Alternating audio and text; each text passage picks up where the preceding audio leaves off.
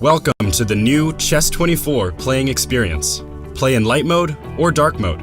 Choose from a range of time controls or create a custom game. And get paired with players from around the world, fast. Enjoy a polished playing experience while making moves on a fresh, responsive board to claim your victories. Train and improve with over 80,000 puzzles. And that's not all.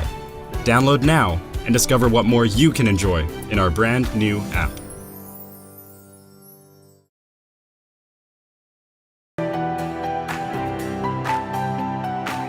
Okay, so let's send a challenge.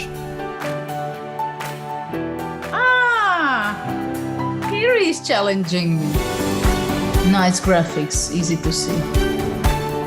What are you thinking about? You're looking how it can be the most painful? Exactly. Okay, fine. That I give him up a phone. He wants to be even rude.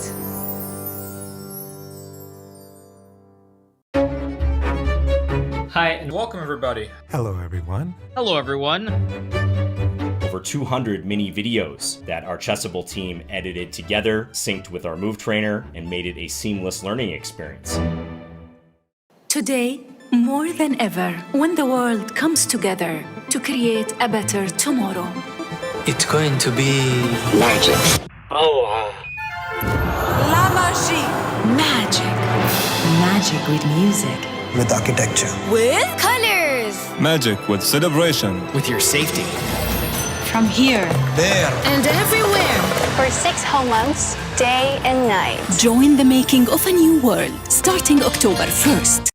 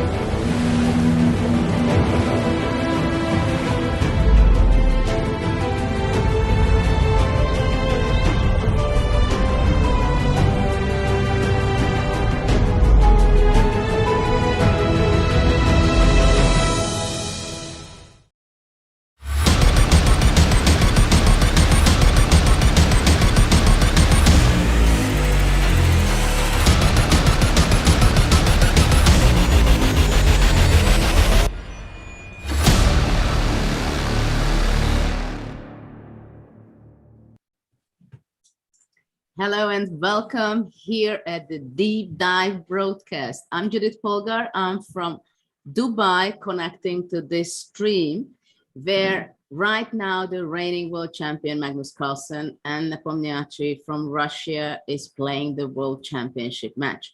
And of course, I'm so happy again that my joint commentary partner is no other than the super GM Anish Giri. Hi, Anish. Hello Judith, thank you for the warm welcome. Good to see you again. How are you doing? I'm fine, thank you. Things are very good here in Dubai at the expo location. I'm really only a few hundred meters away from the heat.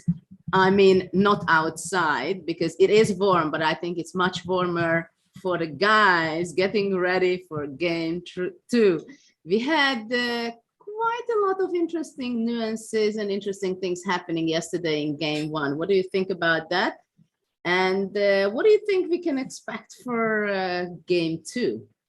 Yeah, I think the first game lived up to the expectation to some extent. I think nobody expected either player to take too much risk, but we got some content. We got interesting opening choices, new idea in the opening as well, and some fight, some chances for either side. You know, little testing of the ground. I think happened, and today.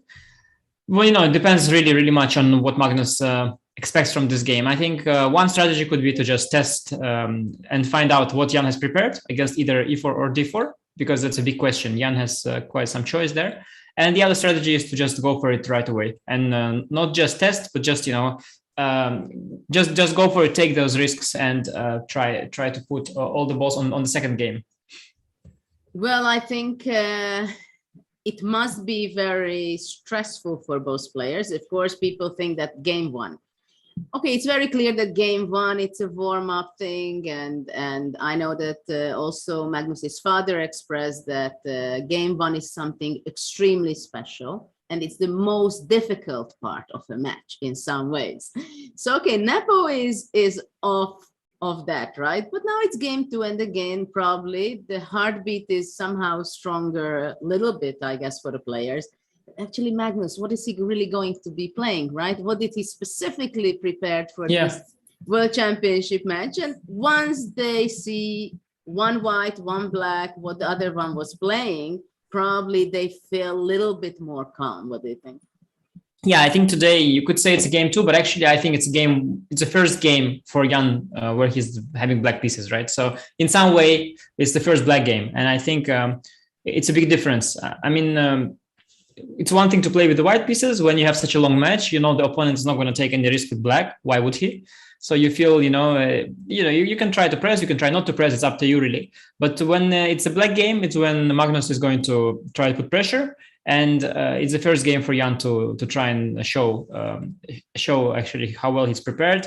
Because I do think, as I mentioned already before, I do think that Jan is the player, facing the Magnus, who is first ranked, world number one for so many years, has so much experience in these matches. The first Jan has to somehow settle in the match, is what I would feel. Try to show that he belongs there, he's comfortable there. And I think today is a big test. But again, it depends on Magnus. I mean, there is some logic also in just trying to test the waters. Let's say play e4 or let's say d4. Let's pick e4, and then okay, after e4, Jan has played the Nairov before. He also played the Petrov and even the Berlin. He even played the French, so he could first see what opening he plays. Play some safe try. If nothing happens, then for game four is where he will try to strike. Prepare for that specific opening. Because if you prepare for 4 openings, it means 4 times less focus on each of them for just a worse quality of preparation, really. While if you know what you are aiming for, it's much easier. So I could see some logic in Magnus not going all out today as well, but we'll see. Yeah, absolutely. We're going to see that. But before we go and see what Anand had to say yesterday after the game and what he thinks, I'd like you, our viewers, to challenge you, and maybe you can make your predictions.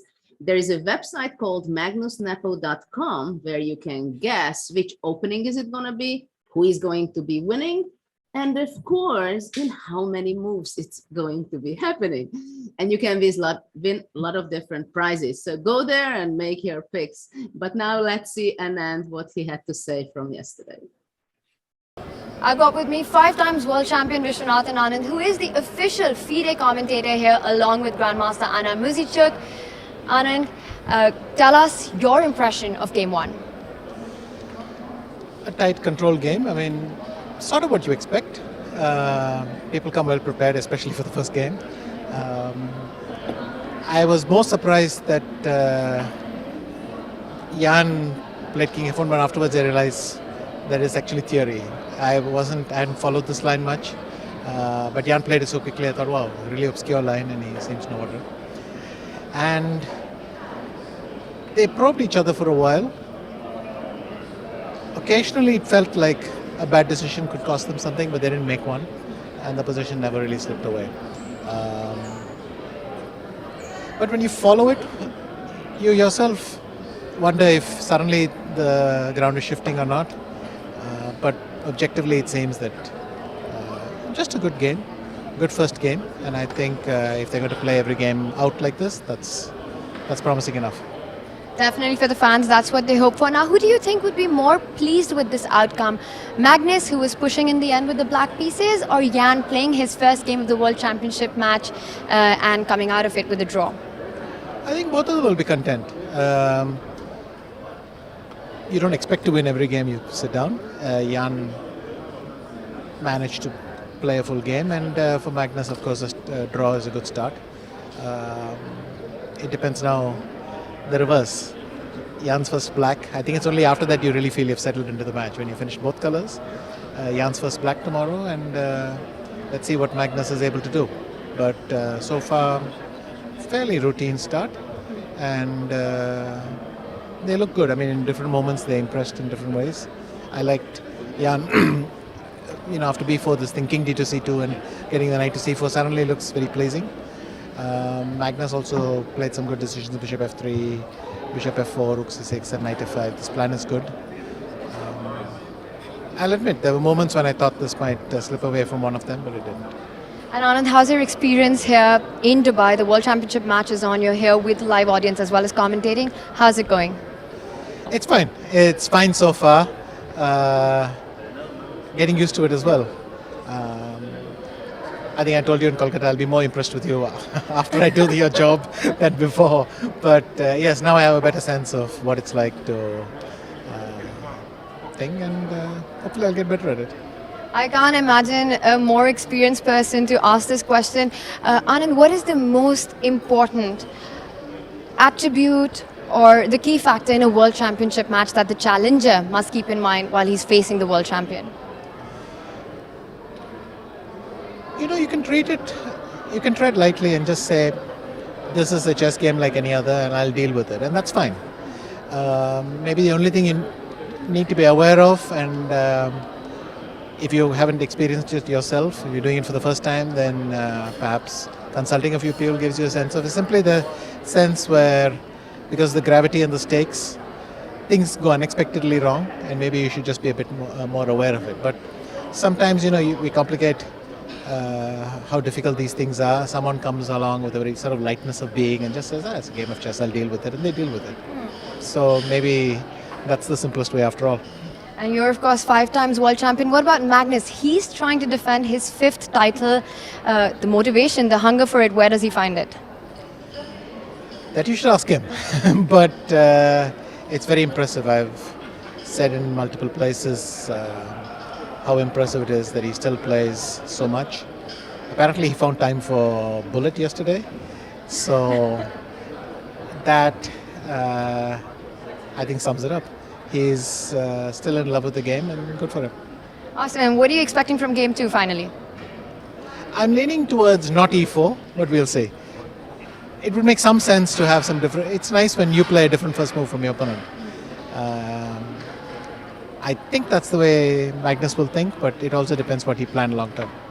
Thank you so much for your time, Anand. And I know there are a lot of fans waiting for you. Thank you.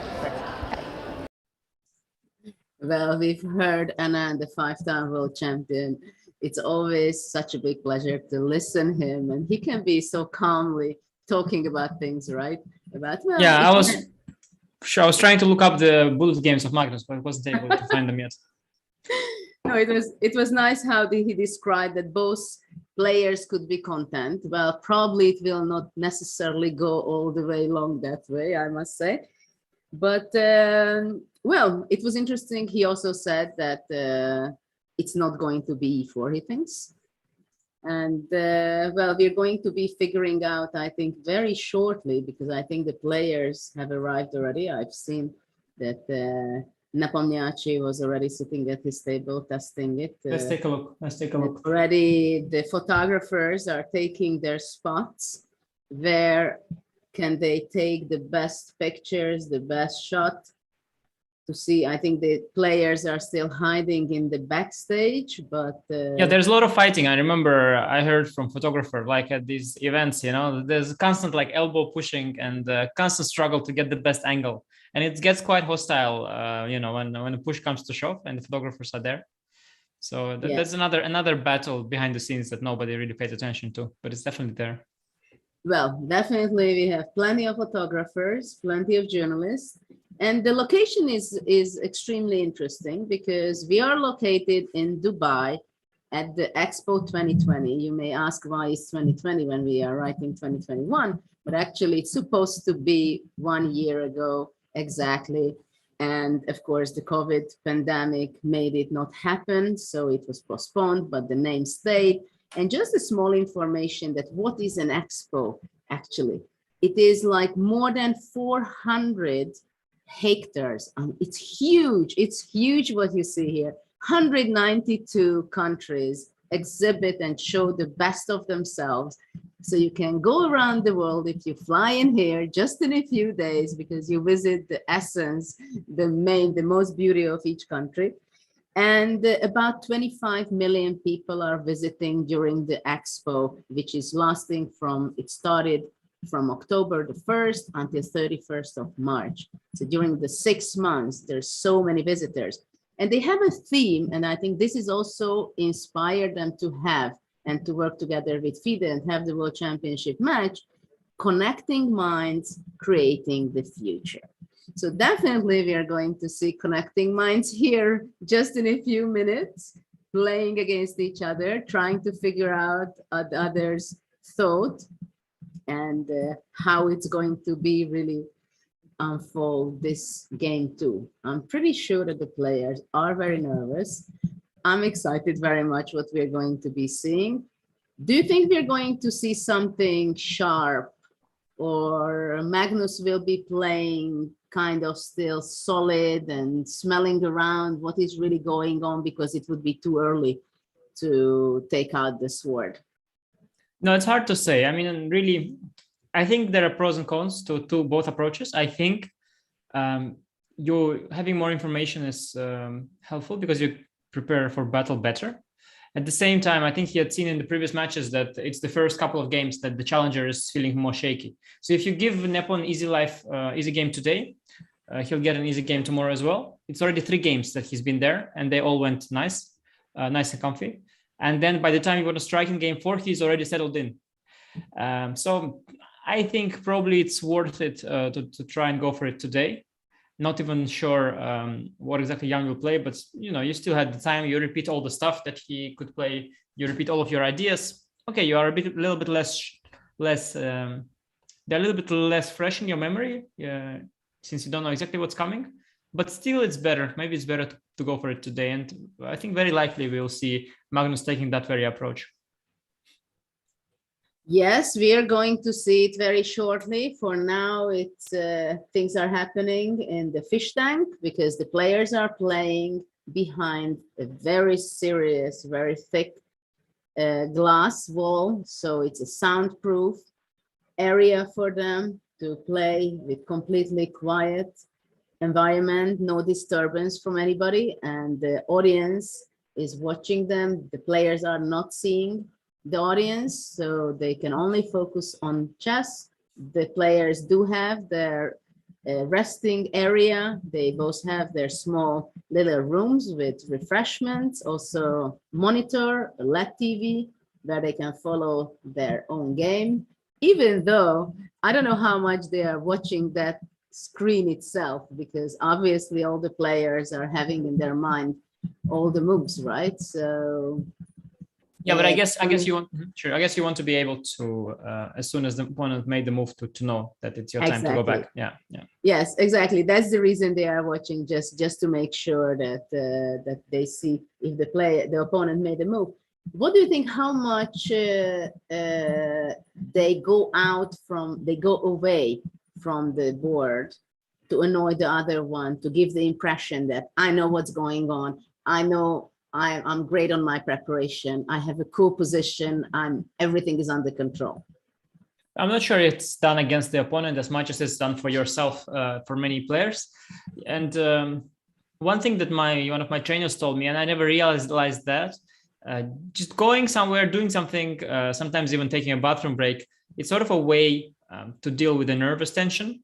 Just doing something, because just sitting there not moving is difficult. But that's why many players, they take off the jacket, 5 minutes later they put on the jacket, and again they take off the jacket. It's not that they're cold or hot, it's just that any action that you perform, like closing the pen or taking the jacket, taking a sip of water, going to the refreshment room, every action that you perform, it gives you some calming effect. I did a lot of these things all the time, but I never knew why, and my trainer basically told me at some point that is a thing. And I think that holds true for leaving the board and taking off the jacket, what the players do. I think we see a lot of that, especially with Jan yesterday.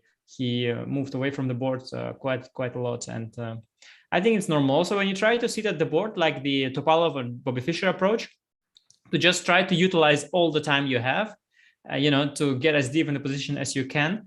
That approach only works if you have an insane physical shape, like an insane physical shape, and it is so tiring to sit behind the board for 5 hours.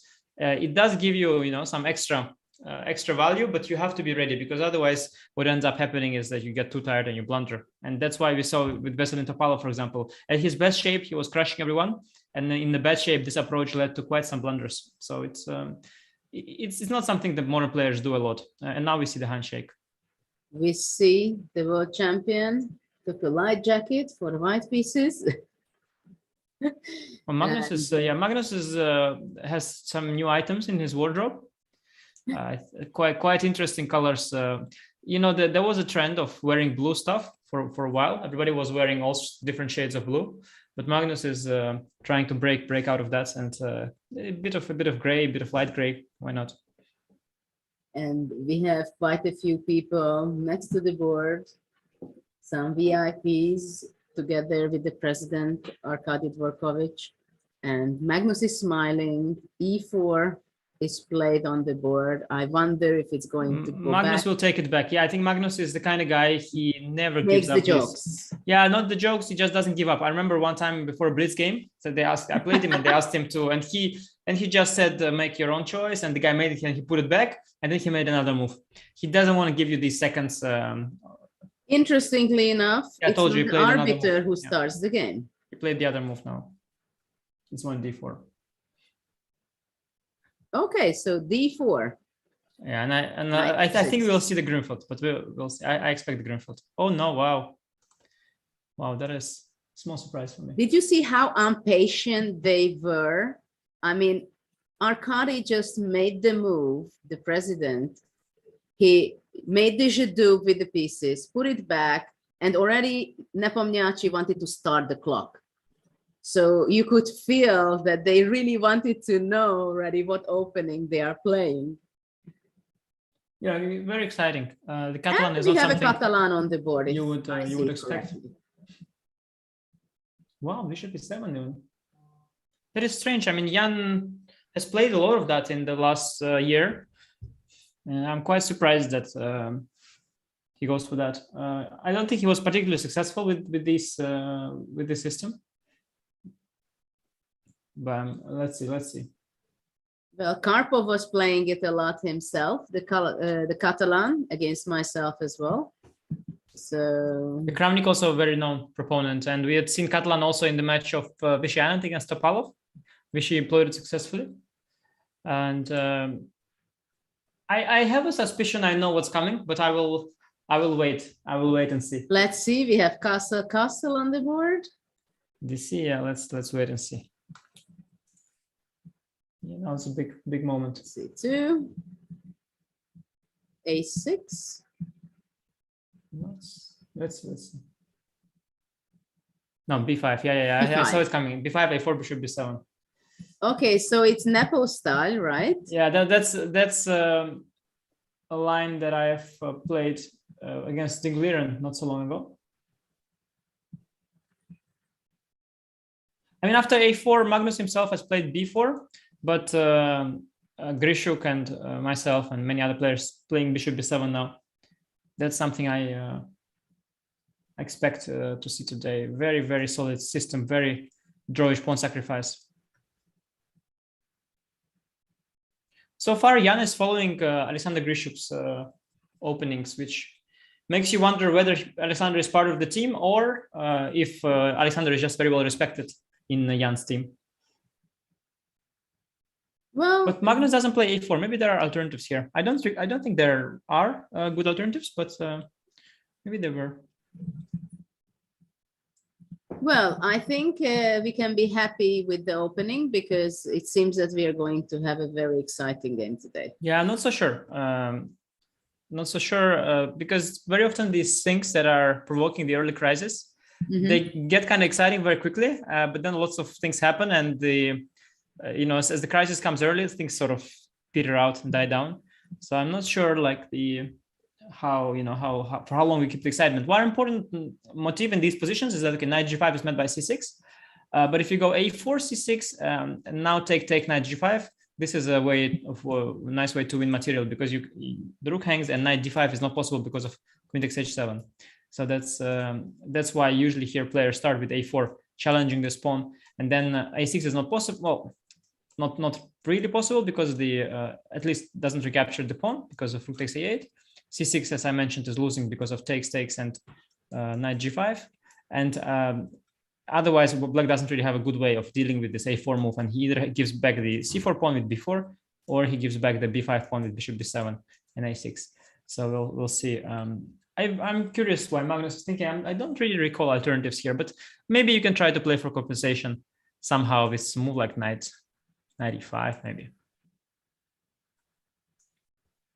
Against which, yeah, we'll see actually what happens. In d4, right? Yeah, queen d4 is always a thing. There is the sacrifice with pawn on b6. So after b6, it's played quite a lot. Knight e5, queen d4, bishop a8, queen e5. Yes, but the pawn on b5 stands much better. Obviously, right? obviously. That's why I think the knight e5 is not really a thing. There's also kind of a funny idea of going knight e5, queen d4, knight f7. The problem with that is that most likely you'll get the bishop trapped here after c6. But it is kind of an interesting looking. And black go knight d5 after knight f7? Yeah, you can. Yeah, then I'll probably go knight g5 back, and I stole a nice pawn on g5, and we have sort of a weird position where I have, I think, quite some compensation for the pawn. I doubted that b5 was a surprise for Magnus. No, of course not. B5 is kind of the main move. Now he's making a choice which direction to go from his preparation, right? Yeah. Also, you cannot you cannot play all the moves in your prep and then have nothing. Yeah, like at some point you have to think, because you cannot just both play instantly and then. Did he play 95? He played 95, yeah. Even knight a5 straightforward. Yeah, so yeah, I wonder what his plan is on queen d4. Yeah, this is actually a new idea, or at least a rare one. So maybe after queen d4, bishop f4, maybe the plan? Then knight d5. No, I'm pretty sure. I think this knight f7, bishop 8, bishop f4, I think I have knight d5. The question is also instead of queen takes d4.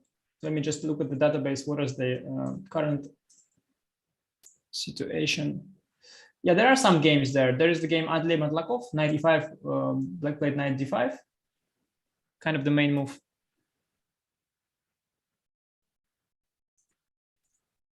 Knight d5 here, simply just guarding the diagonal. After probably a4.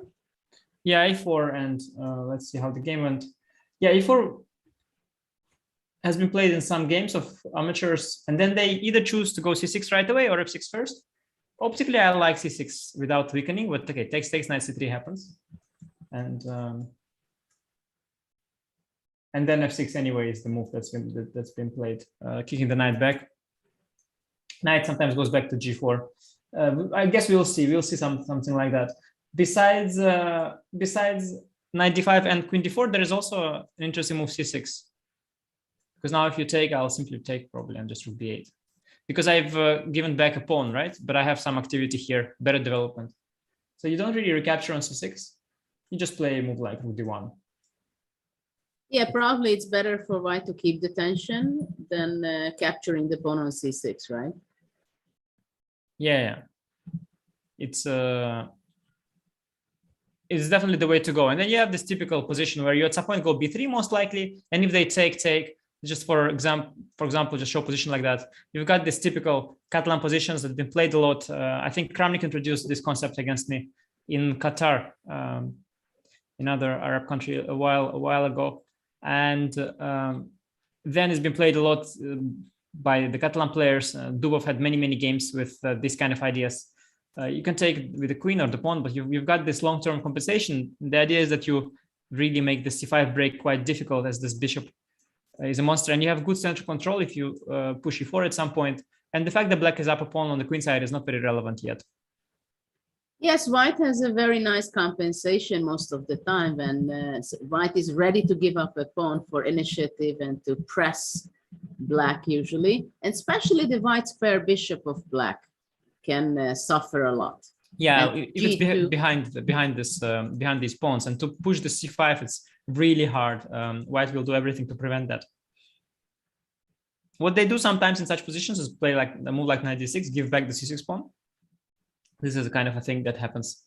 But I think at this point we should not go way too far, because it's a very critical juncture here. There is this knight d5, c6, but there is also queen takes d4, and these lead to entirely different types of positions. And after queen d4 again, like there's also some of queen c3 even suggested by the computer, a bit timid, entering an endgame, but then you'll regain some pawn, as the rook is hanging.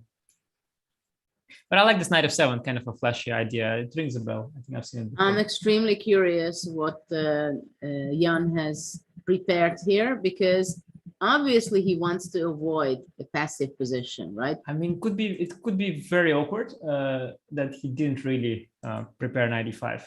It's impossible. No, it is possible. How can it be possible? Yeah, I can tell you. I can tell you why. Because after b5, computer screams a4 like with a huge margin. While knight e5 enters the territory of a small minus, computer gives black a small advantage at first. So very often, as you prepare with the black pieces, you don't check lines where the computer gives black an advantage. You just there are so many lines where white has advantage. But let's face it, from human perspective, this is the first move you would consider, right? Well, a4 is really good though. I mean, a4 is a serious issue because you cannot play c6. If a4 wins back the pawn, and well, okay, then we can say that both. There are two candidate moves. Definitely. Yeah, I mean, even if you don't, even if you disregard all these questions, I mean, you've got 800 games with a4, but you still have 18 games with 95, and 95 has been played in a game between Adley and Matlakov. And okay, maybe Adley is not the top player, but he's 2600 rated player, best player from Egypt, or okay, actually a second best player, as Amin Bassem is currently ranked number 1 in Egypt. One of the strongest player to come from the continent of Africa. Ahmed Adli is a very, very well-known player. And black was Matlakov. Maxim Matlakov is a very well-known Russian player that the team of Nepomniachtchi himself know personally. So if anything, then this game, Adli Matlakov would somehow get the attention of the Russian team. I completely understand what you're saying, that there are like hundreds of games on a4 and only 18 games on knight e5. Still, you have to know what you're doing. The thing is that now I'm pretty sure that Jan is very much thinking that what kind of preparation Magnus can have in mind and his team, right? But he should probably understand and know it from his preparation that it's okay for black, but still now all these strange worries crossing his mind. Well, yeah, for sure. I mean, I expect him to be a little bit prepared, that he recalls one short note after 95, something along the lines of knight d5, a4, c6, a bcb, knight c3, f6, and I don't know, knight g4, queen d7, whatever, and bishop b7, and evaluation being black is good. But of course, he realizes that while he might have that one line written, which I'm not sure he realizes, because we have thousands. There are thousands in Magnus. Magnus has like ginormous depth here, and besides the fact that Jan might have something, there is also the option that he doesn't remember, and I'm honestly not sure the opening choice for Jan was very good. Well, and also I think not necessarily it was expected so much that it can be sharpened out so much in game 2, right? Because it would be a logical idea from Magnus and his team to play a little bit more solid, not to sharpen things out.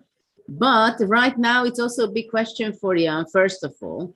Okay, what is in my notes? Is it correct? If Magnus plays this, he must have something and he must understand this, because he must have analyzed it quite a bit to be brave enough to decide to go for this. And the other thing is that obviously you don't want to spend, let's say, 40 minutes here because you admit that you have very little clue of it, right? No, but I think that he's beyond that point. I think he's already admitted that. And I think you should not play this macho game against a well-prepared opponent. There is no point to keep blitzing. Anyway, at some point, you'll be the first to think, and you just swallow the pride, I think, and you just roll with the punches. it's not, the thing is, it's probably not a very dangerous idea because the computer gives black plenty of different options, gives a small advantage for black here and there. So I don't think objectively it's like that challenging. I think black has lots of room after knight c6, 95 or c6. But of course, Magnus has gone deep into all of these lines and he found some traps down the road. He definitely made sure that he doesn't run much risk here. And it's not pleasant to face this. We were discussing yesterday also that when you prepare and you analyze with engines, that's one thing how it evaluates, but it's completely other thing whether you can find all the only upcoming 11 only moves. And but these are not the only, like, of course, but I'm pretty sure even that worse. No, but I'm pretty sure that in this position, black doesn't have to make only moves. I think he has choice, a couple of options down the road everywhere, but still it's unpleasant. Even though, but for example, Magnus said it also in the press conference that, well, he hopes to make better decisions and better moves, so to become the defending his title. And I think Magnus is absolutely ready to play positions when there are a lot of opportunities to go wrong, even for him, but also for his opponent, Jan, to have to make decisions one after another, because that can be extremely tough. And I do think that Jan played c6, and I do think that Jan has like, I also have notes on this 95 move, but frankly, they're not very extensive. And I guess that's also the state of preparation for Jan. He knew 95 is a harmless move. But of course, that's how nowadays you take your opponent out of book. You just go somewhere where the computer says that black has many options, and you just go there anyway, and you check all these options and you find traps down the road. He played c6. Okay, that's one of the moves that are there. Knight d5 as well is a move, but I think Jan is very tense. He's there, he played it. Of course, he goes away from the board. This is what they both do, it seems, especially in the opening phase of the game. I mean, likely we'll get, in fact, very likely we'll get the standard position from the Catalan, like rook d1, bishop b7. But actually, I even showed it, here before, b3, cbab, something like this. And you know what? The thing about when you choose, Grunfeld or not Grunfeld, of course, Grunfeld is dangerous. But Grunfeld is something where Jan has lots of experience, and having faced a new idea, he will likely end up on a structure that he's familiar with. I mean, these kind of structures, they're extremely hard to play, and I think Jan has zero experience there. While Magnus, he has seen it before. He played white, black. He had many black games against Dubov online where he got totally smoked here. But actually, in such a structure, if you don't have experience, it's just horrible. It's extremely difficult to play. I was playing it with the black pieces. I didn't play this kind with b5. I was playing it with a6 instead of b5 and more solid lines. But sometimes you end up queen c4, b5, queen c2, bishop b7, bishop d2, like knight d7 or knight c6. Back in back in the day. It's so complicated. And it goes on and on and on, and you can easily have reached move 35, still having on almost all the pieces on the board. Only one pair of pawns are exchanged. And the position which we were discussing, which is the game position after c6, which you described, to play rook d1, what we have b3, those are even more complicated because the pressure is huge on black's position. And black is really fighting to give up the c6 pawn, no matter in what way, giving just up on c6 or playing c5 or whatever. But if white can really stop that, then it can be a very, very tough game for Jan today. And it depends also how deep Magnus' prep went, and he must have gone very deep because, as I mentioned before, bishop e7 is a line that Jan played throughout the year. b5 is kind of a local surprise, but honestly, it's been played by Grishuk, and also I played it recently. I don't think that would take anyone by surprise. So I think that Magnus sort of saw it coming as one of the options. It's one of the 5 to 6, 7 different things that he expected today. So I think Magnus has his prep quite sharp in his head, and I expect him to, slowly get into the game, spend some time, but essentially not be out of book yet. And I think Magnus, maybe he even has a few options at this point. I don't know, maybe he has a few options in his notes. but I think slowly but surely he will end up with the time advantage and some pressure. So rook d1 is a move which is quite understandable. Can I play b3, sacrificing d4? b3, oh yeah, that's also b3, a common yes. idea. That's b3. a common idea. You give So one more pawn for development. So let's say if I shall I take here first? Take and take. And bishop b2. Yes, the rook is sort of hanging, so you want bishop b2. Yeah, here do I have move like queen c? It's of course always a question, even in an endgame. He went a4 though. Interesting. A4. Okay, and now if knight d5, you transpose back to knight d5, a4, c6. Okay, that's smart. That's smart. Basically, it just transposes to the same thing, right? Yeah. Oh, smart. Okay, we'll get this position after all. So actually, knight d5 and c6, they're the same. I didn't realize it, but they're actually the same. So that saves Magnus's team some work. They just have to check this position. It's one from here or from there. So yeah, this is the position they really went deep in. And I think this is also a very important element when the team is making preparation. How can you save time and limit the positions which you can focus on? For sure. And you can of course go endlessly deep everywhere, but chess is a very rich game. You don't have unlimited time anyway, and it's nice, to have instead of two lines just one. And also for the player especially to remember, that's really helpful. There's just one position that you have to study deeply. Yeah, we'll see a lot. I mean, likely we'll see knight come out of c3 after ab or right away, and then the move f6. Like I personally sort of think twice before f6. But it's kind of hard to do without it. There is pressure on these pawns, and you cannot protect with a6 because you have these issues, and it's hard to do without the move f6. Yeah, it's. Is that so bad for black? Can you go back for a minute with a6, takes, knight b5, bishop b7? Yeah, that's one way of. I mean, the idea knight e3. Maybe I'll win one more pawn, though, no, or not? Well, probably you have to go to a3 because after knight c3, I would be going knight b4, exchanging. Yeah. No, I want to keep an eye on the c4 pawn. But okay, once you give back this pawn, you establish very clearly that black is now black is not fighting. Okay, fighting is not. Let's say black just hopes to make a draw. Yeah, that's kind of established. Okay, it seems like black is losing the pawn, so this is not. And here it's simply losing the pawn. Yeah. Now I expect this f6 move to be the best, and now knight g4, knight f3, or are the choices. F3 is a more standard square, and then it's a question. These pawns, how let me take some neutral color, yellow. How weak they are. Whether white will go e4 or maybe knight to e4. It's always hard to understand them. These positions, they are really hard to play if you don't know what's going on. I've experienced that a lot in. I can only say that the players are treating us well. This is great for sure. This is really good stuff for sure.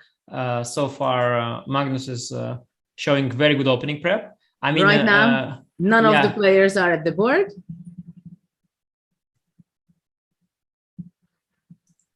Definitely something that even the best prepared players in the world are slightly puzzled with. So there's definitely good stuff there by Magnus, no doubt. Because I think most of the theory has been revolving around the move a4. And while I'm sure everybody has 95 mentioned in their file, nobody has spent as much time on it as the team Magnus. But it's understandable. It's understandably a very smart prep. When you're preparing for an event this big, both players are going to go very deep into the main lines, very deep into areas that computer is pushing you towards. So of course, if you want to have an advantage in a match where your opponent is this well prepared, you have to go deeper in places where the computer doesn't really lead you towards, where computer is slightly resistant. So 95 is definitely a good piece of prep. Jan could have been deeper prepared, but it's understandable that he is out of book at this point. Kind of understandable. Well, indeed, the players are not at their table, but I'm pretty sure that both of their heads are ticking nonstop on full speed.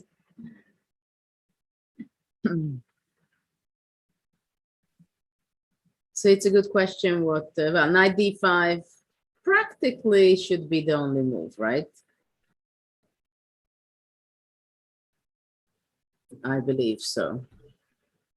Because if after queen d4, white would be going knight c6, takes, Rook b8, a takes b5 with a huge advantage. Sorry. At the queen d4, knight c6, bishop c6, rook b8, a b5. Yeah, this is huge.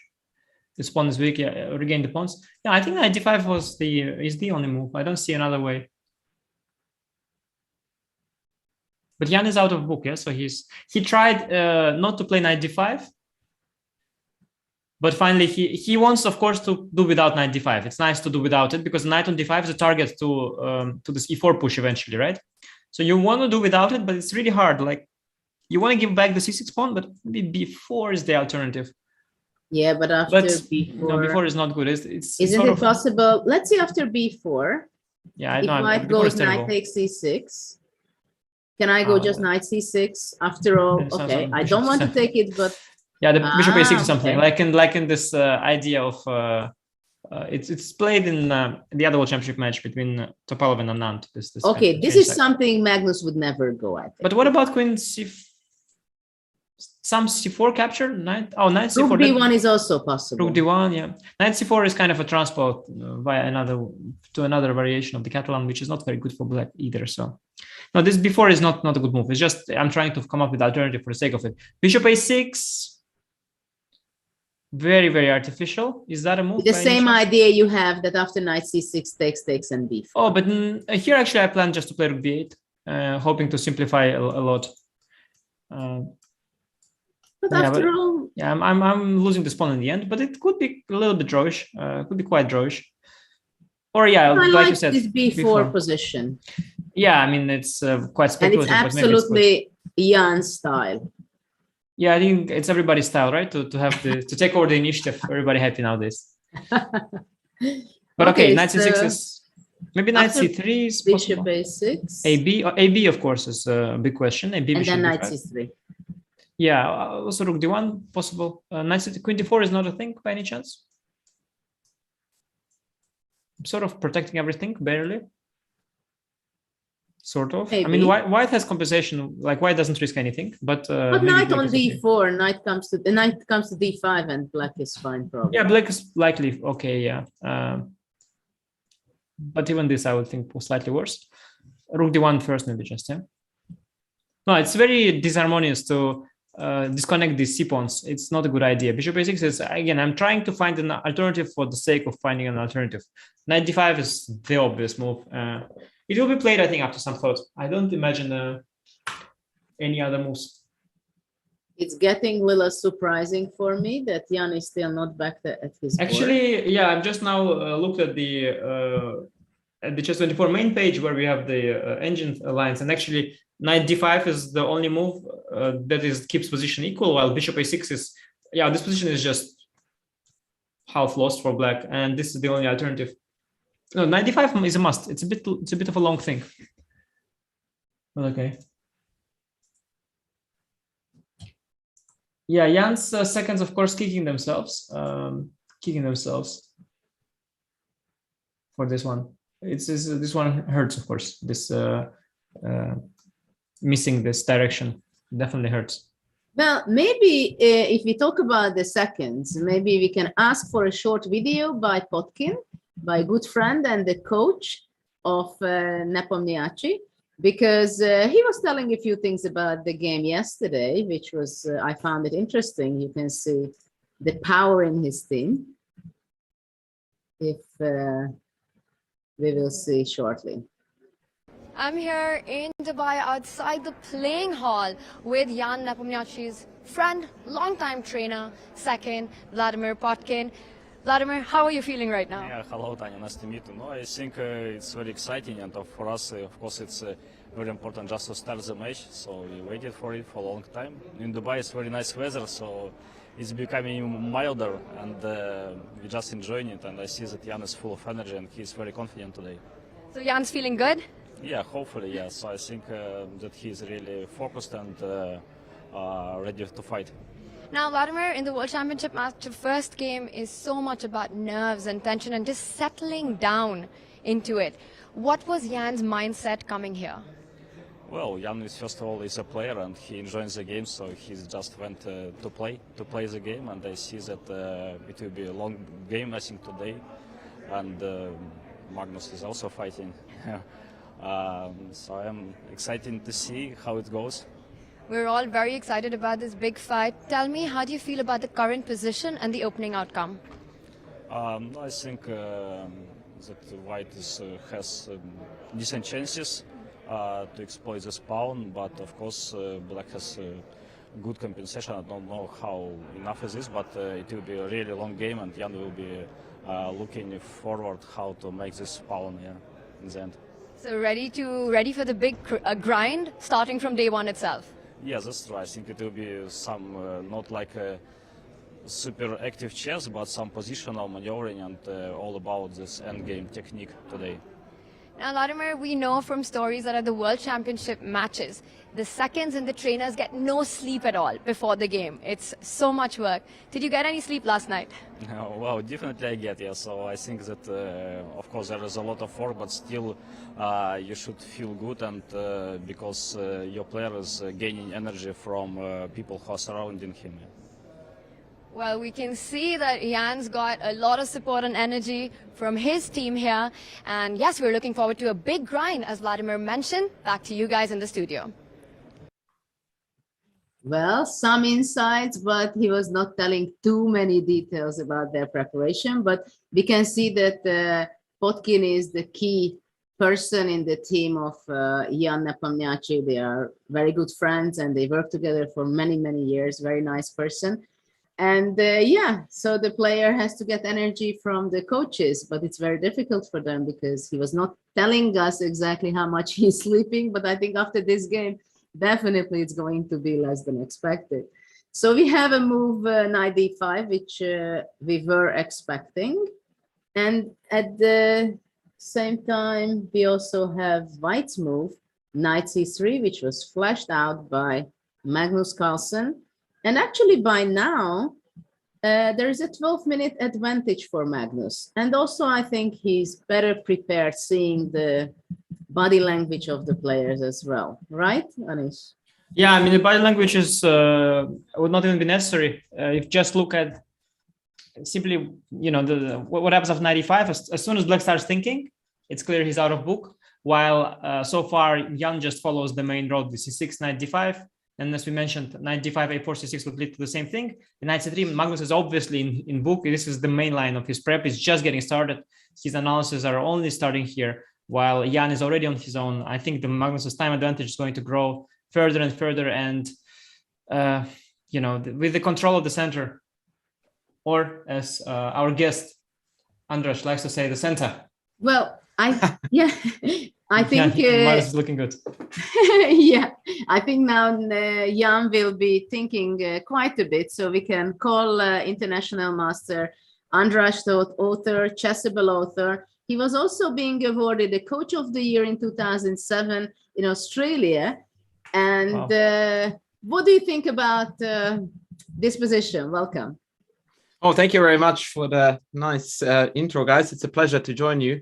Look, I was definitely caught by surprise that we are seeing a Catalan. I mean, we are definitely having the greatest expert of the Catalan among us, so I feel very comfortable. But surely everyone thought that this was going to be a Grimfeld. So I'm more than surprised. And I think that we're definitely up for a very sharp battle. And on that note, actually, I did a bit of a research. I don't know, guys, if you know it, but can you take a guess about when the last World Championship final match was, when the second game was decisive? Yes. I mean, because I thought you were going to ask when the second game was Catalan, so I had the answer ready. But maybe it's the same answer, because I think Anand Topalov was definitely decisive, but I don't know if it was the last one. It was definitely decisive, and it was a Catalan. Needless to say, Anish, that you never failed to impress. Spot on. It was indeed Anand Topalov. What's very curious about that match is that the first and the second game were both decisive games, and then followed a string of draws. So, yeah, more than 10 years ago it was. One of the most spectacular matches in terms of the opening prep as well. The times were different, but they were bringing stuff to the table. And I think the Catalan was it was a major thing in that match, and Black really suffered from one line to the other line. The team failed to fix the Catalan until finally they came across the system with bishop before check, and then it led to this very beautiful exchange sack that they've prepared. And then finally, Topalov solved his opening problems in the Catalan, but he did lose the match because he lost with the white pieces in the end. It was this novelty bishop d7 and this exchange sack in the Catalan. Very impressive indeed, Anish. Very impressive. So what did you think, Andras, yesterday about the game? Did you expected something more spectacular, or it was already interesting? Oh, look, I expected a draw, and for a draw, I think that we were definitely entertained. To quote another Australian, Russell Crowe in Gladiator, I think we did see the gladiators in the chess arena despite of the draw, and like we have to accept it's always a big talk that it's going to be boring and it's draw after draw after draw, but we have to accept the fact that it's two of the greatest titans of chess. They will play a lot of draws, but boy, that was an entertaining draw. I will take that draw any day of the week. So I definitely did enjoy myself. I think it was a very dynamic fight. At one point I was watching you two guys and I really liked how Anish turned the board around and went like, I actually like black here, and that was the point when I went like, actually I do too. So it looks like I'm still not as rusty as I sometimes consider myself to be. So yeah, I'm not turning this. Not turning the board this time, I can tell you that for a while. Really in the white position here. Well, yeah, it is going to be fire on the board. This is my feeling already. The pawn sacrifice is done from the opening by Magnus. Andras, can you tell me a little bit about what you're doing in Australia? You're originally my countryman, originally from Hungary, but you went out to Australia and you're working a lot with youth chess, I think, and also you're a Chessable author. Actually, we work together ourselves also. Yeah, you could tell a few things about my Chessable career indeed. But yeah, look, I moved out about 15 years ago, and back then it was just a bit of an adventure seeking. Really, I was working as a chess coach in public schools as well as privately, and then I kept on renewing my work visa, and after a while the Australian immigration sort of indicated that I either show some initiative towards settling down or they were not going to renew my visa. And so I applied for permanent residency, which miraculously got granted. And now here I am. I started to, started coaching more and more online. And so now the vast majority of my students are across the globe. Meanwhile, I was and to some degree still am coaching local young talents. I had 2 Australian junior champion students earlier on. So yeah, it's a bit of everything. And recently I started to create lots of Chessable content. And of course, Judith, you would only know it too well because you and I collaborated for 3 installments of the Master of Chess with Judit Polgar series. So that is definitely keeping me busy these days. So yeah, it's a little bit of everything really on my plate at the moment. And now I'm more than delighted to add commentary to it. Can you tell us a little bit about Australian chess? And did the Queen's Gambit series made a huge boom over there too? Because it did, I think, everywhere. But I would be curious if in Australia it also reached the tsunami. Yeah, look, it's very interesting because in the Australian culture, sport is considered to be something very physical and very hands-on, and chess is not one of these things, needless to say. And in fact, Australia is one of the very few countries around the globe where chess is not recognized as a sport. And as a result of that, it doesn't get any government fundings. And so chess is hugely disadvantaged. And unfortunately, Australia's chess scene bears the mark of this disadvantage because it's vastly an amateur sort of thing. Even our top players, our top grandmasters, with the exception of Ian Rogers, never really made it to professional chess and eventually sort of diverted back to civil life. David Smurden, Zhongguan Zhao, but even Anton Smirnov is actually a good example. Anton is actually here in Canberra. In fact, I catch up with him on a regular basis because we play tennis together. And him being easily north of 2600, he's still considering his life to be on a safer track by following and pursuing university and, some kind of a job afterwards rather than doing chess. So unfortunately, there is a very strong tendency in Australia's chess that a lot of incredible talents show up, especially between the age of 10 to 14. They really do excel. Many of them make it to GM. And then at that point, somehow life takes over. They choose university. And that seems to be the very sad picture of Australia's chess. But, you know, we have got a few things here to be proud of. I mean, Ian Rogers is a living icon of the sport. And of course, we are proud owner of the very first correspondence chess world champion. But I'm no longer going to test Anish with that one because he would smash that answer. No. I mean, I know a little bit about the modern correspondence chess scene, and I've met one world champion who is Dutch. We have, I think, a few world champions from Holland, but I wouldn't know the first one. No, please tell us. Yeah, his name is Cecil Purdy. Mm-hmm. Wow. Purdy, he was the first correspondence world champion. Yeah, so there you go. That's one of the great Aussie prides when it comes to chess. Yeah, that's something about Australian chess that maybe not many people know. It's a nice fun fact to throw in. Yeah, that's right. Actually, another fun fact, which so I'm keeping my right eye on the YouTube chat, is that Walter Brown was born here. Oh, so, wow. Yep, he is another sort of Aussie.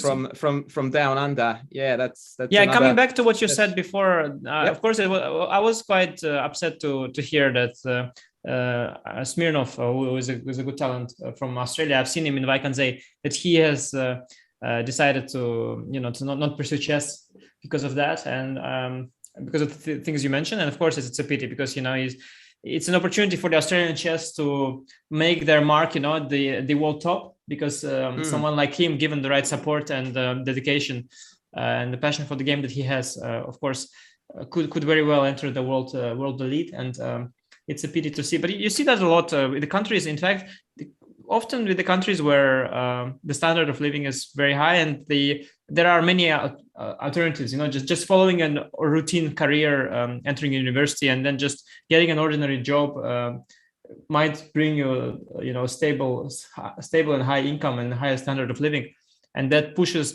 not so much the players themselves, but often the parents to recommending the children to go for that instead. And what you see a lot though is many people. So at first they do move towards the study and the job, but as they mature, as they break away from the parents, and as they start realizing, with the age that, finally life is about pursuing your passion rather than security, then many of these people go back to chess. And you see a lot of people nowadays, having finished the degree, they still come back to chess after all, and they no longer are able to fight for the very highest positions, but they still want to be part of the chess world. They end up in doing all sorts of other jobs around chess. So yeah, that is kind of a phenomenon I see a lot, and Australia is definitely an example of that as well.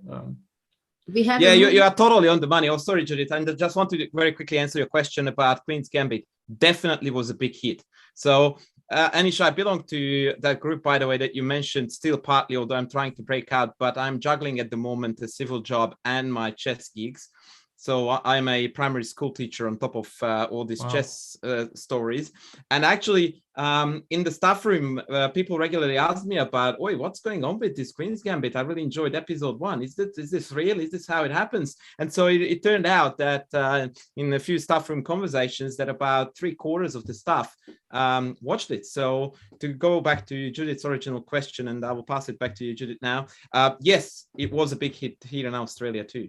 Well, it's good to hear that it reached over there too, and it was a big hit, and it touched the Australian people as well. And we have very fast moves happening. Nepo played F6, and F6 is the best move. He spent 33 minutes already in this game, and Magnus played instantly Knight F3, which obviously is his preparation. But I think Jan will have a very difficult game to play, and somehow it seems to me that Magnus is ready for the fight, very much. Yeah, He's ready to calculate, fight. For sure, Magnus. If you look sort of with the engine, what's going on after 95, like this is pretty much the starting point of the file. Still, F6 is still by far the best move, and now the computer is hesitating between knight G4 and knight F3. Of course, more human is to bring the knight where it normally stands on F3. It's a more standard position, and now it's really where it starts. And it's really hard already here to navigate. I mean, the natural move like bishop b7 seems quite dubious already because of AB, and if knight c3, bccb, we've got some knight g5 issue. So bishop b7 is not it. You don't want to give up knight takes c3. This is a huge concession. You never want to do that unless forced. And a move like queen d7, which is probably the best move, that is a move you think twice, to make. I'm not even sure it's the best move. I just said it. Maybe it's not at all the best move. And also a move like b4, that is a serious concession because it weakens the c4 pawn. So kind of hard choice here for Jan, and Magnus still very much in book, knows all the options in these positions. And I feel really, really worried for Jan. And I think if he survives this game, it's going to be a huge achievement and a huge relief for him and his team. And it's also important, I think, to say that, well, first of all, it was a big surprise for Jan. So we can say, I think, that the opening phase of the game, the opening battle was won by Magnus. I think we are not exaggerating.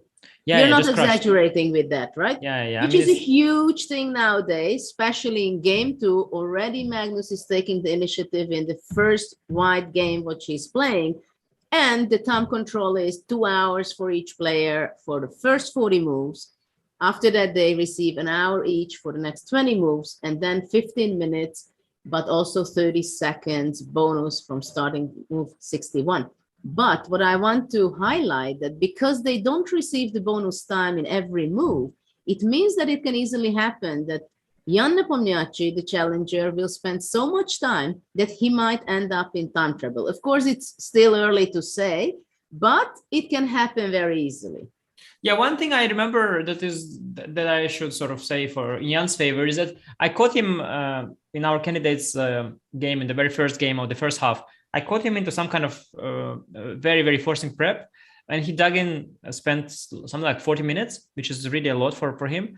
And after that, he managed to play very, very, very well. And not only did he neutralize my idea, he even went on to outplay me, because I in turn was not really ready to face such good resistance after this new idea that I had. So the game turned around and he won a very, very good game. I mean, his level in that game was incredible, like throughout, from the opening, middle game, and even the end game. I think it was one of the best games I've seen that was played against me. I was really impressed, even after the game and during, and even still. So Jan sometimes, when put to a challenge, he sort of rises above it. But here it's a little different because the idea I had, it was much more forcing. So there was something forcing to calculate, some real problem to solve. Here you are dealing with the ghost of a problem. Like there are some fundamental positional issues. The bishop on c8 is bad. The pawns are soft. White has space in the center, so it's not like you can dig in and calculate your way out of it. The issues are kind of much more ambiguous, and I think it might still be hard for him to resolve this issue. Yeah, I would say that he's going to be struggling in some way, but he has to be ready. Now he has to say to himself, okay, I lost the opening battle. I have a position which is very complicated. I know that it's very challenging. I should forget all about this and really focus about what is the best decision to make out of the different choices what he has.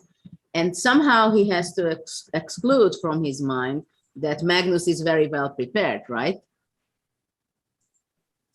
I mean, it is very, very difficult now for Jan to make a decision. Mm-hmm. And Erwin Lamy mentioned that b4 is the move suggested by the engine, but these are such a hard move to make, because if you lose the c4 pawn, you're just done. Your only trump here is that you've got an extra pawn.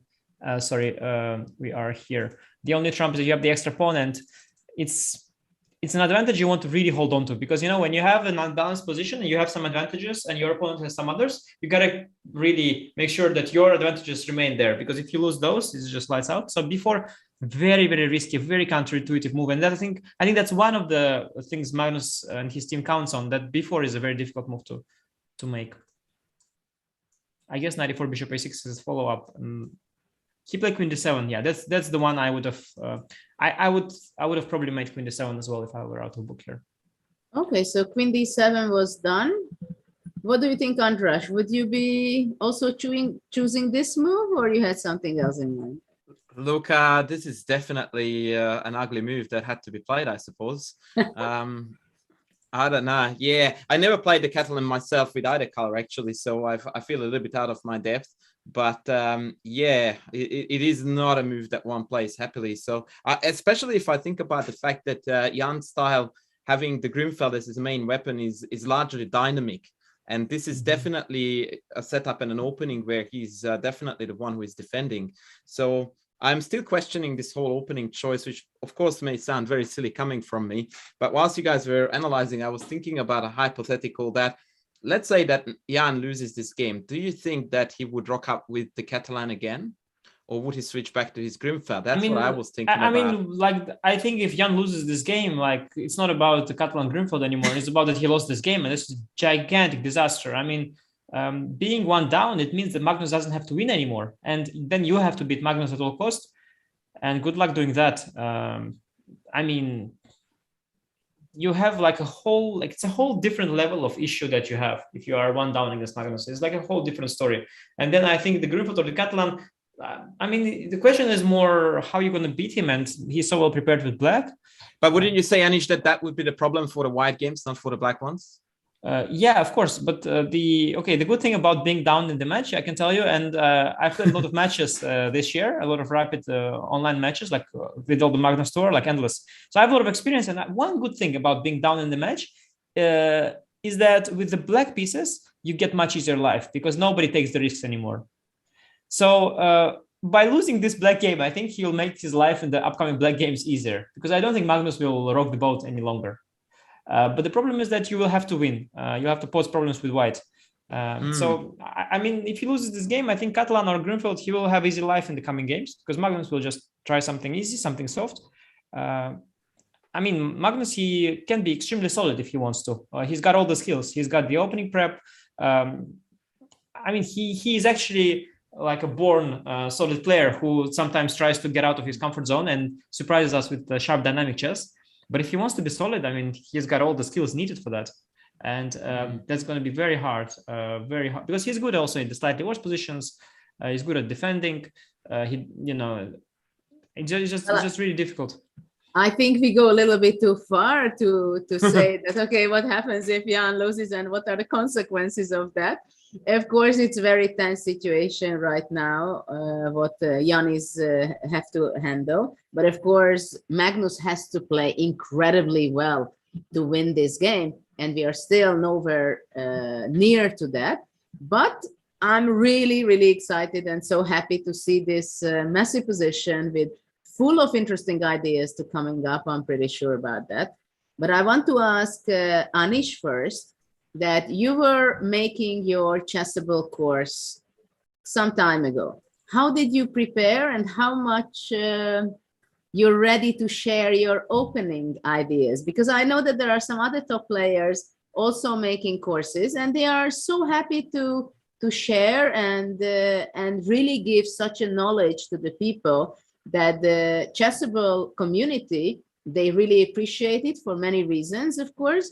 But this is something I think wonderful in modern chess, that your generation is much more open about revealing ideas and sharing. For sure. And there's a reason for it. I mean, I've done so far 3 courses for black against 1e4. So the first I did the French to sort of test what it's like to make a course. Then I did the Neither course because that's the course I really wanted to make. And then I did the Dragon course because I discovered something cool in the Dragon and I wanted to share that, while I didn't really want to start playing the Dragon myself because I already have the Neither. And then I realized I have to do a course for white because people have too many weapons against 1e4. So I decided to do a course for white. And my last course is 1e4 for white. I think the reason people share a lot easier now is that it's no longer so much about finding new ideas at the top, because we have all the same tools and all the same data to an extent. Okay, during this game, it's not really a good moment to talk about that because this game Magnus found something that Jan didn't. But there is like so much information that is already available out there that just picking certain things, and making choices is much more what it's about, rather than cooking up a new idea that you are saving. I mean, already if I say I do a course on the Italian, I've given up the main sort of information. The Italian is like the main information, and the concrete moves down the line, like my colleagues, they all find it with the same engines. So I feel like sharing now is much easier. And also we've learned that like chess is such a rich game. When I did the Najdorf course, I had against certain lines like 4 different options for black, and I shared like 2 of them in the course. The 2 others I kept for myself in case I want to keep some surprise value. So I feel like there's just so much information out there already, so many games that are played, that somehow withholding some information became it became pointless. And also you have to realize that sharing information is a very powerful weapon as well, because by making a course where I recommend a certain line, it really puts people in a very difficult position when they prepare against me, because they start to wonder, do I really want to play it myself? Do I not? And then they have to deal with that, and it costs them time, all kinds of worries and doubts. So I think overall there are pluses to that. And mostly it's that there is really a good demand for that, and people are really happy. And as long as people are happy, I'm happy to make it. I mean, the other day I saw some comments in my e4 course. I have like the second move alternative chapter, which is e4, e5, knight f3, and now not knight c6, not d6, and not knight f6, which is basically the only moves that you can play. So the other moves are like f6, queen e7. I mean, I don't know. I don't remember if 5 d5 of course as well. And I've like covered those. And I'm not even sure bishop c5 if I covered or not, but I covered those. And there was some comment on my course saying like, yeah, I saw there are only like, I don't know what he said, like 5 or 7 lines covered here. So I'm not sure like if it's if it's thorough enough for me. Yeah. And I was thinking like, okay, if you want more on d6, d5, f6, f5, I mean, okay. Yeah, I mean, just so you will always have that, but in general people are very happy with the stuff I make, and if they wouldn't be, I would stop a long time ago. I mean, I have no need to do that. So well, I think this is also one of the nice things on Chessable, that actually it's growing a community where people can drop you a message connecting to most of the messages are really helpful, and actually they push theory further, and they ask questions that I'm also interested in, and they teach me something as well. Like there was once a question in the French where I learned a line that I didn't know about. There is this some kind of gambit that I wasn't aware of. I think something like this: bishop d3, cd castle, which became very fashionable later. I just didn't know it existed, and somebody pointed it out to me, and like I was really happy to discover that. So this whole community thing is really working out well. That's for sure. Okay, also, before I want to ask some questions about Andras's courses, we have a move, and it's quite a committal move. It's e4, which is always the dilemma for white in the Catalan: to play e4, not to play e4, when to play e4, right? Yeah, you can play it also. Well, I make e4 in move 1, but it's always a question in chess when to play e4. That's for sure. Move 1 and in the Catalan. So after it's still prep. I think it's still prep. Like if you look at least on the broadcasting website. So after knight f3, the main direction computer goes into is something like this, which is very committal and messy. But of course, as a human, you want to play queen d7. You want to maintain the tension. You don't want to commit the pawns yet, weaken the c4. And after queen d7, e4 is the main line of the computer. And after knight d4, queen e2. Okay, black does have the d3 square, but these pieces they look horrible. And knight on d3. Okay, there are a few ways of dealing with it. First of all, I can undermine with b3. I can second exchange, which is unlikely something I will do. But there is also knight e1. So knight on d3 is like the only asset which you can sort of deal with. Otherwise, you're really happy to grab the space, of course. But okay, if we go back to e4, what about knight c3? Is it a horroristic decision after e4 to play knight c3? bc, I guess I will play. It feels to me definitely committal, because now your knight, where does it have a square? Like these squares are guarded, so where is the knight kind of going? Well, I would think to play bishop b7, move away with my queen, play knight d7. Of course, if I would have a dream like that too, but maybe I have to go knight a6 and knight c7 to defend the e6 pawn, because that can be vulnerable. Yeah, I guess if you have all the time in the world, you're happy. But one thing I should say, without a, b, c, b included, the bishop on b7 will forever be forever be stuck. And one advantage of having the pawn on c3, let's say you play bishop b7, let's say I make a neutral move, you cannot really, it's hard for you to open somehow, let me play rook d1, in fact, hard for you to open this bishop, right? Because I will never take anymore. b4 is no longer a thing, and c5 is super hard to push. And also bishop h3, d5. d5 might show up at one point. Bishop, excuse me? Bishop h3 and d5. Yeah, that as well. And also always a question, of course, in these structures is what about e5 push at some point, asking the questions.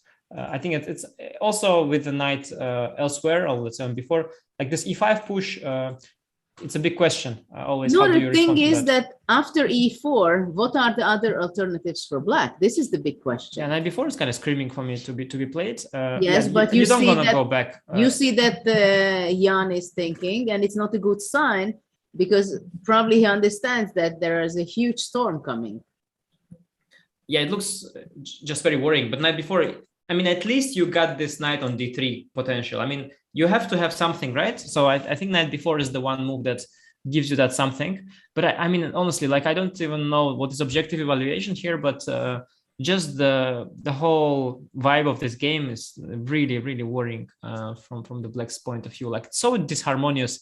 These harmonious positions, they're playable for the computer because the computer is able to, these harmonious positions, they require weird solutions. Yeah, you cannot just like, when you have harmony, you can play normal, put pieces on normal squares. But when you have some weird position like that, your follow-up has to be also weird.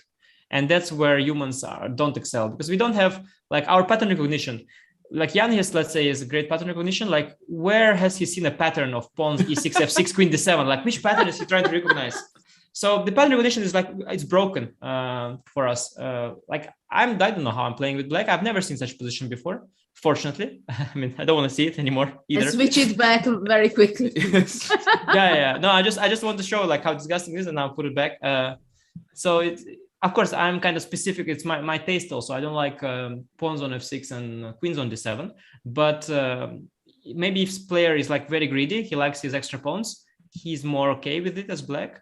But I think Jan, is a player with... So let's see what Jan is going to be deciding. Probably pretty quickly, he's going to be going knight b4. Yeah, I don't But until so. we wait that, I want to ask Andras that if he can tell me a little bit about his own courses, because they are very successful ones. He has a great style of explaining to the media, to the audience. I also had some few people telling me that, that guy, I saw him, he was explaining it so well. So you can tell us about your secret, how you do that. Thank you. Look, obviously my situation is a little bit different from Anish's, because Anish is obviously heavily focused on very high-end opening theory. And on that note, Anish, I don't know if you know this or not, I'm trying to catch you with something that I do know and you don't. A couple of months ago, I was doing commentary with Sasha Grishok, and he actually admitted to purchasing pretty much all your courses, and in fact, most of the Chessable courses. Yeah, of course. So apparently, as you correctly pointed out, it's not only about rivalry, but also respecting each other's work and, having those courses and knowing what you guys think are best. And he just said, yeah, I pretty much have them all. And I was somewhat, blown by it, because as much as, I really enjoyed that kind of content creation, I didn't think that there was no limit for how far you can reach towards the top. But once again, my story is very different, because most of my courses are aimed at a lower audience, lower level of audience, and most of them are middle game in their thematic, in their ideas, and what they try to improve and how they approach whole chess learning. And that was mostly what I think Judit and I tried to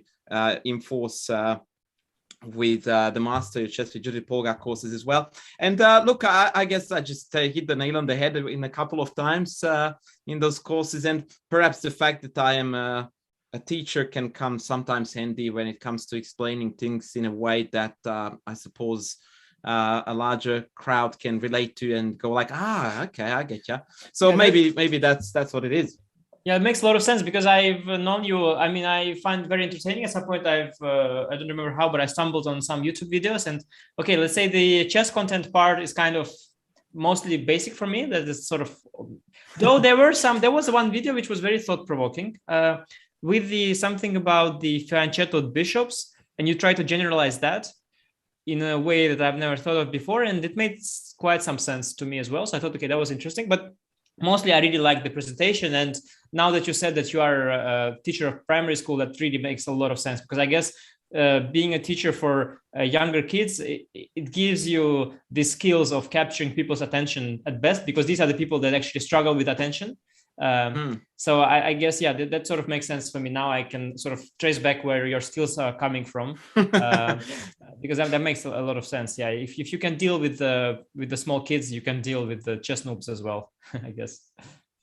Yeah, well, maybe. How do you find, speaking of that, Anish, parenthood and juggling that with professional chess? Yeah, I have to say it's very hard to juggle anything with professional chess. I'm not doing all too much in that regard, of course, as my wife is doing all the most work with kids and the house and everything. I do find it like really, really special, and especially from the moment when I had my own child, you start looking back at at relations between parents and the children, and the value of parents and the impact the parents have on a child. Like this whole topic has come back to me, because as a kid myself, I was never too conscious of what was going on. I was just sort of doing the things I do. And when I had my own kids now, I look back at what my parents have done and how much they've done for me. And sort of you reassess everything once again from the new, given that new information you have and the new perspective you have, I think. So yeah, like it gives you like a whole new perspective, at least for me. I guess if you are analytically minded, that definitely helps.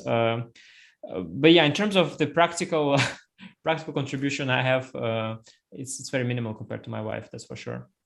Fair enough.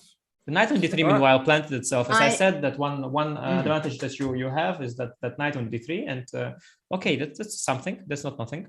Well, I think there are a lot to talk about this last project, how you can be a professional chess player with having a family. We have this position on the board, knight d3, which we look, but I think we will let Andras go, because probably he has other obligations. And just maybe you can tell us, are you working on something very special that your fans out there, the Chessable community, can be waiting for? Look, I'm in the middle of releasing 3 courses back to back about opening traps. It's actually another collaboration, this time with legendary Crafty Ruff, another very famous Chessable author who wrote this course for the Write Your Own Course competition, actually, and he got shortlisted. And he sort of approached me about presenting the video part of the material. So that's in the making right now. Actually, I was recording some of it today, wink, wink. So yeah, that's what keeps me busy. Among the many other things I mentioned. Okay, thanks very much for our audience. I want to pull their attention that it's still Black Friday, even though it's Saturday, it goes all the way until Monday. So if you got interested in any of the courses, just don't forget to purchase it this weekend. But whenever you have the opportunity or the need that you want to learn something from Anish or Andras or myself, there are a lot of free lessons also to see it first. So thanks, Andras, very much for joining. Thank you guys for having me. I really appreciated your time and your expertise. Thank you. It was a joy. Bye. Bye. Thank you. Thank you. So let's see where we are standing right now. Knight on d3. That's the only active piece of Jan Nepomniachtchi. Yeah, now exactly. And now it's a big question I had, because so there is one thing, like if you check with the engine, you go to in certain directions, right? Like the engine leads you certain places. Like it shows, okay, this is by far the best move, so you check mostly that. And your tree of prep is kind of guided by the engine. But at some point, you should also, ideally, if you have the time, you should also sort of look at like what is the most likely direction that will actually happen in the game. And I feel that this position is actually the most likely position starting from the move knight e5. Because if you look at here, okay, so knight e5 or c6 are the most expected moves. They lead to the same thing. And he played then knight c3, f6 is only move. Knight f3, and now, okay, the junction is before queen d7. Queen d7 is the more human move. e4, knight b4 is by far the more human move. And after queen e2, knight g3 is once again the most human move. So like this position, of course, it should be should be like very well checked by Magnus. But of course, since already Black made a few suboptimal moves according to the engine, I'm not sure how well prepared he is here. In fact, so I'm curious to see if he's still in book and if he will continue blitzing or if he'll actually start thinking for himself now. It's very interesting. Maybe he also has several ideas, and usually you have something like this, right? That you think, okay, this may happen at the board, but if it happens, I know that I have a good position. I have an alternative idea: rook d1, rook d3, knight e1, bishop e3, b3, d5, bishop a3. I just like the position so much that if it happens to stand on the board, I will figure it out. Yeah, but it seems that actually that's not the case. Like if you make a move like bishop e3, which was the first thing that came to my mind, then after b4, suddenly Black has quite some play. How do you respond to that? You have to move the knight probably to b1, and then bishop a6 is coming, and suddenly the knight is a huge issue. Right now, actually, White should be taking care of this d3 knight, right?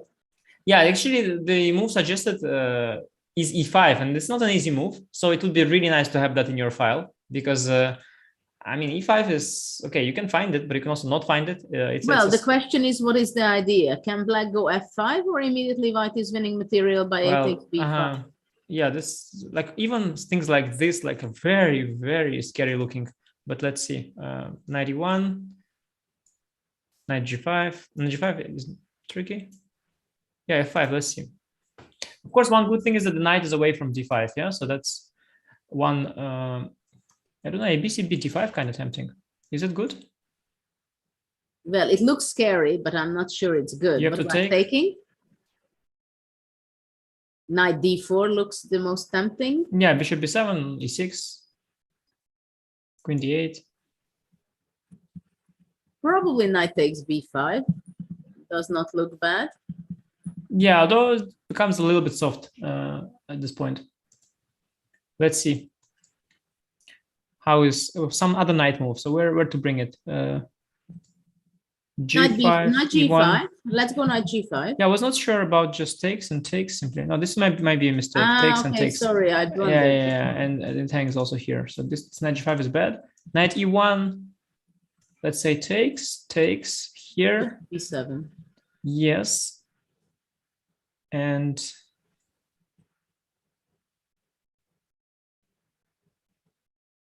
it's hard. Don't see. Somehow you want to go d5, right? Yeah, I always want to go d5. It's a bit of an obsession here. Did I have to take? Can I start knight e1? Well, let's start with knight e1. I'm not sure what I've achieved, even if you just repeat the same thing. This d5 kind of looks very tempting to me. d5 looks very tempting. So if let's say we don't go e5, but we go rook d1. Yeah, but do you address that before bishop a6 thing? Because that seems to be a threat, actually. It seems to be a serious positional threat. Not sure at all. That's yeah, suddenly the knight is very, very comfy. And this knight is bad. That's the point of e5, I think, is actually to solve the c3 knight issue. Now, before you have knight e4. Yeah, I think that is the point of e5. Yeah, I think that's the point of e5. And the point is that after f5, a b, c, b, there is some kind of a shot, according to the engine. But we have to see what that... I mean, intuitively, I would think it's d5. Also, there is some knight d5 idea, by the way. I don't know if it works. Can you play... Some knight d5 idea. I thought we could go also e6 maybe instead of knight d5. Oh, yeah, for sure. e6 is always a move. And after takes knight d4. Go knight d4. And some kind of intermezzo business. Bishop d5. b6. Maybe that's not enough. I don't know. I mean, it could be even e6, some queen. Yeah, maybe some queen sack. I don't know. Queen e. Yeah, it could be. Yeah, it's good for you. Too complicated. Too complicated. Well, even here, knight takes f8 and then takes the rook on a8. Oh, actually, you've regained quite a bit, yeah? Sorry? You regained quite a bit of material. Yeah, but maybe this is exaggerating. And what about queen e6? If white My exchanges the queen? producer came to the rescue. D5, ed91. That is the order. This is the order.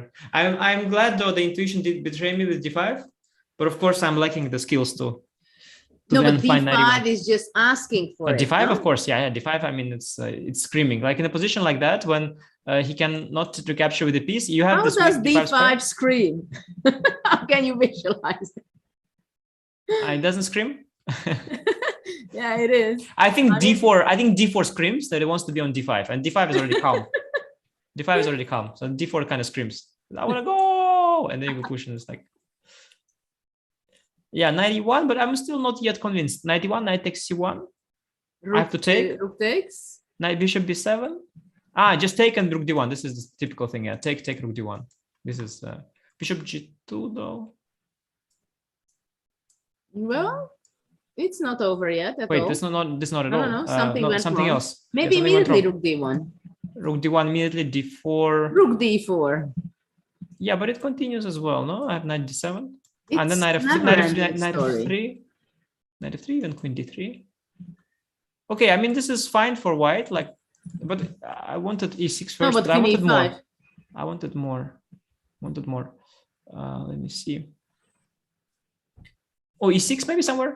E6 somewhere. E6, go for it. Queen c8 though. And then rook d4. Wait, why did we play rook d1? We could go e6. No, rook d1. Rook d1 you E6 like? is even better, you mean? But Yeah, I'm rook thinking d1, here. d4, e6 is killer. You think so? But why queen c8? Knight b5, you can go rook d4. But is that, yeah, that could be very good. Yeah, that Would looks you very really good. want to? I mean, switch colors and then you feel. Okay, you mean to evaluate the position well? Okay. I don't know. Yeah. I mean, knight is coming to d5. Yeah. No, I was kind of thinking more in something even more forcing, but maybe this is good enough. Also, how do you meet e6 though? I don't know. Because It looks now, also extremely scary. now the same line, I have some extra checks. So maybe this is kind of the most killing or not. One way or the other, this all looks very tempting. And so this e5 move is quite crucial, giving that c3 knight room on e4 because b4 is a threat. Okay, it's also tempting to start a, b, c, b. That's a big question. That's a big question. True. The producer approved our analysis. He said it's all fine. He said rook d1 strong, e6 even stronger. But actually, maybe it makes a lot of sense to start with AB because if you don't play AB, but you start with E5 first, what about B4 after all? I mean, I have the website here, so I see that E5 is more liked than AB. But AB, CB, E5, I think you might have opened the diagonal, right? So maybe he'll just go bishop B7. After E5, what is the disadvantage? B4 or? Yeah, what happens if B4? Oh, maybe EF, by the way, intermezzo. This is also a thing. Maybe EF intermezzo. Let's actually do that intermezzo. Well, this game is getting more and more complicated. I like it. Complicated, but okay, complicated, of course, but I think white is like for sure on the more aesthetic side of things, no? Like white's position is definitely. Oh, yeah. I mean, I think. I mean, this screams Jan like is some not kind of... thinking about it that he would also want to be on the other side. No, it's not something okay. The thing is, especially once you are already stuck in this kind of situation, you are just focused on survival. You no longer think about, aesthetics or which color you prefer, what is the weather in Dubai. You're just really focused on just trying to survive and calculate, just all energy on the survival.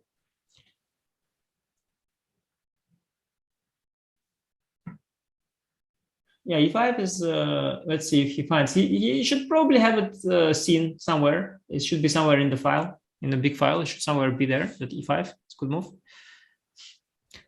But it's not easy. There are so many ways where Black's position was good that you cannot check all the bad moves, yeah? But knight d3 is a tempting one. I also have another question because there is another idea. So to our audience, we have to give as much ideas of this structure as possible so they may get the feeling that they have to play Catalan as well. What about bishop h3 with the idea of playing b4, d5? But why do they have to play Catalan? They should play e4. It's not your chessable course. No, right? it's not my chessable course. Why to give them wrong ideas? Well, the thing with bishop h3 is I'll move the queen, somewhere. And my bishop is then protecting. I know it from experience, unfortunately, that bishop on h3 can be extremely annoying once. I would sort of, I mean, imagine if we had these two moves included, it would be much stronger, I would guess. But now that the bishop is on c8, I can just, let's say, move the queen somewhere, and then how are you going to exploit that? The bishop suddenly does a good job protecting. This diagonal is no longer in check, so. Okay, you have your point. You have your point there. Yeah, Magnus is also thinking, it seems. He played e5. He played, very nice, very nice. Played e5. Very nice. 15 minutes. 15 minutes. Okay, it's a good feeling for him and his team if he found it on his own. But probably it was somewhere in the file, for sure it was. But he had to just try to think, recollect, and it's always good if you come to the same conclusion as your file to make sure you don't mix up, but just somehow understand why e5. And I think he found the justification in the fact that b4 was a threat. And now after b4, let's say you take first, whatever, let's say gf, and then you've got the c4 square for the knight, which is very nice. Yeah, e5. Now Jan has to think. Jan, of course, also he sees these kind of businesses. Yeah, he's not blind. Ooh. He's not blind. This is not something what you want to have against Magnus. I mean, just for a moment, just to show it after f5, ab, cb5. I mean, just no, without d5, please, just for a second. I mean, it looks so scary, isn't it? Yeah, well, I mean, at this moment, yes. Like if you imagine that black would have the bishop on b7, and if you imagine that black has a knight on c7, and black looks winning, but as the bishop on c8 and knight is on b8, at this very moment, it does feel like there is something in the air for sure. As the bishop is on g2, and yeah, you do feel that there is some sort of a d5 strike in the air. That's definitely there. Yeah, simply even if you don't know the position very well, you have this instinct and this feeling of the position that there is something in this moment in this position, right? And you're not on the right side when you're sitting. Yeah, as black, to be frank, I would. I mean, I would be very desperate at this point, but rather than doing f5 and then bracing for impact here, I would rather hope that after b4, ef, I guess, is the move. Bishop f6, knight e4, maybe bishop d4. I would maybe hope that, like, I would just grab all the pawns and hope that maybe somehow I will survive, you know. Strange taste, I must say. Yeah, but I would do that not because I'm happy. I would do that kind of out of desperation. I understand. Because I have my idea. Let me tell you my idea. Okay. I want to go. What about playing f5? ab5, and now I don't take back because I just don't want to see that diagonal, and I go bishop b7. Yeah. But can't I transpose with 91? Can't I go back knight b4? You just take. Yeah, but this one is also hanging then. Actually, can't I take d4? Okay, that's quite sus. Bishop e3. Queen e5. And I take here. Takes. I mean, these guys are still there. Looks just fantastic. I mean, no. Yeah, this I don't want to. Yeah, this is better than ever. Yeah, this is not it. And what about knight c1?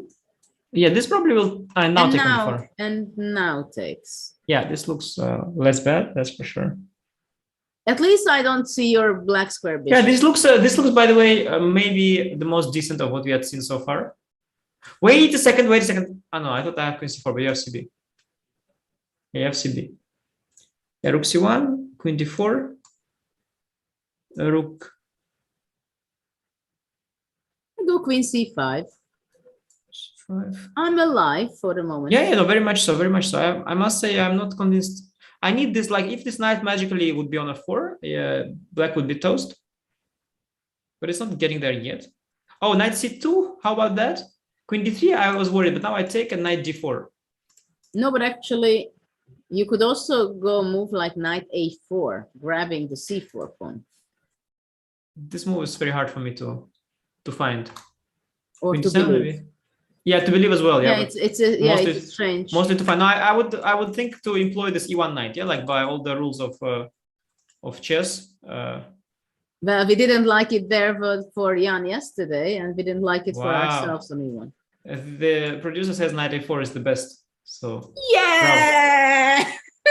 no, but I wouldn't have occurred to me. That's the problem. Queen d7, and now I don't know. Knight c5, queen c4. I don't know. No, yeah, but I don't see the follow-up. Like maybe that's my problem. My search is narrow. But why don't I just rook d1, rook d1, rook d1, yeah. rook d1. And the rook problem d1. is that queen has queen to c8. go there. Queen c8. This is the issue. Yeah. Yeah. Rook d1 is an issue. Oh, this is actually a huge concrete issue, and now this collapses. It all collapses. Yeah. See, so they tell you to take care of, activate all your pieces. You know, just get all your pieces to the harmonious square. Never move the knight to the edge, and the best move is knight a4. Yeah. So they tell you all the nonsense. Well, chess can become very concrete. Yeah, yeah, that's what they say then when their nonsense has failed. They say chess can be very concrete. Well, but those things then only don't teach. No, when you don't go to the side of the board with your knight. It's only when you start playing chess until a certain level. And then later you go on to discover, right? Yeah, yeah. The exceptions. But that's why I'm still stuck at a certain level, because I haven't discovered when the knight goes to the edge. Well, maybe you're not the right person to complain about stucking on a level, true, right? True. I remember one time I had a game with Levon. It was a complicated game that I lost. And then Kramnik wrote to me. He said that, oh, you shouldn't put knights on the edge of the board. And I was like, okay. Since then, I'm like much more hesitant, because it's just so annoying. You know, like you play a game, somehow something went wrong, you lose. And then Kramnik just writes an SMS saying, okay, just don't put the knights on the edge of the board. And you feel like you're a complete idiot, you know, like. Well, he's too classical. Yeah, but he did fine for himself as well, yeah, didn't he? Bishop b7, none of the above, as they say, none of the above. A neutral move, And when you were saying that you had some other idea, I thought you would say bishop b7, actually. I like it. I also like it. I like it because now bishop h3 is not so powerful anymore. Yeah, I guess still the stake 94 kind of thing is the. Yes, I like what you say. E takes f6. I would take it. Let's take it. Yeah, of course, because like all of this, positionally from an endgame viewpoint, the GF is positional because you guard the e5 square. But of course, you all weaken your king. This G file is open, and so GF is probably just losing. No, GF is you can dream about endgames, but you'll never. Yeah. No, of course. Like without the queens on the board, maybe GF would be like decent, but actually, yeah, it's just not a move. So bishop f6 is a must. And now 94. Yeah. Okay. By the way, what about bishop g5 instead of knight e4? Looks good. I like it. Because now I think white have to be very fast. Yeah, I think black has with bishop b7, black chooses the other strategy. I mean, my before bishop f6, bishop d4 strategy is like the desperate one, which normally ends badly. If you see like alpha 0 against stockfish, like it always gets crushed this way. So, but in a practical game, it could work because white has to come up with some alpha 0 moves, so it's not so easy. But the strategy of Jan is maybe also definitely has a right to exist. That is like, let's try to mobilize the boys, yeah, on b7 and b8. And after bishop b7, ef, bishop f6, maybe the next move is knight a6. And then all pieces are sort of developed. That's not so bad. Bishop g5, I go knight a6. They're kind of developed. Not very pretty, but developed. So why not? Though still now bishop h3 can start to be annoying sometimes, though I'm not sure it can give enough problem to black. Rook e8. Which move you want here? Bishop h3? Or? Bishop h3, I think it's not enough, right? Rook no, e8 because and black is I don't very think so. fine. Also, you've left the other diagonal, which is kind of important. Knight e4, knight a6 as well. Is there something, or you just take? Well, what about takes and knight e5? Take and knight e5. But now we simplified already a lot. And if I get to trade these bishops, I'll be fine as black. Like here, with black, I will feel at peace. Like I go, d takes e5. Relative peace, of course, but okay, rook f7. AB rook a6? No, I can't do that. Oh, I missed that. But I could have prevented with rook f8, but actually I still have a reply. No. After cb5, I go rook d1 first. Yeah, I missed everything, but maybe still okay.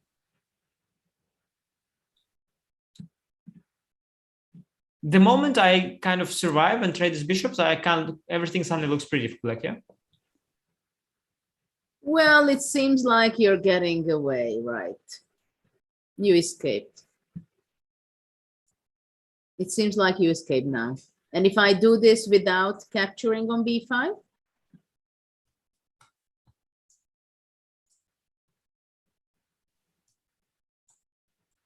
No, you have a positional compensation. Maybe you just stick the rook. Yeah, rook on d6 will be nice.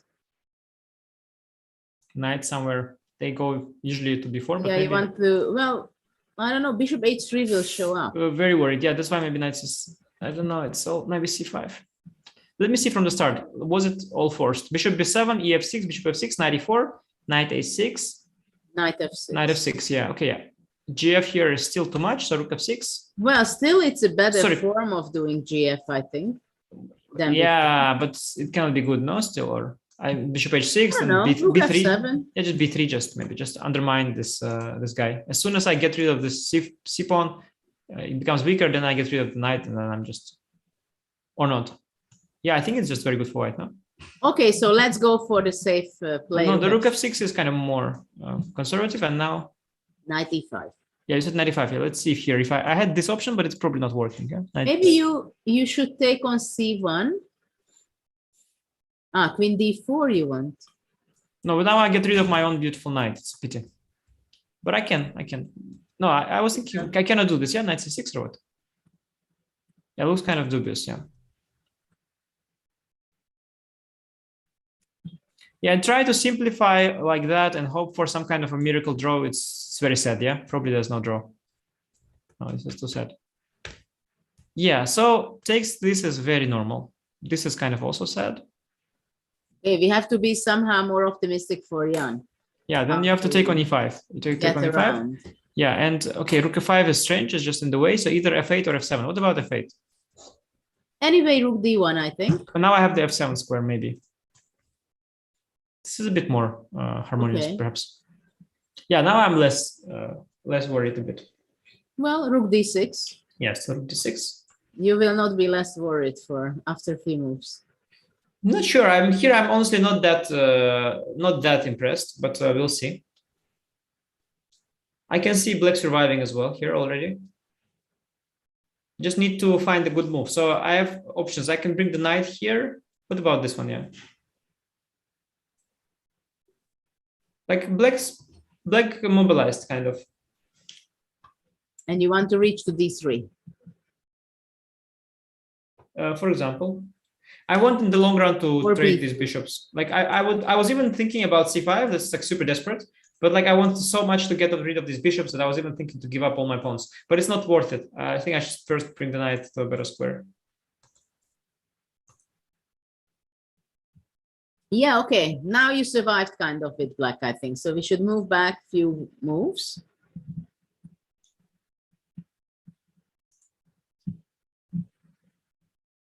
Let's see. Okay, so what else does white have instead of e takes f6? Is there something else white can consider? Something like b3 or... Yeah, but these are so much softer, yeah, than all the others. Like I still develop. Oh wait, 95 was not forced at this point. 95 was not forced. Let me see what else.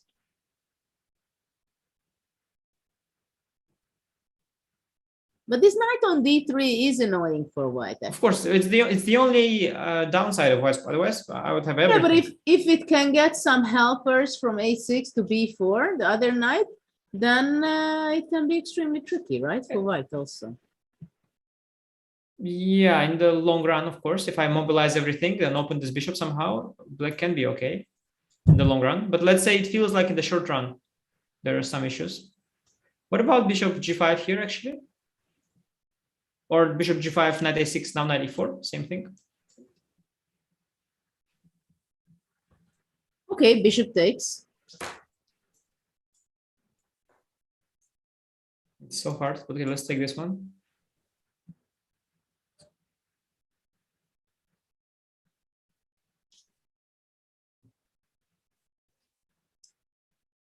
Wow.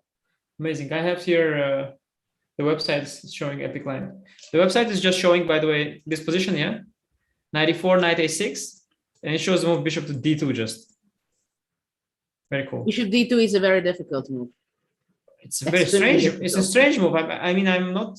Let me just input this move. I'm not well, it's so difficult that we don't understand it, right?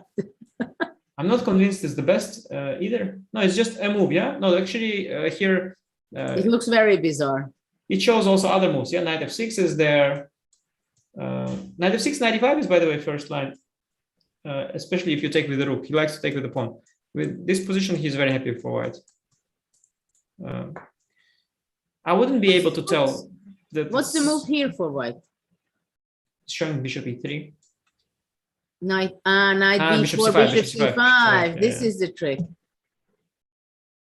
Yeah, I think the computers sometimes they look at the moves that are a bit more quiet. We are looking for, of course, like we are trying to make some ABCD rook a6 work and stuff all the time, or some rook d1 d6.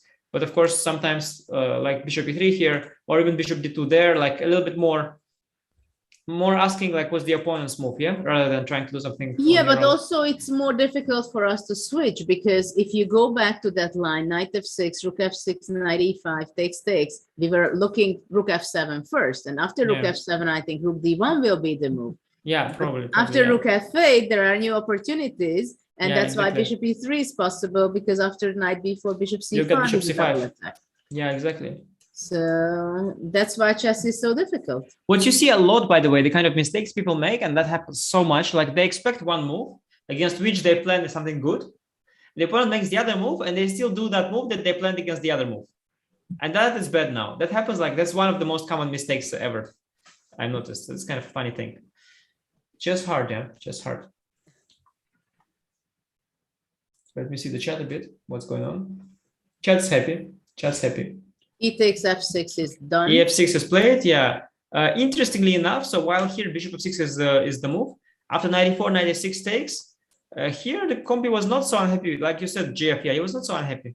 I was kind of worried about this. I'm not surprised, because the bishop on e7 is kind of in the way to protect the e6 also. So yeah, no, bishop on e7, like with the bishop on e7 and the knight. And the knight. Yeah. But this position to me looks terrible for black. I don't know. Well, maybe I'm too sensitive about the king safety here. But it has to be checked with a good engine anyway. It's not like. Yeah, but for me, after rook f6, it's also very dangerous. Yeah, yeah, of course. Completely. Yeah, it's like, of course, yeah, it's strategically very dangerous as well. And somehow I have the feeling that once white is getting rid of the d3 knight, then he should be able to be playing for a win. Mm-hmm. And I do think though that this will happen in the game, because I mean 94, 96 is super tempting. I think it will happen. And now I'm curious what Jan. I think Jan will do rook takes. He has, as Magnus said, he has a keener understanding of the concept of king safety than my previous opponents. So then if you have such keen understanding of king safety, you don't want to weaken your king, right? True. I bet on rook f6 if this happens, but let's see. So what else white has in his pocket as an option? We were discussing, were we discussing bishop h3? Not here, but here it actually makes some sense, hitting this pawn. But bishop h3 is always the kind of move, of course, that on the one hand you attack the pawn, on the other hand you do leave this diagonal, which is kind of important. Yeah. So let's you go e8. Yeah, I briefly considered giving it up, with the move like king h8, like that, something like this. You want to get rid of it? Yeah, I mean, rook e8. But I'm not sure. Worsens my rook. While king h8 improved my king, so at the cost of a pawn, but maybe not so stupid. Yes, but in this situation, maybe I'm going a takes b5, and can I give up d5, capturing your big long diagonal? Yeah, and now at some point, like you'll be like, yeah, change my mind. Yeah, I thought about bishop. it. No, not sure it works, but yeah, but maybe. Yeah, maybe it doesn't work. But it's a nice idea, yeah, to sort of go back at some point. I mean, you can also just take and push some pawn here. No, but after bishop e6, maybe bishop f3 was possible. Bishop c, bishop f3. You could inverse the order, yeah. Then. You can. But there is some kind of tactical line with this. I don't know. Bishop d5. Yeah. Not sure what's up here. Well, even here it's tricky. Knight g5, bishop e6, queen e4.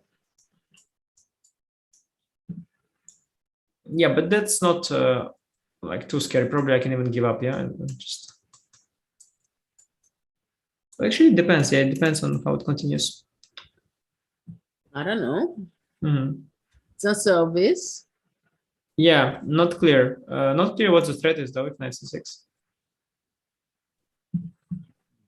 Magnus still has quite. Yeah, bishop h3 is a move. Rook e8. Now maybe this.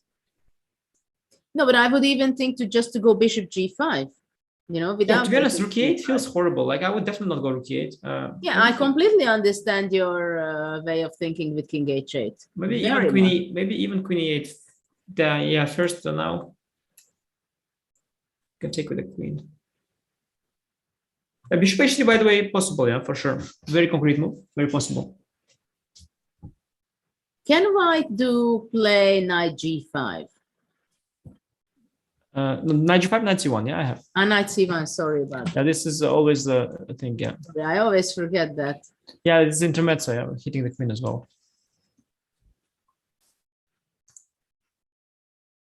Yeah, this position actually very hard, very important moment for white. Yeah, because there is like plenty of moment.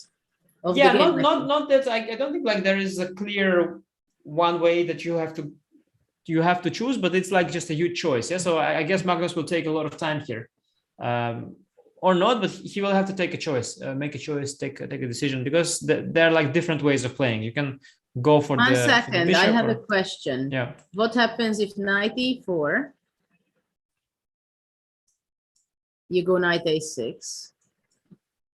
Can't white go knight e5? Or you just go queen d4? But what's the you want to do intermezzo, yeah? Well, I wanted to somehow sacrifice my rook ab, rook a6. If you go knight e5, takes on ab, and rook a6, knight c5. Wow, that's a forced line. Yeah, I don't know what's going on here, but it looks promising for white, I guess. Knight b4. Yeah, maybe knight b4 even. It looks promising for white, let's say. Yeah, but like you said, there are other moves here, yeah? Well, queen d4, you can go probably. Thinking also to include this, maybe not. Yeah, it's interesting, this knight c1, because it's always one hand you want to capture the black square bishop, in other hand you want to have this d3 knight so much still. Exactly. Actually, here you can just regain stuff. You're just happy. Queen e6 was also not bad. What about queen? Oh, but here you can also regain the stuff. 95, by the way, isn't it possible? Bishop e5, maybe, or maybe bishop e5, de, and yeah, but I love my d6 square for my knight also. Interesting move. Yeah, I'm not against 95. I don't know what producer thinks, but I'm not against 95.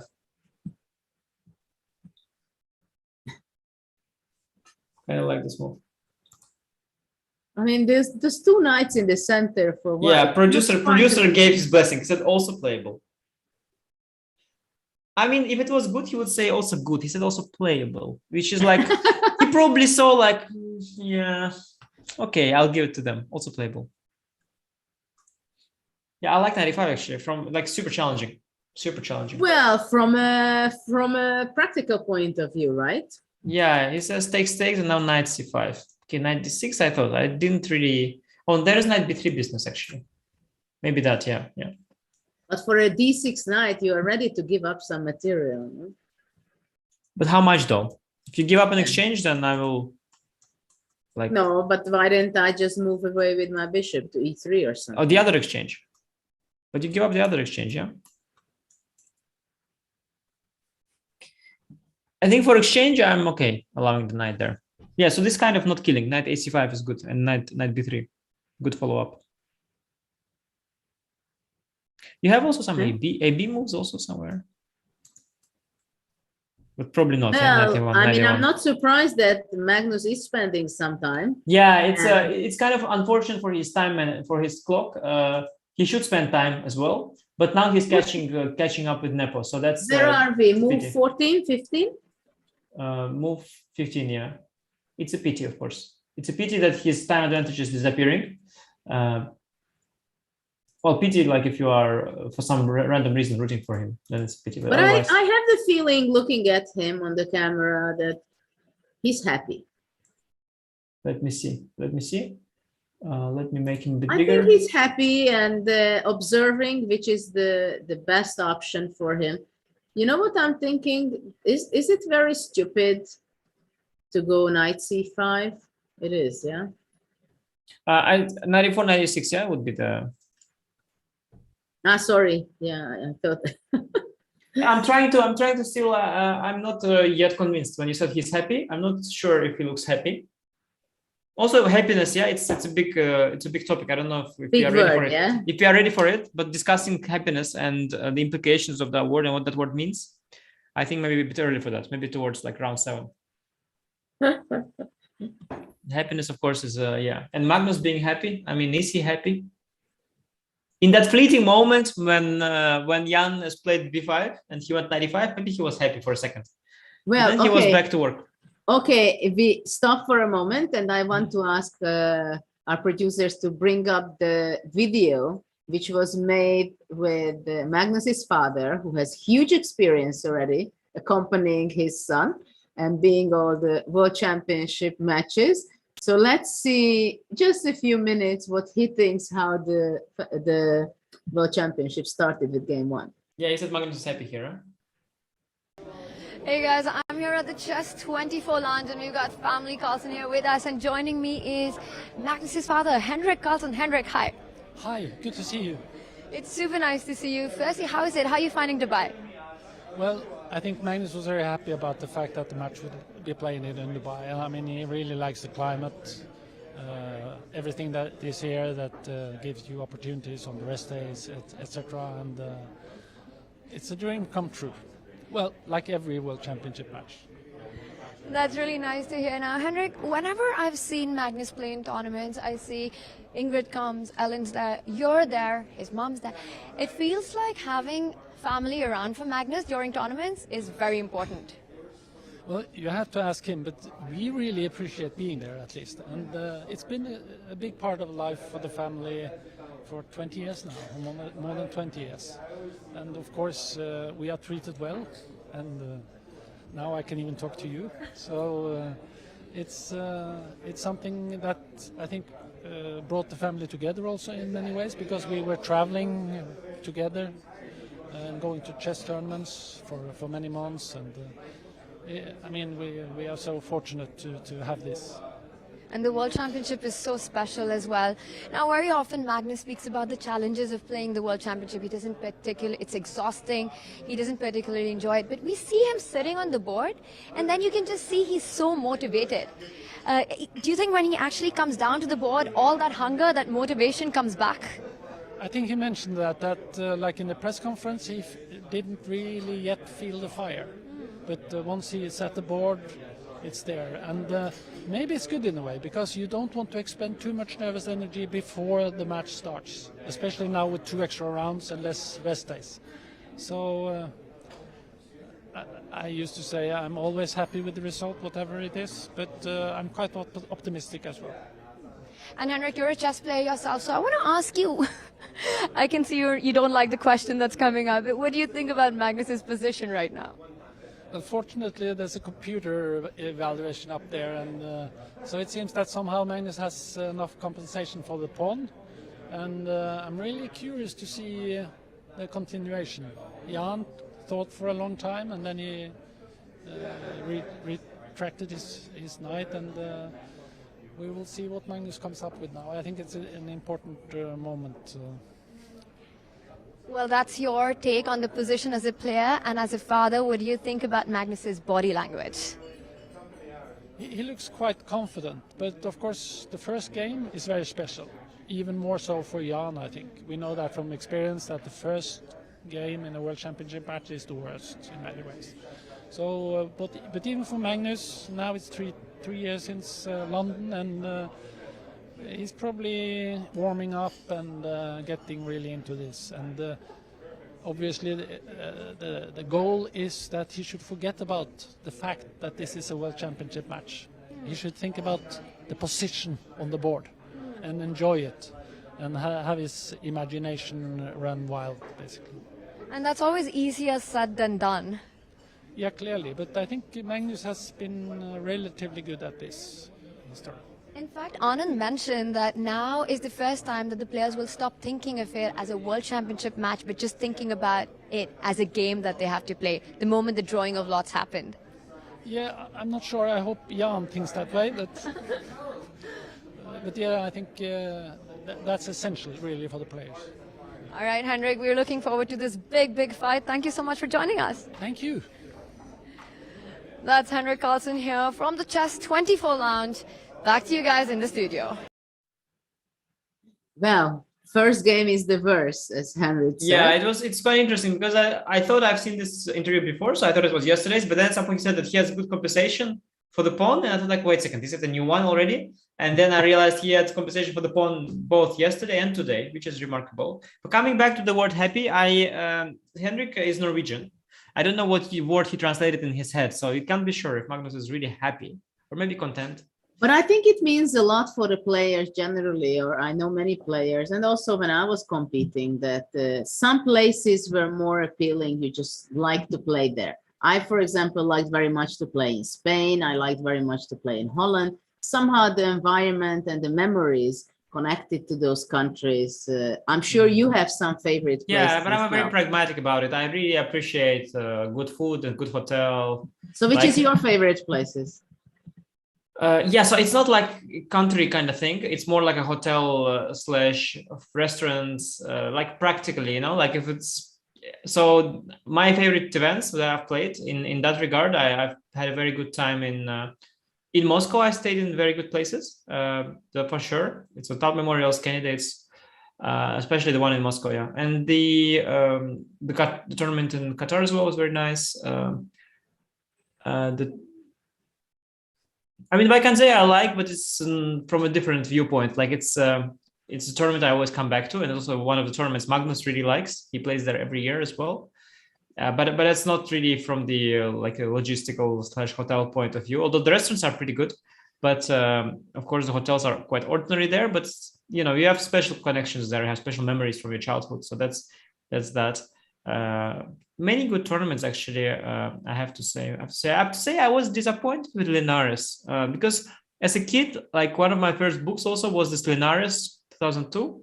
It was an interesting event actually, as Ponomarev just became world champion, and there was Kasparov Ponomarev thing going, and the games were also very interesting. So very nice book, and you know you probably, I mean, that was the time that you played, so you know a lot about Linares as well. But somehow I had an impression that it's some sort of a paradise. While it's a very small town with like very, very few sort of spectacularities about it.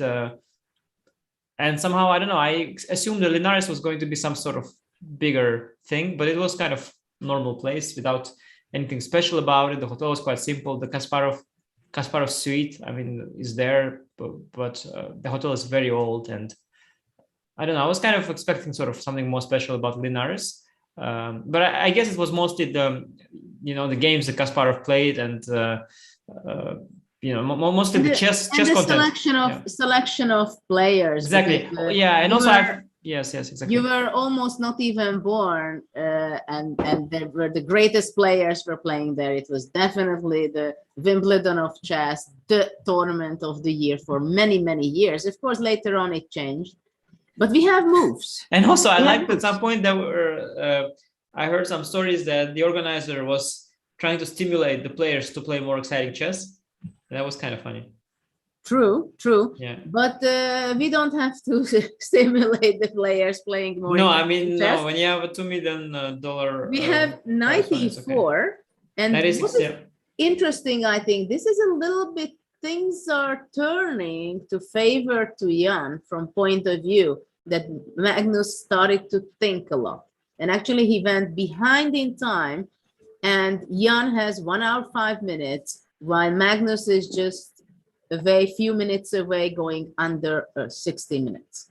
Yeah, it's very interesting because these psychological turns in the game, unless one side plays very badly, they go in circles. So like at first you gain psychological edge as your preparation, as your opening starts, you are the one who's better prepared, yeah. But then comes the moment when, because you are better prepared, sort of you establish a new situation in which expectations you have are high. Expectations of your opponent go lower. Opponent kind of gets upset, and as you have to deliver on your prep and the situation is new, then the psychological balance shifts back as you start thinking. And there's like this. So I think at some point they reached a situation where Nepo was already more happy that he survived the opening. Something is going on. Magnus, by the way, played 95. I like that move a lot. Yes, suggested it, but I didn't see this take a knight AC5, which Nepo will find because there's nothing else to play. And no, literally, like all the other things, they look just lost. Like this looks free. I mean, free and lost. No, okay. This looks lost. This looks also kind of. I mean, it looks super that shaky. is not lost, but it's dangerous. Knight f6 also is there, and then rook f6. We go back to this, and you avoided GF because this is just disaster. So 95 is like. Okay, maybe he can play knight x5 back. Yeah, he can try to calculate this. But it looks really bad. Bishop e5 and knight c5. Yeah, this is really the way to go, keeping the knight on d3 and going for knight b3. So what happens here if white goes, let's say, bishop e3? I have an obsession, and my obsession is just to do this without even thinking, to always open this bishop. But actually, it's not so bad here, maybe. It looks very logical. Yeah, it looks good simply. I think that's just fine. But actually, if white goes rook d1, you can do the same thing. Also, f2 kind of becomes soft after rook d1. Yeah. Well, Could for kind the of, moment. Yeah, basically, like you're okay. right. Basically, but I mean, let's say here it will become an issue after you take. It's even hanging, yeah. Yeah, and suddenly black is taking over. This is the first moment. Like somehow you would want to do something like this, but I'm not sure if it actually works. Maybe it doesn't work because you've given up a lot, given up a full rook. Yeah. So how is white proceeding here? What about bishop g5?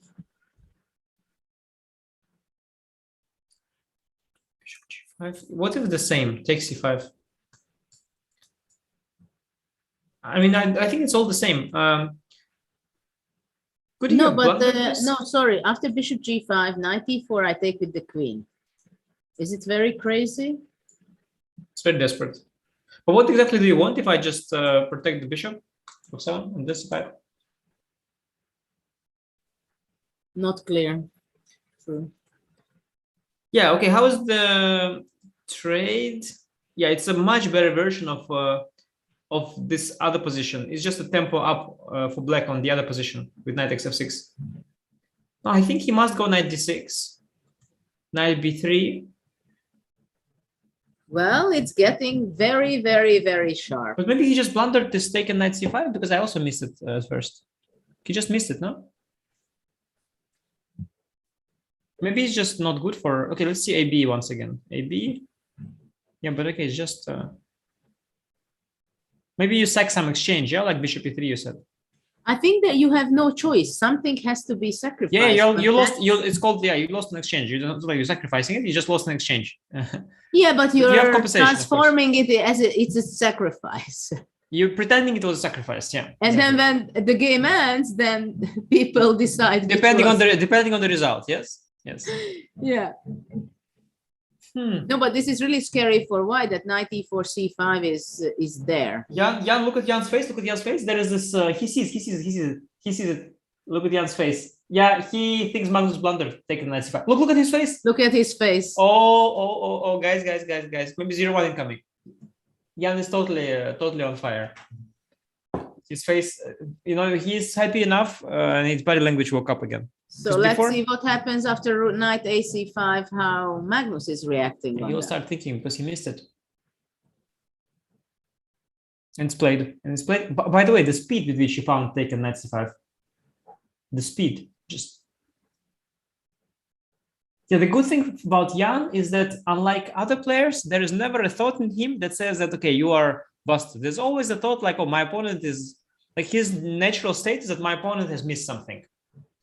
Whenever there is a move that he didn't expect, his natural reaction is that he missed. Like even one time I made a move which won a piece or something, and he just lost. He still made a face like, oh, like surprised face, yeah. So his first thought is like, okay, you are the one who missed something, and then as he realized he's just a piece down, then he slowly resigns. But still, the face expression is the same. Yeah. But the approach, I think the approach that it's always the opponent that missed something, that is really helpful in finding chances. That makes sure you always find looking for a chance and you find it. So I can easily imagine some player who just thinks that, okay, 95, I'm busted, and tries to like, what is the least evil, and gets very worried. But Jan is immediately thinking, okay, I didn't expect 95. What's this move? What's wrong with it? And he immediately finds that it's just. But okay, let's see. After knight c5, I go knight d6 and a b5. This here I didn't see. I come back. I mean, so it's a full rook. You need to like checkmate me, otherwise what?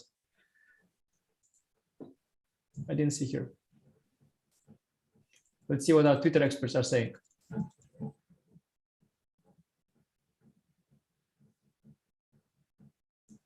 Yeah.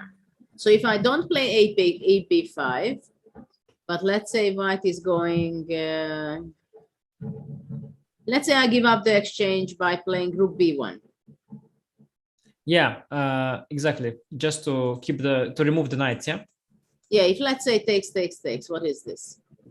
Mm-hmm. I'm not sure black has to take it, but let's say, okay, let's go for it first. Yeah, but let's take it actually. Let's take it. It's kind of let's also not pretend it's not a big deal. Yeah, it's a full exchange. Okay, what if I'm just like super passive and I just, because AB is kind of a threat, yeah? So I go A6. You need some bishop E4. Okay, you have actually quite some compensation, but it's a full exchange. Maybe okay, bishop let's E4. Go bishop E4. Some business here, H4, H5. This looks best from what I've seen so far for white, but it depends. Maybe it's an illusion. Rook D8, then bishop 8 and C5.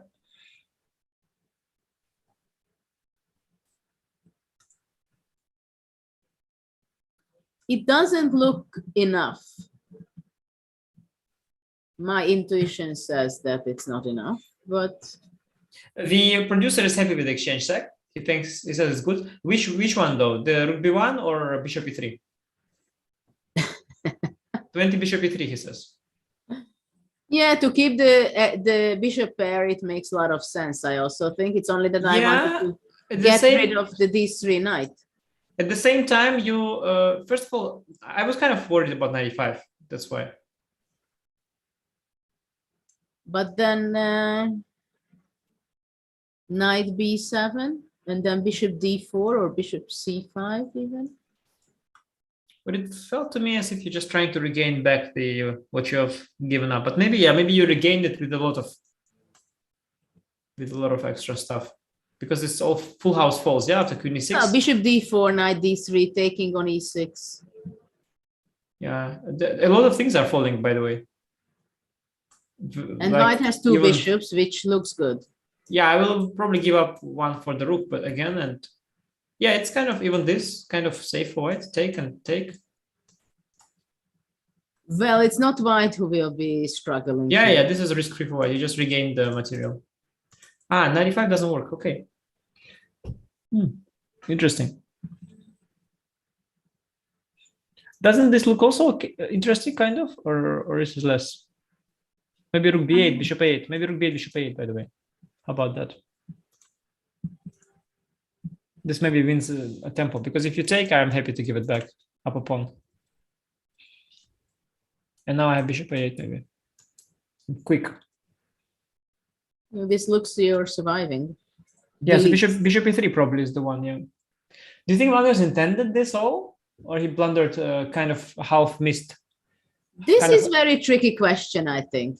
Yeah, he kind of half missed it, I think. I think it's kind of he misplayed it here in the last few moves. He got confused or something. Curious if this was the intent to second exchange. I think kind of half intuitive, half missed, half, I think. Anyway, you can't see everything, so you just take some intuitive decisions and then you just roll with the punches. Interesting.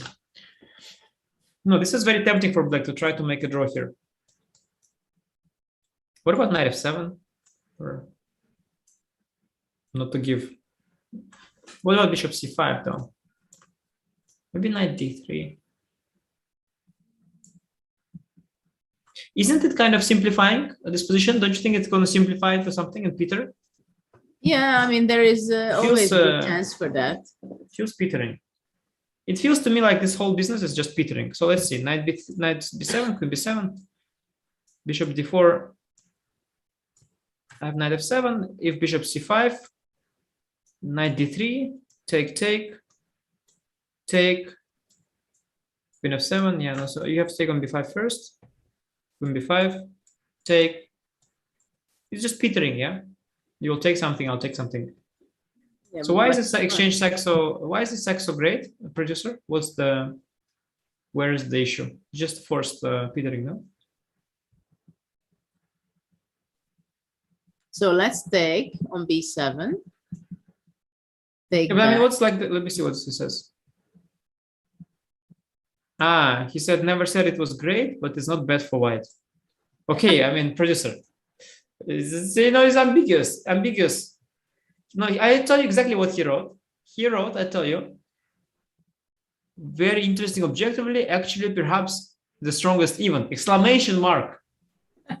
20 bishop e3, one says big margin. He says big margin.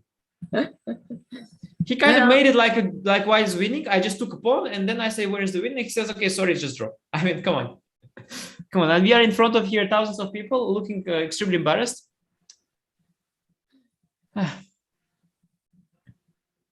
Well, actually, Jan did a great job, I must say. Yeah, fantastic. I mean, fantastic. He did a great job in the last, going out of the opening and surfing into the middle game. He just recovered. But the thing with Jan, yeah, his prep has never been his strongest point. Yes.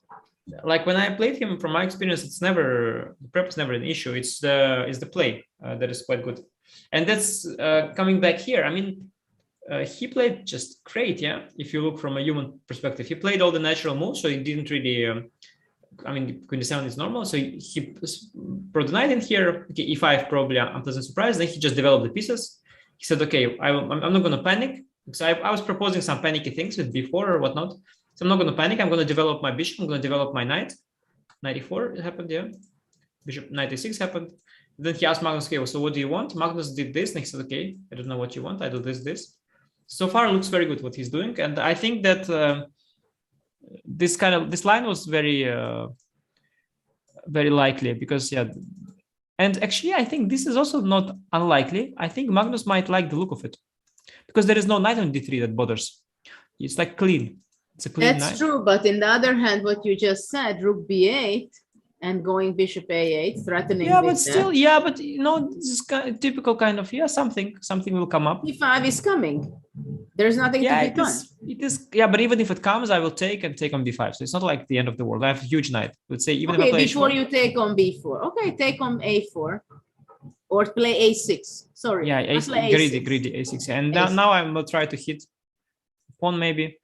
Okay, maybe not like this. G6. Maybe. Yeah, just. I mean, this game right now, it seems that it's for 3 results. We cannot be sure at all that if it's going to be decisive or it's going to be a draw. Yeah, of course. Although, let's say if this happens. So at this point, you can switch colors. Likely. This is you can switch colors. Yeah, I think it's the moment, exactly. I think this is the turning point in the broadcast. Switching colors. You see, it doesn't look bad at all. Not at all. We had already analyzed everything as well, so it's kind of much easier now when you've analyzed everything and you've found. No, but right now, black seems to be more developed than white, which was not the case in the first I mean, to be fair, it's still ugly. This business is still ugly. The pawns on e6, e6, the bishop on. But let's talk about the things which are not ugly and point out, please, the d3 knight.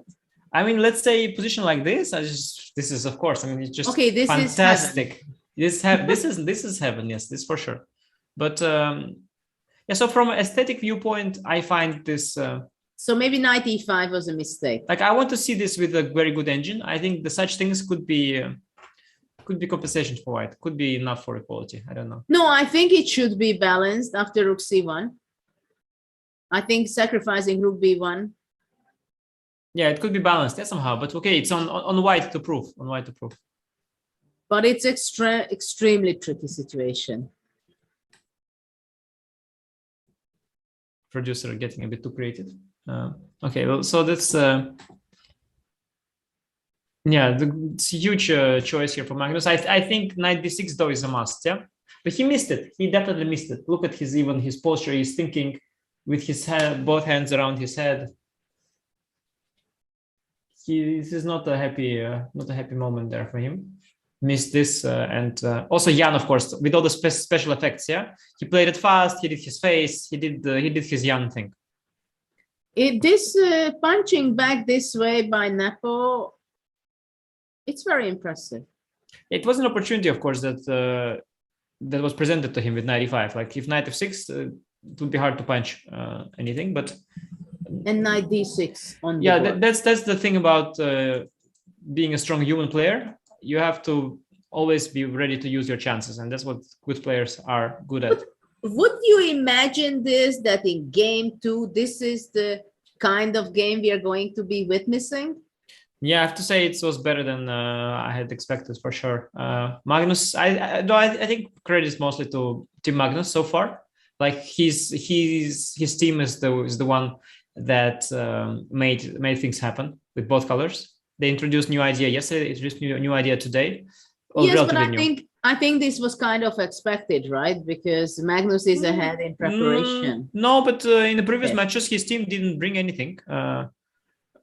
Maybe there is somebody good there now. Maybe it's so far it has the Dubov vibes. Although Dubov said a few times that he'll be neutral for the match, it has the Dubov vibes to it. So his prep today and yesterday is not necessarily Dubov himself, maybe, but somebody inspired by Dubov, or this kind of Catalan with the pawn sack and this knight a5 move yesterday. It has this,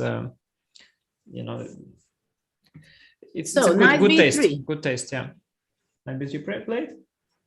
Magnus now, I think here Magnus. Okay, he by the way is a bit low on time, so he cannot think forever either. So let's see which one he's going to be sacrificing. Yeah. Wants to get rid of the d3 or wants to keep his bishop? Which way it's going to be decided in his mind. What an amazing game we are having, and he's touching the rook soon, and he's giving up the bishop and the exchange.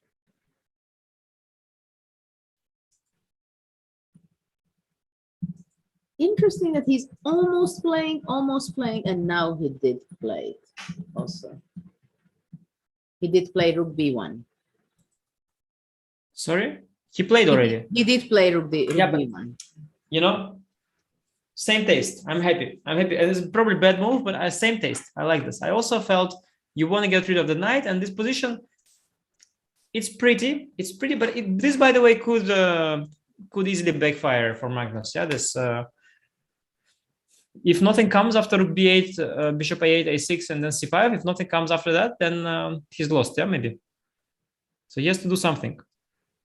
Maybe there will be something. I don't know. Maybe something will appear.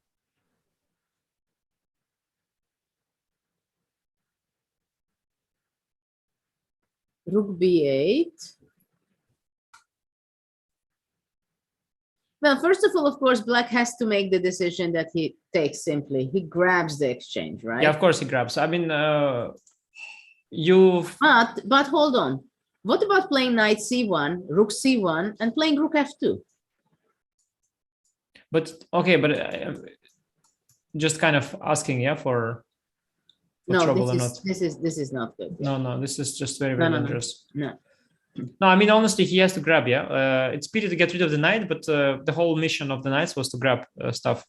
Okay, so rook b8. Let's see what Magnus can have in mind in this situation. I'm looking for some wisdom. I'm looking for some wisdom on Twitter, but they're all making gifs of Jan's face, yeah? Everybody's making gifs of Jan's faces and they're very happy. Getting the likes. Okay. No, Jan not impressed with the sack, that's for sure.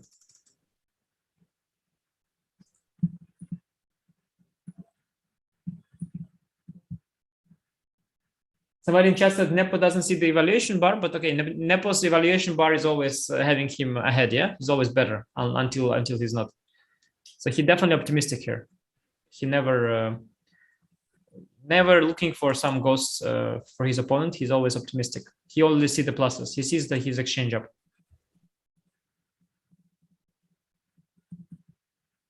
So rook b8, what can white be doing here? Yeah, now you need to, white has to generate some, I think provoking a weakness would be what I would think to do. Okay, what about playing rook b1, rook d1? Yeah, rook d1 is great. Okay, rook d1, queen e7. Okay. This bishop e4 move is kind of in my system. I guess also in Magnus's system. Well, you can also go bishop h3 when the bishop goes to a8. So what about playing queen g4? Ah, you want to win the e6 pawn? Yeah. Oh, this, by the way, yeah, this is a thing actually. Forgot about it. So you go bishop a8. Probably no. I'll go king h8. Yeah, let's say I'll also anticipate a little bit. Okay, so I go bishop e4. Oh, now you change your mind. Okay, that's possible.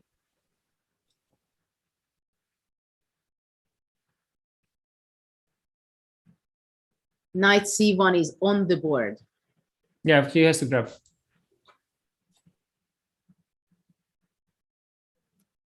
Rook b takes c1, knight c1. I like Jan's incredible, interesting game. Yeah, no, very, very cool stuff. And as I told you, my intuition tells me that white has to have nowadays enough compensation for this kind of. I don't know. Jan, of course, he's using the fact that Magnus missed this. There is a facial expression at knight bc1, a facial expression at knight dc1. At every single move, there is a facial expression. So he's really feeling good. And look, Jan is playing very fast in the last, what, 5 moves or so. He just played knight c5, went to b3, captured the offered exchange, and just played very quickly rook b8. It's not that he had too much other option, right? But he's acting. He's acting as though he's taking over the initiative. That's how he's acting. Whether he really is a question. I like this queen g4 thing. Queen g4 bishop h3 kind of good. Kind of challenging something at least here. And you will gain the pawn. Once you gain the pawn, okay, it looks very good. Even though you traded queens, okay, it's quite some pawns. Yeah, you push f4 afterwards. The knight on d6 is the heart of the position, right? Yeah, and so slowly also bishop d7, e6, e7 is a thing. I mean, the pawn will be the heart of the position. Yeah. So my point was that if I make a move, I was even thinking to go bishop c8, actually protect. Ooh, no. But why not? Why not? I'm just protecting. I'm bishop protecting. c8, you're kidding.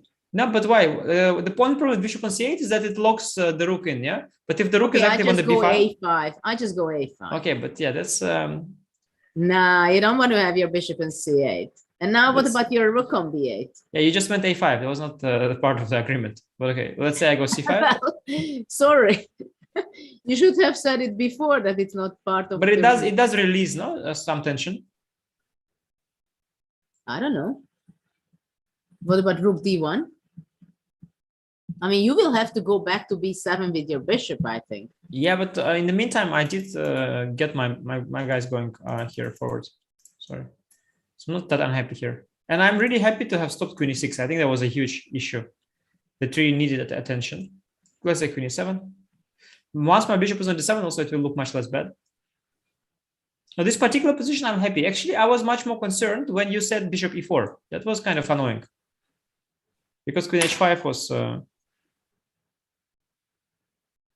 Actually, I played rook d1 first, I think. Oh yeah, you did. But yeah. maybe immediately bishop e4 is better. Actually, it's not necessary. Yeah. Yeah, queen g4. Maybe you went rook d1, queen e7, queen g4, and then. But actually, it's not necessary. This inclusion. Hard to say if rook d1 is a good inclusion, if it's needed inclusion or not. Magnus is behind 11 minutes. Not a good sign for him, and the position is also getting shaky. Well, yeah, I would say Magnus' position is very pretty, but he is just down exchange and the pawn. And at some point, you are down so much material that prettiness is not enough to compensate. You need something concrete as well. If he, I have an idea. Can I do something like queen e3 and queen c5? Super positional. If I would have time to play a5, I would be like. By the way, yeah, there is always this idea to then give you back try to the community. Simplify. Yeah. Okay, Yeah. What do you want? Try to make. I want to make a draw somehow. Yeah, but let's say I probably will manage also. But the guys, the champion and the challenger, they don't play for a draw in this game. No, probably not. I'm just saying that let's say if you play for advantage from white viewpoint, then queen e3 could allow c5. Yeah, so. But let's say queen e3, bishop a8, queen c5, b8. You're just in time. Yeah, you but wanted okay, to go okay, a5, okay. Yeah? No, but yeah, but I'm wondering in such a position because your queen on c5, it serves the purpose of stopping c5 and it has to stay there forever. Yeah, you cannot move the queen anymore. But it's a beautiful place on. Yeah, c5. but with what piece are you going to make moves then? I play queen e7. What do you want to prove? That you're better or you're equal? Slowly? Yeah, I think slowly I'll be better. Slowly with black. Maybe. How can you be better? Bishop e4, h4. Yeah, I don't know how I'm going to improve. How can you get out of the box? I have to think outside of the box, yeah, to get out of the box. That's for sure. Switch the board for a second. Let's see. No, I don't want to switch. No. Okay, I'll go queen c7. Queen c7 I go first. Okay. Bishop h3. Yeah, okay. Let me just go b8. It's fine. There's no point to argue there. There's no point. There's no point to argue. I'll go b8. I got you. Actually, okay, queen c4. Queen c4. Yeah, I was thinking maybe start c5. Maybe bishop h3 first. Yeah, I love that. Yeah. I noticed also this bishop e6 thing. I mean, look, your bishop on a8. You see that? Yes. Okay. The question is, what if king h8? Rook d1 played though. Okay, rook d1 inclusion may be good in any case. Hard to say. Okay, but he can go after rook d1, queen e3 too. I'm obsessed with this queen e3, queen c5. Yeah, it's a nice idea. So now the question is, queen e7 feels much more normal. Yeah, e7 of course. Because queen on c7, you give it extra tempo for white to attack the pawn. Now you go bring the queen to e7, also probably quickly. Is ba? No, okay, ba is very strange at this point. Yeah, probably queen e7. Oh, ba, I would love queen c4. Yeah, ba is just asking for trouble.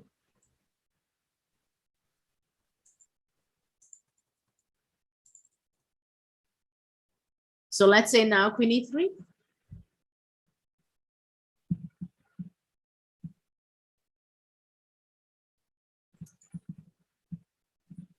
With the same idea.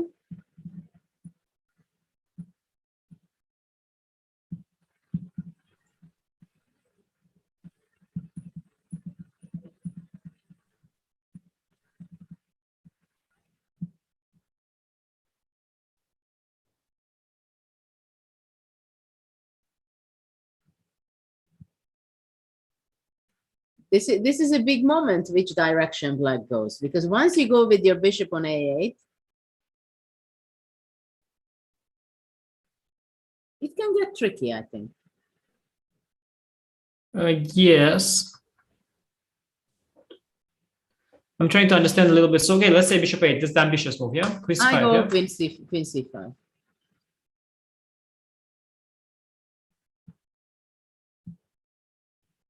And I don't really understand how come the computer likes it so much, which you see under the board diagram. I just can't believe it. Which one? This one, it just says this bar. I think it's broken. Minus 1.32. This position? Yeah. I just can't. Oh, this one is BA, it says. Bishop h3. Ah, you go rook b2. Hold on. Yeah, there's also rook b5, rook e5. Ah, rook b5. That's an annoying trick. So how about this queen g4 move that you bishop c8? Yeah, bishop c8, by the way, liked. 5 bishop d7. Yeah, okay, Bishop this c7, queen d4.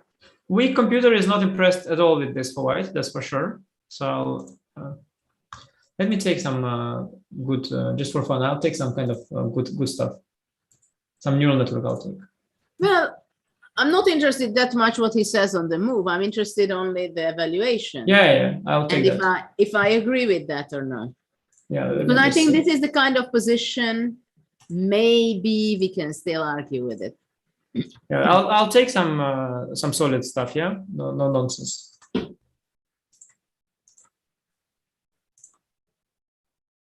Okay, I will take first of all some neural network just to be sure, and I'll take also some. Interesting. Some quick stockfish. And it's not easy for Jan to make a decision here. Okay, so I think he's going to spend some time, possibly. Maybe this is not the best move you made because we start not seeing the board. Sorry? We don't see the board right now. Why not? Well, now it's better. It's back, yeah? Yes. No, it's really not like this whole sec. It's really not like, even by the engines that like sex, it's kind of not liked at all. For white? Yeah, it's just not enough, it seems. Not because bishop a8 and all the c5 is all coming. Not liked at all. So white cannot stop it? Yeah, not really in a cool way. But maybe in a human way. Yeah, so rook d1. The problem is that now queen e7 is a move we made, yeah? Okay. Yeah, Jan is still thinking. Yeah, this is a fine move, but I think ba is really liked. Here, really liked. Queen c4, yeah? Maybe now c5? Yeah, there's c5 now, yeah? Because the pin here. Rook is active. I mean, with human eyes, you would think that there is very good compensation. Yeah, but like objectively, well, ba black is kind of could be even winning, yeah, at this point. Queen e7, here rook d2. Mm-hmm.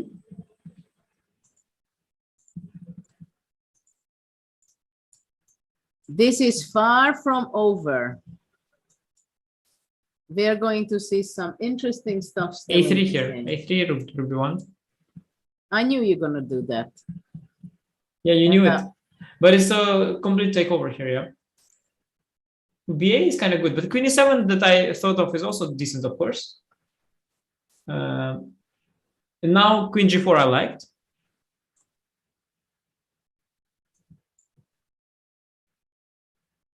Yeah, I mean, well, it's interesting that in the previous part of the game, black had the knight on d3 and it was incredibly powerful, and now the white knight is on d6, and actually that's the key player in this position. So it's a great example for an outpost knight on d3 or d6. I think our audience will remember for the rest of their life how important not to allow, or actually to aim to get such a knight on d3. Yeah, but the irony is that when the knight was on d3, white was better. When the knight is on d6, now black is better. So I'm not sure the audience gets to learn anything from this. Other than because you want to confuse our audience now. By the way, to be fair, like they should have been in, Magnus should have been in prep, although he had a lot of options, yeah, that were good. He just really chose this 1995. It's just really not the right move. 95 that he made. He just missed. I mean, it looked fantastic. Like when you showed it, and then I saw the few lines, it looked really good. But this take on knight c5 is really a downer. Just and now already white is fighting for equality, and okay, he had to do this sack. Black here has a lot of options. 95 just easiest to equalize, but a lot of options. But rook b1, yeah, this objectively speaking, I mean, I like white, the look of it, I was saying, but it just doesn't seem to work out. You have to BA. It's just BA is very brutal. Bishop e4 may be best, yeah, to try not to allow c5. No, but also don't forget, if let's say we think about it that there is no computer, no nothing. Let's try to place ourselves in the seat of Jan. He had a very difficult, but I mean, it was game 2, first game playing it with the black pieces, right? Okay, so obviously, if we are realistic, he was not thinking that he's going to win. He said, okay, it's going to be a game. No, but Jan, I don't know. Jan is never realistic. Yeah? Jan is always thinking that world revolves around him and life is good and he's going to win every day. Yeah. But still, he has a great respect for the world champion and he knows how Magnus is. A little bit, yeah. A great respect. I mean, Jan having great respect, that's just exaggerating, but okay, he thinks Magnus is not a total idiot. Yeah, let's put it this way. Yeah. Okay, but okay, he said, okay, everything is possible, but if it's going to be a draw, it's not going to be the end of the world. You agree on that, right? So he comes to play the game. He finds himself in the Catalan. He finds himself surprised. He takes a lot of time. So there is a pretty clear time advantage for Magnus. It is very clear that Magnus made his homework much better than he did. So he had to come over on the psychological victory for Magnus. And then he had to calculate a lot of different things. And then he came over with with an idea how to recover. Then Magnus made some mistakes. And suddenly after exchanging the knight on e5 in the center, knight c5, now he's facing in a situation that I have material advantage and it should be good. But so many energy went already up to this point for him that now he has to switch his brain again, that now he's not working to survive, but actually he's having probably an advantage, or he might think. But of course, you're sitting opposite to the world champion and you know that Magnus is going to be fighting all out. And you understand that there is compensation for white, right? So how is he going to be able to handle this one? But I understand it's basically good, no? What you've said, it's good, but it's still good, right? he has to be changing his mindset from different stages. And now he has to say, okay, maybe I can win the game. Because this is maybe the first moment that but I mean, he's not shocked at all. I think he's the kind of guy that any imbalance, he sees the ups, not the downs. So he always saw that he's up a pawn, and he saw that he has a knight on d3. Now he sees he's up in exchange. Like he sees the ups everywhere. I think he's the last person to be shocked to win this game. He thinks it's normal. He thinks, okay, Magnus is pushing it, over pushing it. They played some kind of weird idea that was so bad that my team didn't even bother to check it. So he's completely unimpressed, I think. But look at that. He played bishop knight b5. Isn't knight b5? Oh, queen takes d1. Oh, wait, this is actually very safe. Yeah, maybe he played bishop a8. Yeah, maybe he wants to just knight b5, queen d1. Yeah. How about knight c4?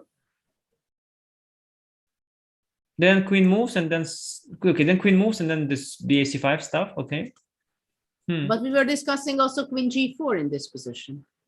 No, we never discussed bishop a8 after rook d1. Ah. We were assuming that something is hanging, but maybe it's not really hanging. Okay, you can also just move the queen and then c5. I'm also wondering how. One second, but that is not. But that's not so good. Why is it so good? Why not? After queen e7, knight d5, c5 takes on a8, queen c4. Why is this so good for black? Okay, rook b8. I mean, it's so good. I don't know. Okay, rook b4, rook a4. I have, yeah, it's something. I just a pawn. Yeah, but still, is it so good for black? I mean, I can't imagine black is ever worse anymore. Maybe white. But I'm not sure you're better either. Maybe white is, yeah, like let's say no, you it's have not no the most space ambitious. for your queen. Look at your queen.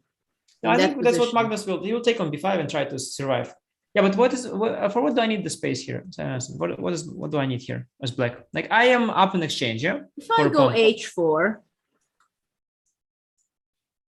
Let me think of some Where ideas. do you have space for your queen? One square, two per square you have on this very beautiful D5. Yeah, if I get once, if I get to the diagonal, I'll be of course. I understand that if you get to let's say I F3, give then a I'm in check. trouble. Check King H2. Yeah. Yeah. You want to go Queen D8? I can consider Queen D8, Queen A8 kind of things. Yeah. Queen D8, Queen C4.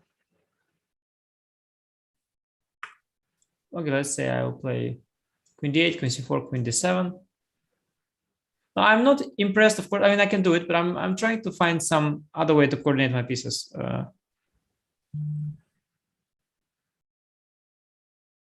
Rook G4, also possible. King H2, some G5. H5, yeah, maybe H5 first and G5.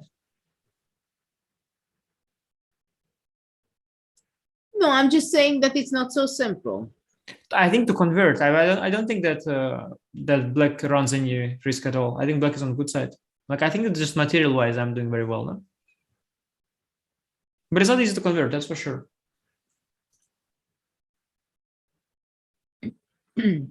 I think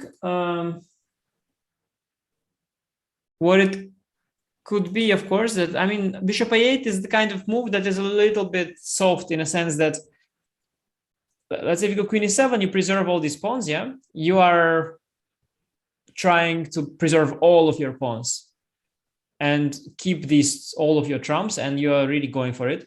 While, of course, there are some issues that the bishop is dead for a few moves. While in Bishop A8, Knight B5, Queen But E7. I'm sorry, what are you threatening after Bishop A8? C5. Your threat is A6, right? No, BA C5. It's a super useful move, yeah, always to go BA C5 or C5 or A6, C5. Okay, but BA, you could have done it before. Yeah, so he chose for some, I think he might have missed BA Queen C4, C5, because BA was the best move also. I don't know why he didn't do it. He probably missed. I feel that Bishop A8 is not the best decision. That's for sure. But I think black is still good. It's not the best decision because Knight B5, like this position is, I imagine white has very good chances to draw. It means that white has one move to make because C5 is not something is a threat because of Bishop takes A8 and AB5 and white is just fine. Yeah, I guess you have to take Knight B5. No, what else do you want to do?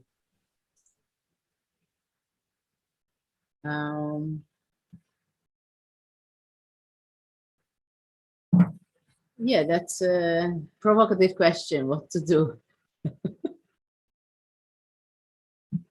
Can white do Bishop E4?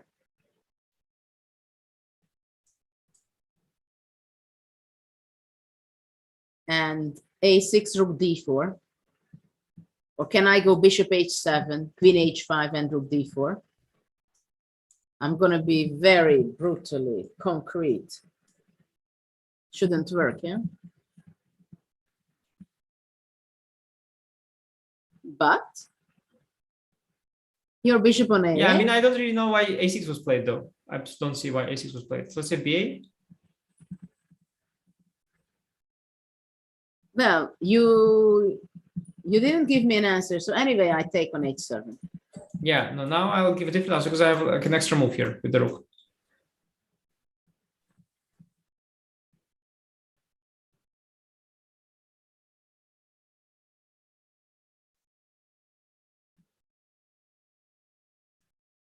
Well, I told you some interesting things going to happen here. Yeah, the problem is if I go rook b2, rook I h4. go rook h4. Yeah, there is nothing after Jack this. Yeah, h3. Yeah. Here you got. I have bishop g2, but there is nothing, no follow up of the queen c6. I didn't think white can still win. Yeah, okay, it was a little bit, of course, cooperative, but let's see at this point. Yeah, it was very nice cooperation. Yeah. Well, isn't it queen e7 is your only move? And if rook h4, you want to give it up, or? Well, I mean, I don't know, but I'm trying to survive it. Like at this point, I think.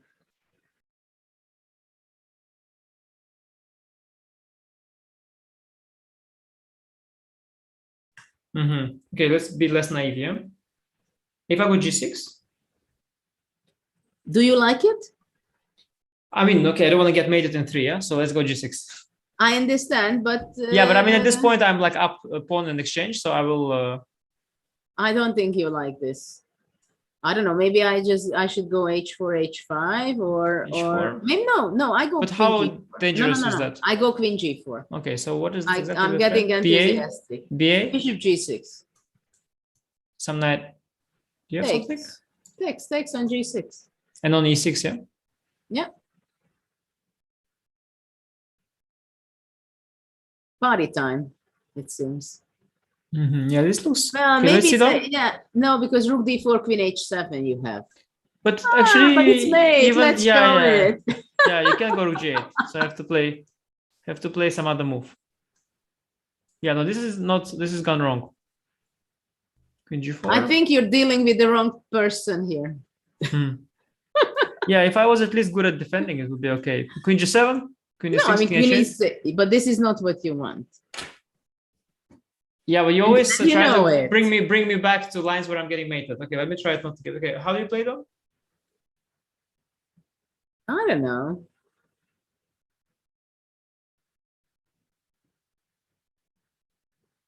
Well, I will make my usual aggressive move A5.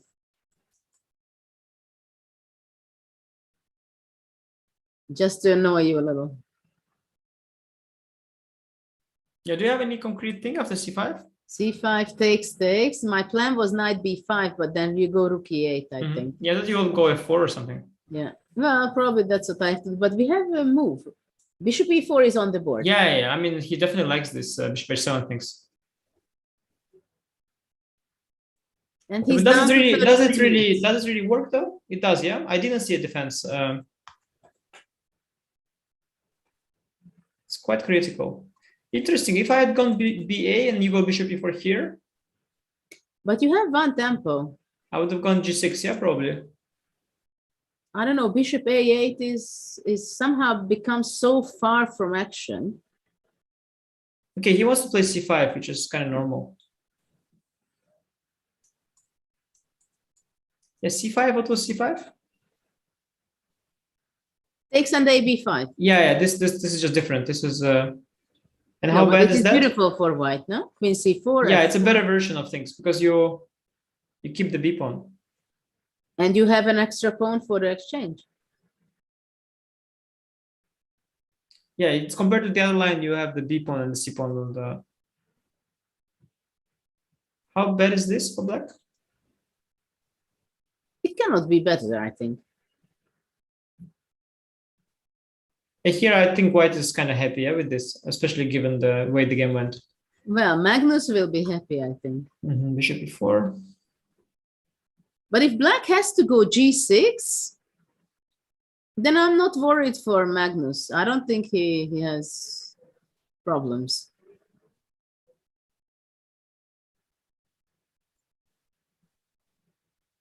I mean, after G6, the F6 square is also extremely weak. Let me see if what Jan will. Is Jan there, or why is Magnus there, Jan not there? Maybe he's calculating at his resting area.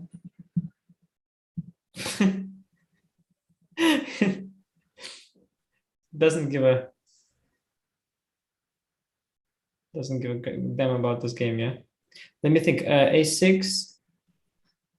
A6 I took on H7. Yeah. Check and Rook D4. Oh. Yeah, it's Queen A7 here. What a move. Wow, you think A6 has an idea to play C5 and the idea is to go Queen A7. Wow. Yeah, but this is hard to find though. Wow. Hard to find though. I mean,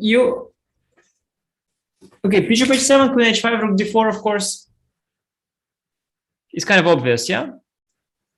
That is coming or not. There's no way he misses it. And if you start with... No, but what about A6, Rook D4? Yeah, I was thinking, what if you start with that? Queen A7 anyway. Well, now the question is also, what about G6 first, let's say? What about Queen A7? Mhm. Yeah, because you have nothing here. No. I go queen h5. Queen c2 or something. Actually, also after a6, I go queen h5 instead of rook d4. And bishop takes g6 again, yeah? Yeah. Yeah. How was this, by the way? Check. Rook d4, yeah? I'm not sure we want to check it out. Yeah, this looks scary.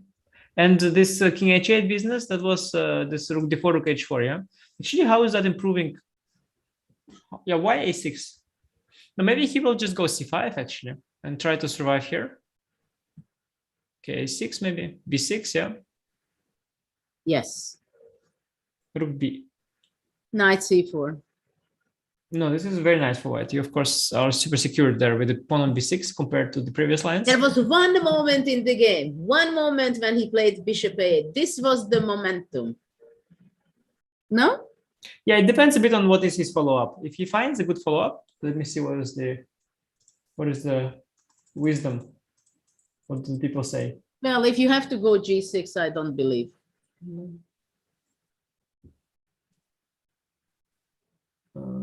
Let's see. But as Bobby said, right? It's not about believing, it's making good moves.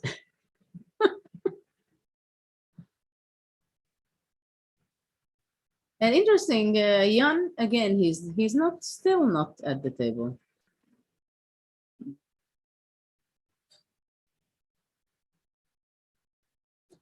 So maybe until we wait Jan to come to the table and make his move, we have a short interview, which was done by Tanya with the president of FIDE, what he thinks about the start of the World Championship match. So let's see that.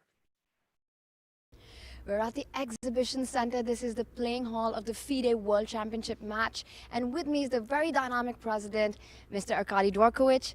Thank you for joining us. Thank you. Thank you. You're welcome to our World Championship. It's absolutely incredible to be here. And you must be very pleased to have this at such an iconic venue. Yes, we are. We thought about collaborating with Dubai Expo a long time ago, and we are happy that it actually happened. And despite the pandemic, despite all the shifts in terms of timing, we are here. Expo is a big partner, and I think the match has started very successfully. Absolutely, Mr. Dvorkovich. It's tremendous success to host the match at this venue. The hype around this clash, the interest around this is so massive. It's a historic moment for chess. It is. Magnus Carlsen, the world champion, holds his title for already a few years. He defended his title on a number of occasions. Now it's a Russian challenger who is trying to get the crown back to Russia. So it is historic. And our idea to join forces with Global Expo here in Dubai, I think, creates a momentum that chess is not just chess, but also a part of global society, global vision, and global progress. Absolutely. It is a city of gold, and what can be more golden than the World Championship match? Exactly. The two players have great ambitions. Magnus wants to defend his title. Jan wants to get it. And I think their idea of becoming the champion and holding this for as long as possible drives people crazy. They want to watch it. They want to watch their emotions, how they feel about it, how they make moves, how they are nervous about each particular second. So it's a really great occasion. All right, Mr. Dvorkovich, there have been some key changes in the format of the match. We've got 2 more classical games, and we've got less number of rest days. What pushed FIDE for these decisions? Well, our idea was to create even bigger pressure on players so that they can start making some mistakes and not just having 12 draws in a row like in London between Magnus and Fabiano Caruana last time, but actually starting winning and losing the games. That was the main idea. Absolutely. Big fight, entertaining chess now. Of course, you have immense responsibilities as the president, but also everything you do seems to be driven from your passion for the game. And as a lover of chess, what do you have to say about this epic clash between Magnus and Jan? Well, I think both players are role models for millions of chess lovers around the world. So what they're doing here is, of course, the official World Championship. They're fighting for the crown, but they're heroes for millions of players, young and older, who want to achieve something in chess or just enjoy chess. And our social activities that we do now with support of all kinds of partners, but driving by FIDE is, I think, the best possible thing we can do for the world. Thank you so much, Mr. Dvorkovich. Thank you. There we have, and it's great to see chess growing under his leadership. Mr. Arkady Dvorkovich, back to you guys in the studio.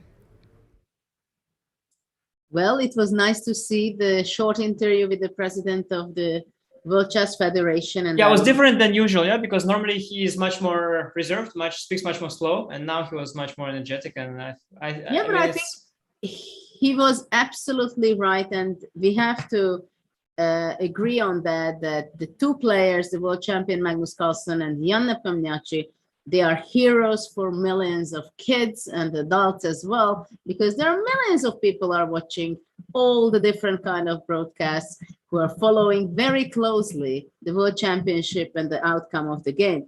Yeah, he definitely thinks about these messages also in advance. As a FIDE president, I guess, you know, you think about how you're supposed to represent the sport, and he definitely knows what kind of angle to give it. But meanwhile, I was thinking about this position. So I was a bit confused. So after G6, how was I losing here? I played Queen G4. Yeah, not King H8. What did you do? Or I never went King. I never. You did not go King H8 yet. Yeah. So Why didn't I do that? Queen H4. But what's the threat here? If I play Queen G7, let's say, even if I imagine a threat, like I don't really see a threat. Yeah, I think I didn't play King H8, which is very strange. No, you did not. Yeah, no, but because okay, so it seems like actually that G6 is a must. I'm not sure, but it's the easiest. Yeah, like I don't want to deal with Bishop H7 because I don't know. Also, Bishop H7, King H7. There is positions with Queen E7, Queen H4. Yeah, but the problem was not this. This didn't work. Yeah, this didn't work. The problem was not this. No, I played. The problem was Queen H5. The problem was yes. Queen H5. Yes. Yeah, and G6, Bishop G6. This okay, I don't have to take, but let's say taking is bad, and I don't want to allow this. So then the question was, why not G6 first? Yeah, Queen G4. Now again, you want to take. So what if I move? Take, and I have Queen G7, I think. Bishop H5. Maybe this is not so clear, yeah? Okay. But I think maybe, but after Bishop G6, maybe you could already take on G6. And after Queen G6, Queen H7. Oh, I have I have to play upper tempo. Yeah, I will just take on G6, I think. Yeah, I'm just upper tempo, yeah? You can play an important move, or H7. Maybe just play C5, open up the diagonal. Yeah, it's just no, but it's just a full tempo. It has to be. Yeah, C5 stops Rook D4 also. Yes. Yeah, this is just winning probably. No, Bishop C6, yeah, just doesn't work. What? He went C3? What kind of panicky move is that? C3? What's the point of C3? BC? First of all, this right away. Okay, you have Queen A7, Queen H4 now. So let's say BC. He probably wants B4, yeah, or not? Let's see. What about but hold Queen on. H5, Queen H5, yeah. No, but I take BC. Okay, let's take of course BC, yeah. What's the point? Rook D4. BA down. Yeah, that's the thing. So now this doesn't work at all because of Rook B1 and C5. Yes, but I go Rook D4 first, but then also BA he wants. C5. Yeah. You go C5. Queen H5. And again, you have C5. In all the lines, you have C5. This is brilliant. Oh, no, Rook B1 you don't have, but maybe Queen H7 first. Rook H4. Wait, you don't have Rook B1. What does he want? Yeah, this Queen H5, G6 takes. Okay, you can of course just play some other move, like.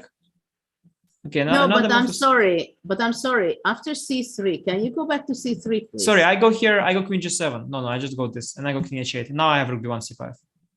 But this is why, if we go back to C3, let's start with Queen H5 first. Yeah, but this is the idea. Queen H5. Now if G6. Bishop G6. I can also consider CB. Well, please do. Let's try. You really do that? Okay, I consider it. Knight F7, yeah, maybe. Knight F7 may be winning, but I don't know. I thought just to go Bishop B1. Okay, first of all, how is HG bet? I take queen takes.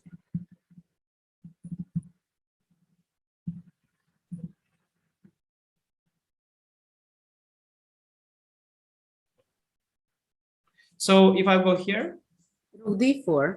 if I go here, Rook h4. okay, now I of course allow with the preferential, maybe even more. Yeah. Okay, I go queen h6, queen e6. Take on e6, yeah, okay, but still, king g7, knight f5, rook f5. But I do have a pawn on b2, so probably you have to deliver perpetual, no? It's unlikely that there is more. White is not losing to start with, right? Yeah, especially because you have queen g6. But I think he might have something still, because he can go queen checks. Do I have to do this? Yeah, I have to, because if I go h6, you go queen g6, that's just free. And if g6 takes, I have, of course, time for some other move, but yeah, g7 maybe. And if queen g7 here takes, rook d4. d4. I mean, this pawn on b2 kind of reassures me a little bit of things. No, but I think that should be, well, there is a good chance that that's lost for black. Do you think so? Like, can such a thing be? This is like horrible version of what it's in. Okay, queen h3. This probably just lost somehow, yeah. Queen g4. Then queen e4 maybe, yeah. Yeah, okay, let's go. But this is just disaster. I mean, I had like this, yeah. I mean, it's much better. Actually, I mean, yeah. Much better, of course. Yeah, queen h5 right away, yeah. Queen h5 right away. Let's see what the Twitter guys. The Twitter guys were saying before that black is better, but now I don't know. Now it's 0, 0, 0, 0, 0. Dead draw. Typical evaluation of the computer. Completely draw. Isn't it obvious for everybody? Yeah, it's a very human thing to do, though. The C3 BCBA, like it's okay. Not human at all to come up with C3, but like the calculation behind it is pretty human in some sense. What do you think about the remark by the president when Tanya asked what was the reason there were changes to have an exchange of 2 free days to have extra 2 games, which means that in the previous World Championship in 2018 in London between Caruana and Magnus, it was 12 games, and now it's 14 games that the match is going to be taking place. 14 games maximum. And so what do you think about that? He said, why did they make the change? To put bigger pressure on the players. Yeah, I mean, that's one way of looking at it. I mean, Magnus was saying that he wanted more games because it gives you more opportunities to take risks, and then if that fails, you can come back. So let's say if he loses today for some reason, he has like a full match to come back, 2 extra games. So that was one perspective, and the perspective of the FIDE president was that by making life harder for players, there's going to be more mistakes, and more mistakes means more drama, more action, and people want drama and action. I think that makes sense. Well, we do see drama and action. Game 2 of the World Championship. Also, 2 more games, it's just 2 more everything, yeah? 2 more clicks, 2 more sponsor promotions, 2 more everything. And yeah, what's the only backside is that people have the guys have to work 2 more days for the same thing, but I think they'll manage. Well, now we can mention that actually the prize found is $2 million, I think. Yeah, finally it's growing back up, because when Fabi played for the match, he told me, I didn't even know, he told me what was the price of the one who didn't win, and that was actually remarkable. Like it was under $1 million, well under $1 million. And of course, given all the inflation, it would be a bit strange if the prices are going down rather than up. Now it's 2 million prize fund, which is a very good trend, moving it back up, which is something you would expect from a growing sport. And the winner takes 60% and the loser takes 40%. Yeah, the reality though is that the winner doesn't only take the 60%, he immediately takes the next match as well, and all the perks that come with the title. So the 60-40 split Like it would be fair if the loser got 60%, yeah, because the winner is going to take much, much more later on. So in that sense, yeah, the winner takes it all pretty much here. Well, okay, even though if it's going to be 7-7 and there is a playoff, there is a different way of dividing it. It's only 55 to 45%. That's how it goes. But it's very important, I think, for both players. Of course, they are not thinking about this, but who becomes the world champion stays the champion for some time. And for Jan, he will have a clear spot in the next, sorry to say, no, one of the player will be the world champion. The other one will have a spot in the candidates tournament. Yeah, definitely. After this game, it's definitely not a given. It was never given, but especially if you look at this game, it's not at all a given that Jan will be the one who gets his candidate spot, because he's shown to be a very ferocious fighter today. Despite things going really against him at the start, he came back, and it's very unclear who is in the driver's seat now, and it's a total chaos. Queen C2, yeah, it's a clean move. I also thought about this Queen C2. Also after BCBA Queen C2, I thought looked very good. So now we know exactly what the question has to be for Magnus Carlsen, I think, and for Nepomniachtchi. What was the plan after Queen H5? What did they see? But it was okay, no, that thing? Or okay, then I ask it CB, differently okay. from you. What was CB? I think I go back Bishop B1. Though Rook D4 is also possible. Rook D4. Yes, but is that so clear? I mean, they don't even have a threat yet, and I'm already with the pawn here. I don't am much more sure. I don't even see a threat, to be honest. Well, I would go Rook G4 next. Or Rook H4. Yeah, to say that there's no threat at all is exaggeration. Yeah, I also felt it a little exaggeration. BA, Bishop B1. I could go Rook G4 first. Rook G4 first, yeah. King H8 probably is my move anyway. You actually don't really have a threat, I mean, to be fair. Bishop B1 you probably have to go because B1 is coming. And then A3, right? Yeah, I'm trying to see if I just don't see any threat. Yeah, I go A3. Like all the stuff is guarded here. All the squares are guarded by these two pieces. And these boys are already there. I mean, yeah, this just looks lights out. Bishop B1, the same thing. If I go B8. But now maybe knight can jump. Yeah, now it's knight can jump to E4. Or what about knight E8? Queen D1, yeah? Knight E8. Probably is the same. Knight E4. 1 second, why did I go B8? I made the same mistake I was talking about earlier. I played the same move as in the other line. What about C5?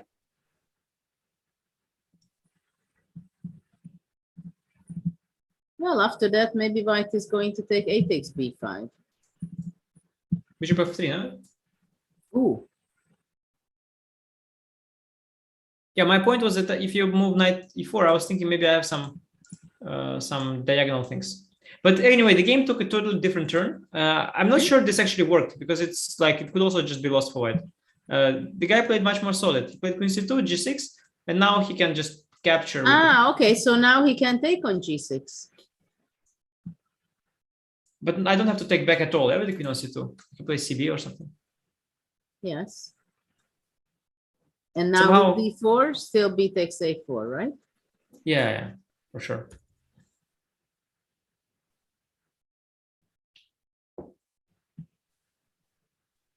I think his idea is to just recapture on C3, no?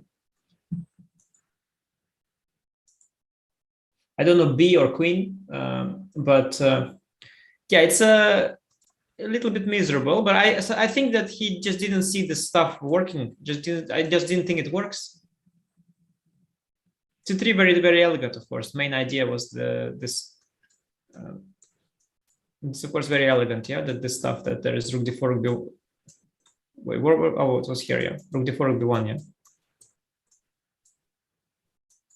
Very elegant. But okay, it's still the case, I think, that the position we are having at the board, if BC, black would be taking, after B takes C3, black takes B takes A4, bishop G6. Bishop G6. Yeah, but that's the same thing, yeah, somehow. Yes. Takes. Yeah, this was the unclear question. Yeah, isn't it just winning for black? Sorry. Yeah. No, then probably queen a4 has to be the move. Yeah. Okay, but queen a4, then I guess move the queen, and c5. You're just playing for some equalizing compensation. Yeah. Queen e7, c5. Queen g7, maybe c5.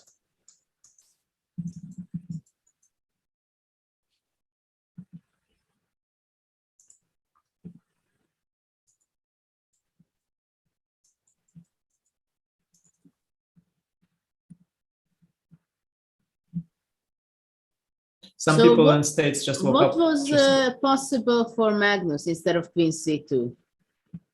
What was the conclusion of us? Was queen h5 good or wasn't good? I didn't really. No, I don't think queen h5 here. Yeah, we had some issue, no, with g6 and cb. I don't think it works for white, but I'm not sure.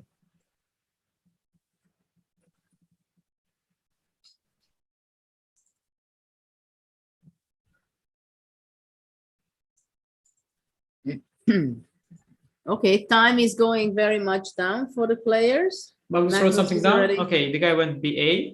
Makes a lot of sense.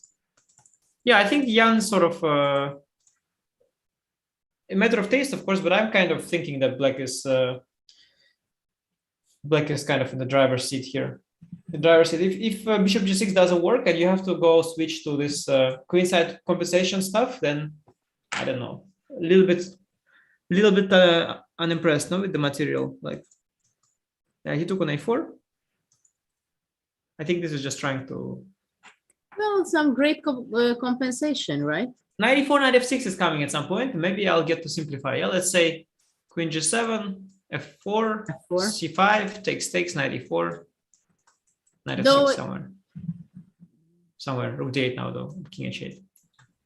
But somewhere. I mean, I think white should be okay. Queen a5 maybe. Queen a5 maybe yes. more. Oh, queen a5 much better. I thought f4 is weakening. Yeah, queen a5 much better. Rook Which one? b2. Maybe it was not at all smart. I mean, this is a bit passive, yeah. Try to smoke you out later, but it's also there. Well, it's not bad. Well, it's a big question. Do I play queen g7 or I just play queen some normal square? Maybe queen c7 to control the a5 and then somehow to have c5 in mind and protect that too. But the e6 is vulnerable.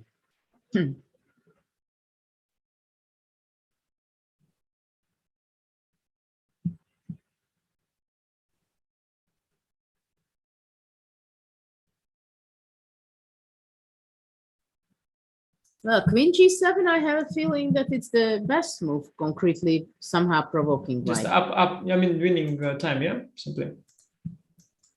Yeah, of course, it's just winning time on the pawn, so I should do it. f4, c5, yeah. Yeah, I mean, to go this passive, like not to weaken yourself, is a little bit much. I think black is just much better, no, or not? You think it's much better? Why? It's a full exchange right now. f4. c5 maybe. Takes. Takes. Knight e4. Okay, then maybe rook d8.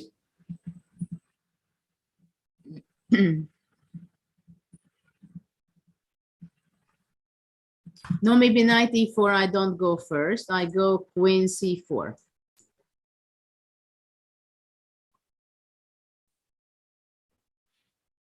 Maybe I try to be smart and bring the queen here.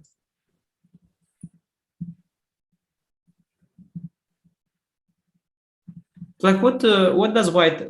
How is white ever going to do anything here? What is white's dream? Well, the f6 square is not bad. The e6 is weak, but yeah, maybe he should. Yeah, but I mean, if you regroup to attack, I will regroup to defend. Yeah. Okay, so let's go to queen g7.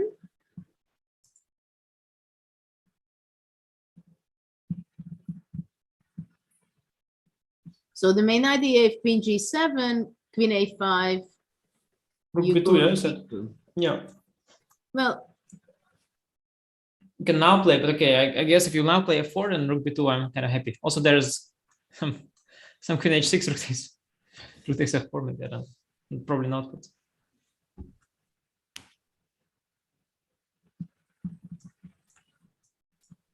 maybe queen h6, yeah, even. Okay, h4. I don't know if this works, by the way. wow. Not sure. Well, Maybe it it seems. works. Yeah. Queen d8, I have rook f8 back. Queen a3 coming. And on bishop g2 there?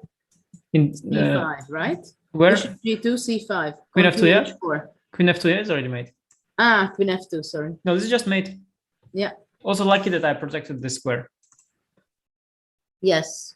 Yeah, but it's a bit strange to play queen a5 and then play f4. So f4 you should do now. And then c5, you probably want to misplace my rook to a8. And now you have to do something, maybe queen c4. Yeah, I like queen c4, queen d7. Maybe just take a pawn while still possible. I'll go also with this one. Yeah, the a pawn is very powerful for black. Yeah, I can maybe block it, but yeah, I don't really see the next move for white. So I'll make some move. Let's say I don't know, queen d7, c7. I wonder why Jan thinks now. He made a few moves quickly at some point in this game. I don't know why queen g7 is not a quick one. Looks like by far the most obvious move, yeah?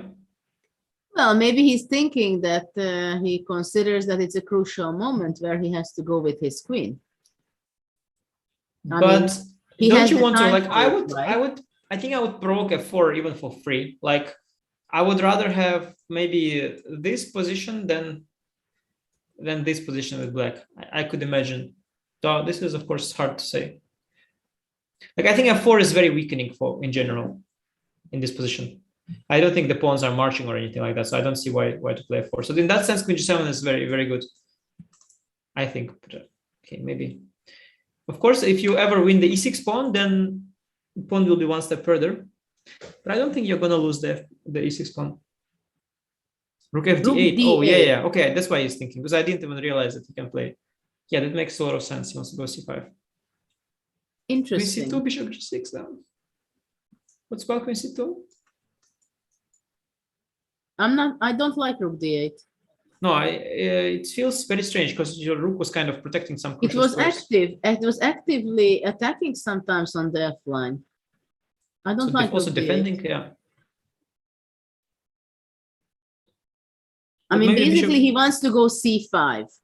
This is the power of this move, right? Yeah, he wants to. By the way, why he didn't do the other rook?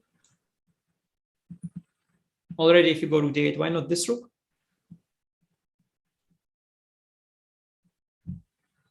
Interesting. He likes the rook on the b file, I guess. That's why. Well, after rook d8, rook b d8, rook a1 is possible maybe, and c5, queen a7. Yeah, rook b d8 is very sad. I mean, I want to play queen g7. I don't want to play rook b d8. But okay, rook f d8, which actually is possible right now as well, right? So does this queen c2?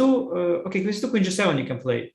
So that doesn't do anything. Yeah, you don't go queen c2. Queen c2 what do you play rook a1? No, rook a1. Yeah, now it's the c5 I have now. Queen a7. But don't I even have take on d6 or something? Okay, you're really suffering here. Yeah, maybe you'll hold somehow, but probably not. Okay, yeah. But actually, this was possible on that too, on the other rook you have. 1 second, this doesn't by any chance. Ah, no, there's also mate.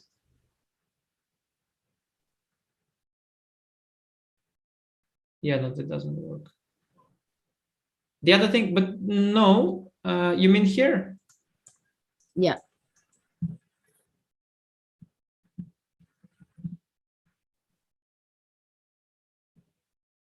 But why rook a1?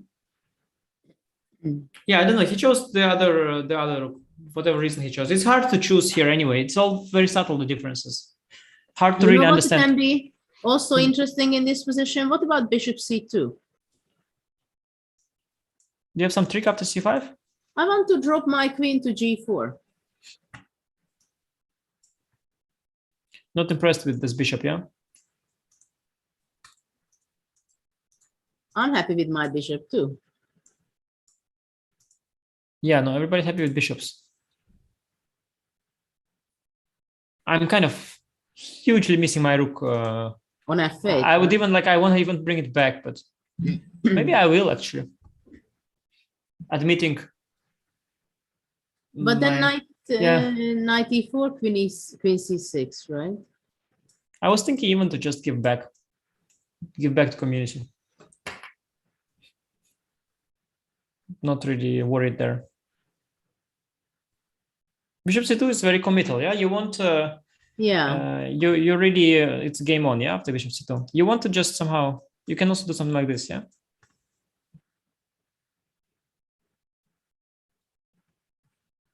I choose black still everywhere, but maybe I'm materialistic.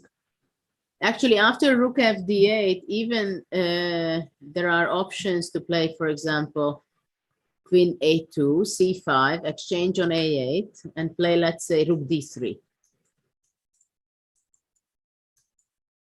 And now I'm threatening even with knight f5 kind of things. Yeah, well, I have queen e8, yeah? It's not... Maybe okay, you want knight e4 is knight yeah, e4. knight e4. I mean, perpetual checks will be always possible with the rook on. Queen e7. Okay, he played rook a1, c5, probably. Yeah. Wait, what does he want after c5? This queen a7 was not good, no? Yeah. So what's the plan after c5? You can just move the queen, yeah, anywhere here. To c4 or something. But then I wonder why not to do it immediately, but maybe it's just a move order thing. Because he wants to keep his bishop on e4, and if bishop e4, knight e4 with tempo. Yeah, I mean after queen c2, c5 anyway, rook a1, yeah, it's the same thing. Yeah, it's the same thing. So probably it's just a matter of choice. And now he forces c5 because otherwise a7 hangs. Yes. c5, queen c4, bishop e4, knight e4. Yeah. Okay, I'm not gonna take on e4. I think knight to e4 is kind of a good thing for white.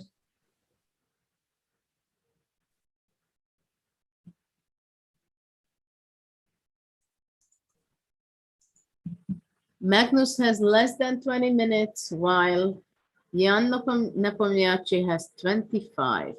Yeah, and keep in mind there's no increment there. No increment, and it's only move, what, 28 or? Yes, 29. 29.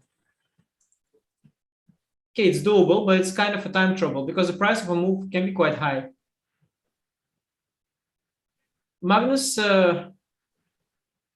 of course, did a lot of bullets anticipating this, but still it can get hard when you have no increment and you have to take some important decisions. It can get hard. c5 played? Of course. C5 played, yeah, of and course. he's C5. thinking. Yeah, and now, yeah, I'm pretty sure he spots rook takes d6 from like miles away. This is not a no-brainer for him.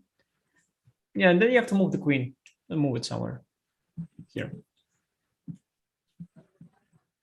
So what is that? Bishop takes e4, knight takes e4, queen e7. Will white want to go taking on c5? Bishop e4, Or he knight wants e4. to go rook a6 or something? Which move? Probably This is not. queen what? Queen Which e7. move? Yeah, queen c4 played. Bishop e4, knight e4, queen e7. Taking on c5, kind of. Yeah, you can try to somehow liquidate, yeah, with queen c5. Probably. Some liquidation, yeah. But takes, rook d5.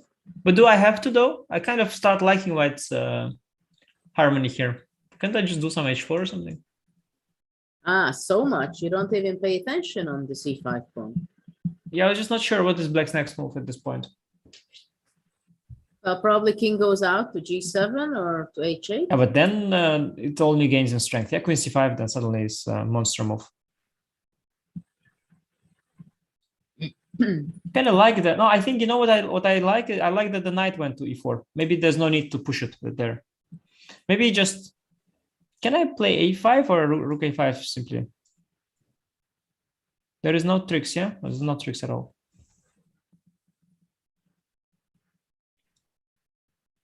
I think white has pretty good compensation. Yeah, for sure.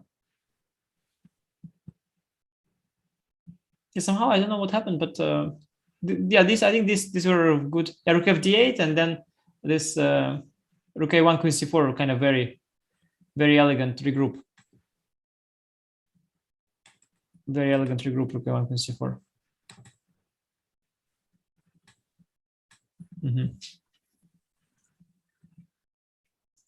Very interesting game today. Game 2 of the World Championship match. Yeah, lots of things happened. I mean, this was kind of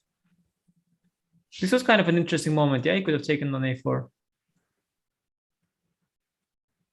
Yeah, but as we talked about it, I mean, it's one thing what the computer says in evaluation, and it's a completely other thing what a human can. Yeah, it's like it's irrelevant until that move is played. Yeah, as soon as the move is played, suddenly the computer evaluation is back in business.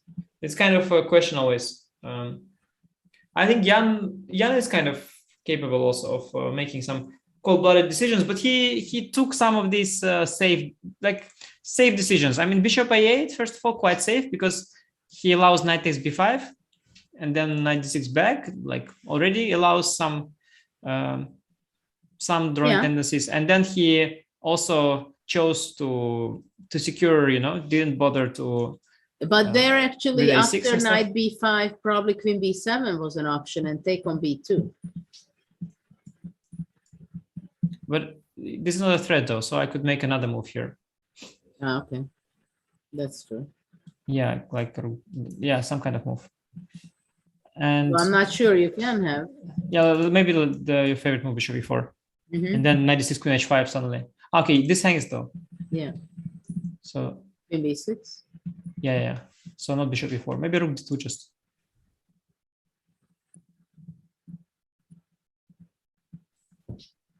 Well, okay. Anyway, he went on the he tried to kind of play it safe, but then Magnus sort of got he got rid of this connect. Like at some point, black had a bunch of pawns here. Yeah, there was a moment when the black had a bunch of pawns. Yes. Somehow they are all gone now. So. So now we have knight e4 on the board. Yeah.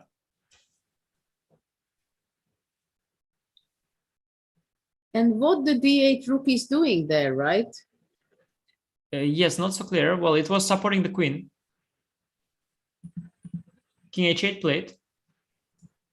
Excellent. Yeah, that was a better one than g7. King on h8 was better for sure. So let's see what's the. You went queen d7. Yeah, you went queen d7. But king h8 is the better one probably. Yeah. Now can I take this pawn somehow? Well, now queen d5 is a threat, so white has to make some action. Yeah, but I think like queen c5, isn't it like petering? Queen c5, queen d5 maybe. But after queen d5, white takes on d5. Yeah, I don't get to keep it. It's like super gauche. Yeah, knight f6 no, also. Maybe yeah, but rook b7. It's maybe holdable still. Rook a5, rook a6, but. This should be holdable for knight d6, rook d7, yeah? Rook d7. Should be holdable for white somehow. Okay, so after king h8.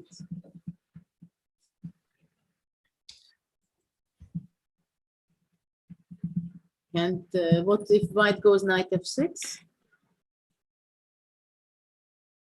Queen e7, right? Knight f6. Knight f6. But how is some queen d3, queen e6, yeah? Well, that was the plan. Oh, queen d3 simply takes and rook a7 and just mate. Yeah. No, I should be careful a bit. Knight f6, yeah, queen a7 maybe just.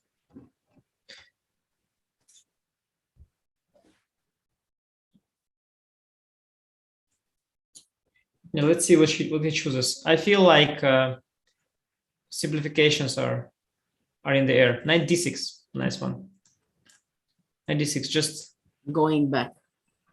Yes, so but now with king on h8, it makes a lot of sense. The knight on d6, restricting the queen and the rook. Yeah, restricting everything.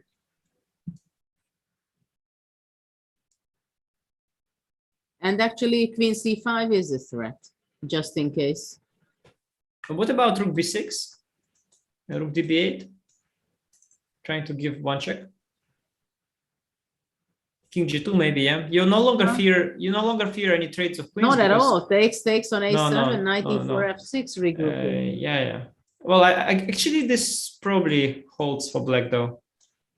But already it's Are you sure? Rook b3 you rook have. e7 even. Yeah, it's very, very one-sided. You don't want that with black. Also knight f7. Maybe knight a6. Maybe just a6 after king g2.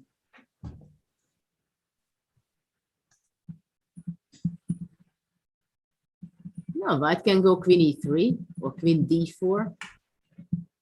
But I give a check now. And it's only a check, king h3. And you go to h3, yeah? Maybe then to e3 at least, to stop queen f3.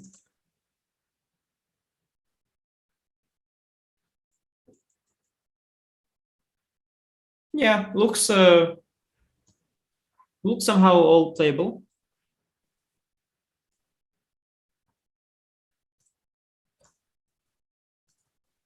So if let's say you would be, I'm asking you, what will be the end of this game?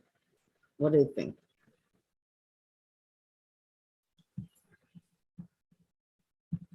Yeah, somehow it's hard to say, but the time situation is kind of similar, yeah. And I mean, at this point, I feel like maybe it's easier to play with white, no?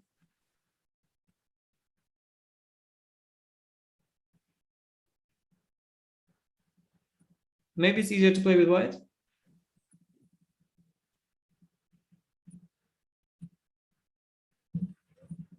Rook b6 played. Yeah, I like that move. Yeah, I like that move as well.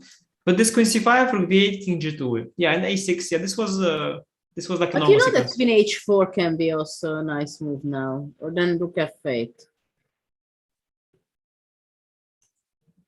What about queen f4 now? Ah, he took on c. No. What do you do on queen f4? Queen f4. One to knight f7. Yes. Yeah, let's see. King g8 simply, yeah? Knight e4. What about rook? Oh no, knight f7 is a real.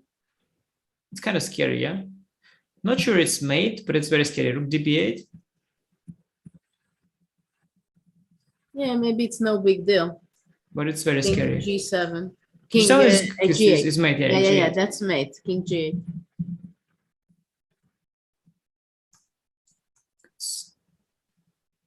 Yeah, but if it's not mate, it's not mate. No. No, maybe Yeah. knight, yeah. Queen f4 kind of scary, of course. Rook db8. I mean, this is not this forced. It's not, yeah.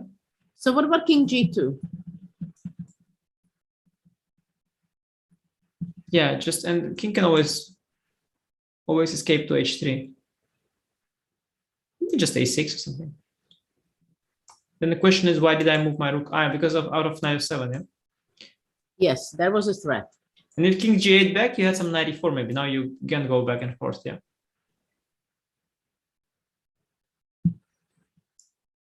I don't know. It's very hard to say because the threats are a bit ambiguous. So after rook b6, white has a move, queen takes c5. Yeah, queen c5, rook db8. Then we said king g2, normal move, and then we said a6. Then some queen e3 move. You know, I would even think sometimes to go king simplify h2 at some by point. myself. You know, it could also end like this at some point. Just some kind of. Though you have to be careful not to get worse with black a little bit. Yeah, like if I get the king safe and the pawn, so you should be careful. Yeah. But I think you can go king g2. Can you go there, please? Rook b8, king g2, a6, king h3. Even king h3 right away, yeah? Yeah, I'm not sure if there's like a big difference between the moves. But overall, I kind of like white maybe a little bit. It looks pretty. Yeah, it's more dangerous for balanced. black. Yeah. Like white has always some safety margin, you would think. Black can blunder something. But white is thinking his time. A bit too long, 12 minutes. Still? Okay, he has only 8 moves to make, but okay, 12 minutes. It's good he played a lot of bullets because it will really come in handy now.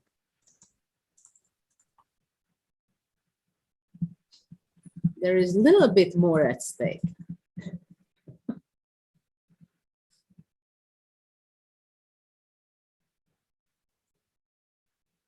But maybe he doesn't want to take on c5, you know, maybe he wants to go something like rook d1. But why? To threaten a chip, yeah, with knight f7. Actually, I like very much to go with my king to h3. I'm also thinking to bring the rook somehow to the 4th rank.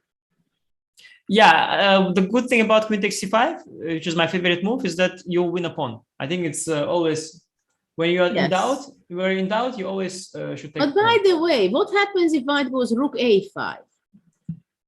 Because if I can take with the rook on c5, that would be very good. Queen c6. Yeah, well, I'm not sure. I mean, it's I can play it, but it exposes a bunch of squares.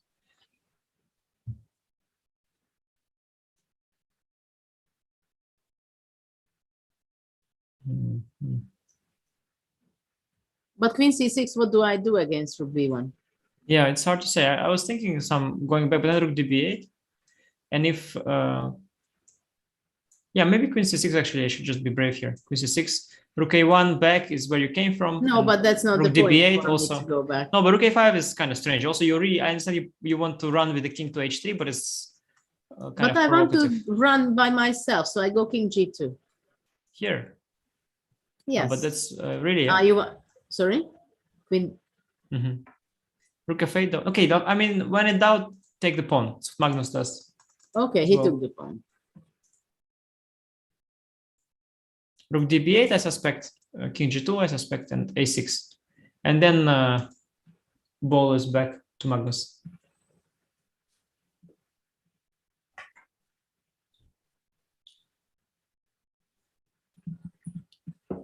Okay, I'll leave you for a minute. I'll be back. Finally, too many. I drank like a liter of water here, staying hydrated, but it also has downsides. Well, it is a very interesting game. We have rook db8. Threat is rook b1, but let's see what Magnus will be playing if he's going to be moving out to g2. But also maybe I should be saying a few words to our newcomers who are maybe were not following us and just came to watch the second game of the World Championship match between Magnus Carlsen, the reigning world champion, and the challenger from Russia, Jan Nepomniachtchi, who deservingly is the challenger to Magnus Carlsen. Yesterday we had game 1, where we had very interesting game, where Nepomniachtchi was playing with the white pieces. Magnus made a surprise to him. And then with a lot of small details at the end, it was a draw. There was a little chance for Magnus, we felt, with Anish, that he could maybe give some very uncomfortable moments for Jan. But when it was very critical, then Jan was just made the best moves, gave back the extra pawn what he had collected before, and then it was a repetition of moves. That's how it was draw game 1, which was a pretty good game for a World Championship match. They were happy, and the commentators were happy as well. And I think the teams of them were also quite happy with that. And today we are having a spectacular game because it was a Catalan, and it was very clearly that Magnus surprised Nepomniachtchi in the opening. So he also took a pretty clear advantage on time. But after that, Jan was very, very tough, and he figured out how to get around in the difficult moments in the game. And then from out of the opening, he messed up the position a little bit. He developed properly, and somehow probably Magnus misplayed it a little bit. Probably he could have better chances. But then when Magnus took a lot of time during the game, then Jan had one moment where I believe that he was even better, but then he was not grabbing the opportunity, but played a little bit slow. He wanted to stabilize the position and his material advantage, which seems to be that he did not have enough time for. And right now the position is pretty balanced. I would take the white color at this point again, But let's see how the game is going to be continuing. Yes, exactly. King G2 was played by Magnus Carlsen, and the last move makes a lot of sense because Rook to B1 on the first rank, there was a threat by Jan, and it would be a great relief for Black if Black could exchange one pair of rooks. So this is something very important in his defense. Of course, if we would take off the queens, Black would be better because White has one pawn for the exchange. At the same time, one pawn is not enough. And Black has a passed pawn, passed a pawn, which is very important. Why White has a great compensation? It's because of the d6 knight. Its outpost is very strong. Also, time to time, it wants to relocate itself to f6, getting closer to the king. But for the moment, it penetrates Black's position pretty well. And it gives pretty much limitation to Black's pieces, the Black queen, and also for the rooks. So Black has to be careful very much. And I can say that it can be dangerous for Black.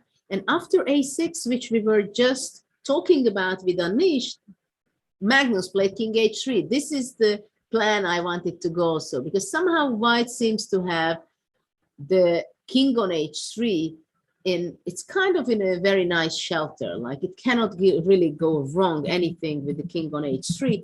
And it's important because the dangers could come for White on the first rank, but also on the long diagonal by Black playing queen c6, where you see the yellow arrow.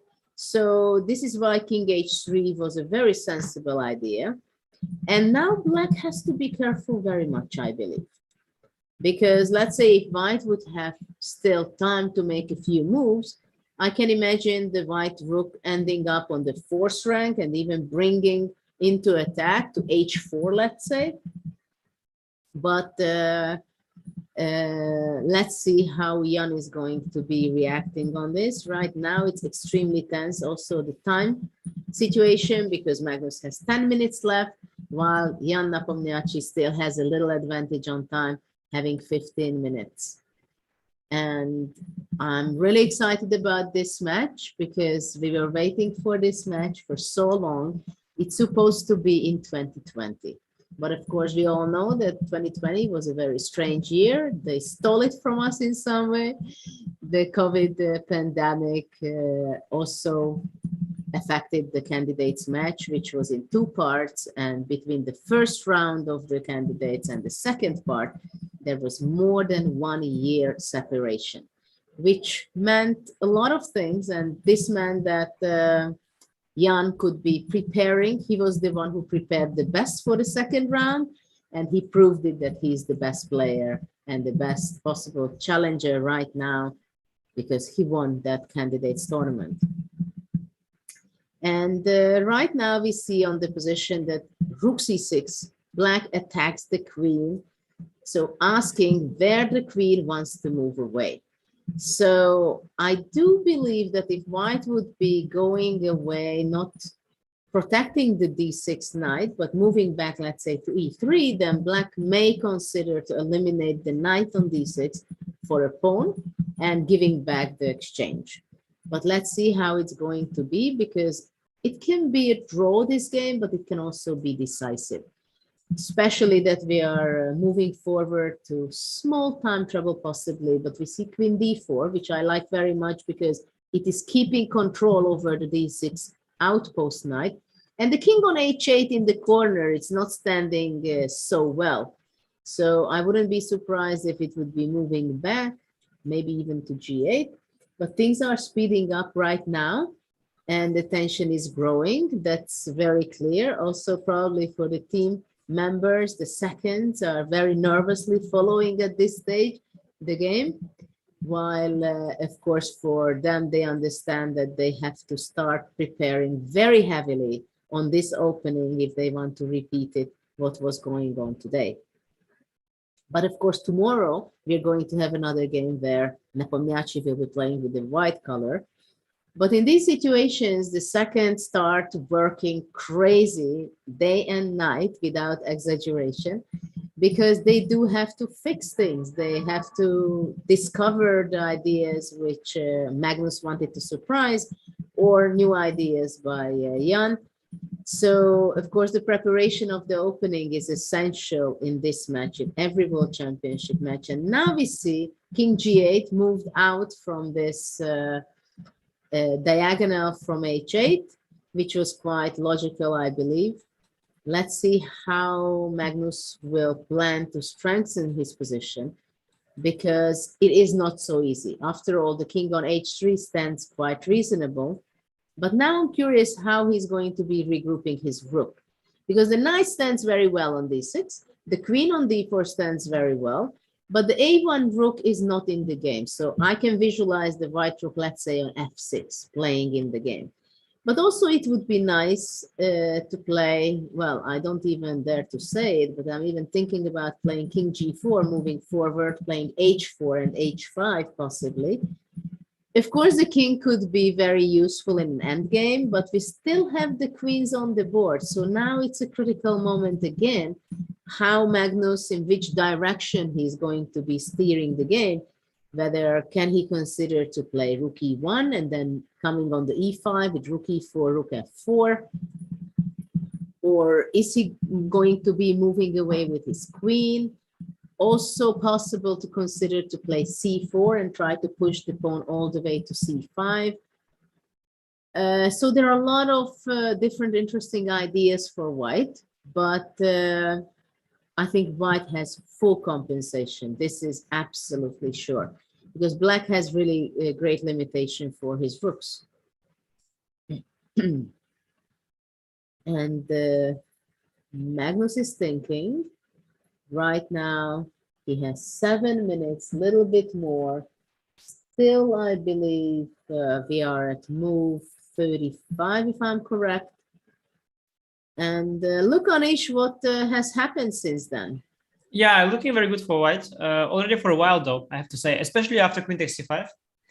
I mean, like, it's maybe strange, but the way I always like to see these kind of positions is like what would happen if somehow I blunder a queen exchange.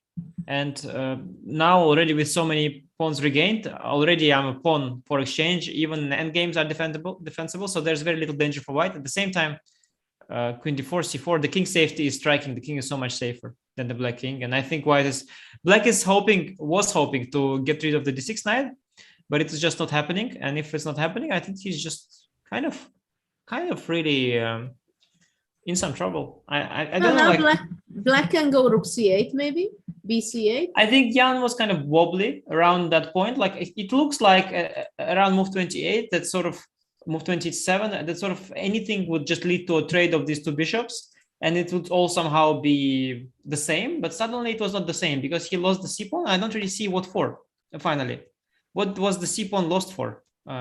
It was just given for nothing. He just lost the pawn, basically. That's what happened. And now, of course, he's not doing very well. Yes, in the last 7-8 moves, white improved his position significantly, we can say. He just won the pawn for free. Black was not doing too much, right? Yeah, and Erwin Lamy mentioned on Twitter the maneuver king h3 by Magnus is very classic. And it's true. Yeah, the thing is that somehow Jan was hoping that he will have some rook b8, queen c6 things, but he just didn't really manage. Maybe queen c6 on move 34 was called for. Queen e3, maybe rook f8. Try to play queen f3 to bother the king. The rook on f8, which was missing out, right? Yeah, and the thing is, you have to bring it back at some point. Now, nobody's bothering the king, and like this rook is in front of the queen. Queen is very passive. I think, okay, he wants to push a5 maybe, but already, well, it's early to panic for black either, but white has already. Can white consider playing c5, exchanging the c pawn for the a pawn? Yeah, you could. I'm not sure if black wants to capture on c5. Why not rook a5? Rook a5 though, yeah, I trap you for one more trade. Ah, that's true. That's true. I mean, I think at this point, white is kind of Although a5 is coming, so queen c7 maybe not the worst of the ideas. Queen g4 allows rook takes d6. I think you don't want to allow that. Yeah, at this point. Now white is only slightly. White is only slightly better, I guess. c5, even queen c5. How expensive is that? Well, okay. Well, I mean, at this point, I think right? I'll take 3 against 2. Black takes already at this point. I don't need to go queen g4. Queen g4 just helps. The question is how to improve the position. Do you want to push a 4 or not? Is always a big question.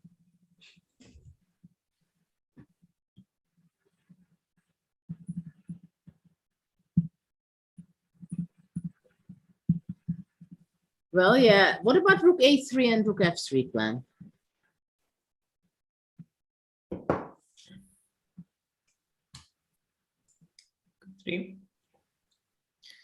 So which moves here? Rook f3 will be met by rook f8, yeah? Well, I don't know exactly if after a5, rook f3, rook f8 is possible or not. Because maybe it's quite okay for black. Takes, queen f4 check, king g8. And black is just doing fine, right? Queen f6, queen d7, or even rook d6. But by this time, probably black is playing for a win. So yeah, it's not a good idea to exchange the rook for sure. Oh, he allows rook takes d6. He didn't see. Again, he puts Jan to make a decision. No, I mean, like everybody takes on d6 without thinking. He's super relieved. I mean, Jan will be super relieved. I'm not sure. I'll look at his face. Jan must be thrilled about getting a rook d6 opportunity. In one hand, he wants to go rook d6. In other hand, he knows that it's only Magnus who can win that game, which is not going to happen. I think that's the case. Yeah, but I think that's already the case. Like, I mean, at this point already, he must have realized that. But why? What happens if he goes queen d7 or queen e7? Now I have the c5 idea, not that you were saying. Knight e4, knight f6 now. So queen e7, yeah, probably. Okay, so queen e7. But what do you want if I make some move like rook a5?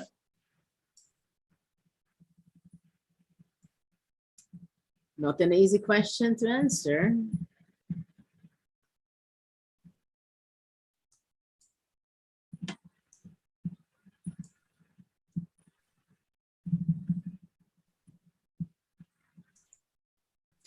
Yeah, but I think it's sort of a just a fundamental decision to take or not, and I think that you just really want to take at this point. I mean, if there was any illusion that black is fighting for advantage, of course you think twice.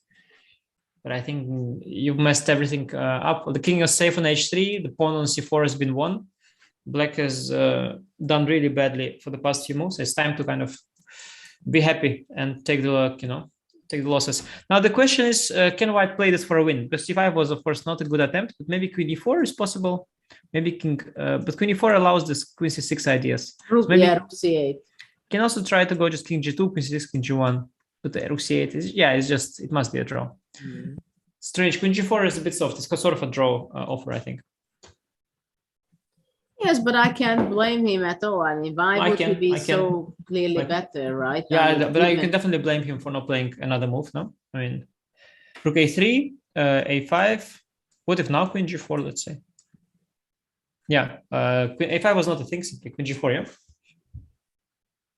Okay, so a5 is not possible, simply. No, I mean, allowing rook d6 is something he would have never done in the, I don't know, in the Champions Chess Tour. If I played him with black, I imagine he'd never allow rook d6. Now... okay, but what about rook d8? With the idea to go rook d6, right? Yeah. Yeah, but that's a really different story.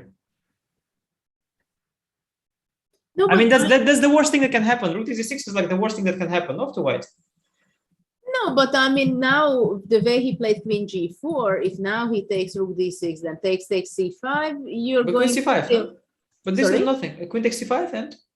Yeah, takes and rook a6 or something. Yeah, but I don't, this queen doesn't f6 count. First. Yeah. Queen f6 first. No, I think it's better not to allow queen to d5, yeah? So queen on e6 is doing quite well. You will queen c8, yeah, it's here. Yeah, but this doesn't count. This is like they just agree draw and such. And here I have queen h5, queen d5. I'll manage some. Yeah.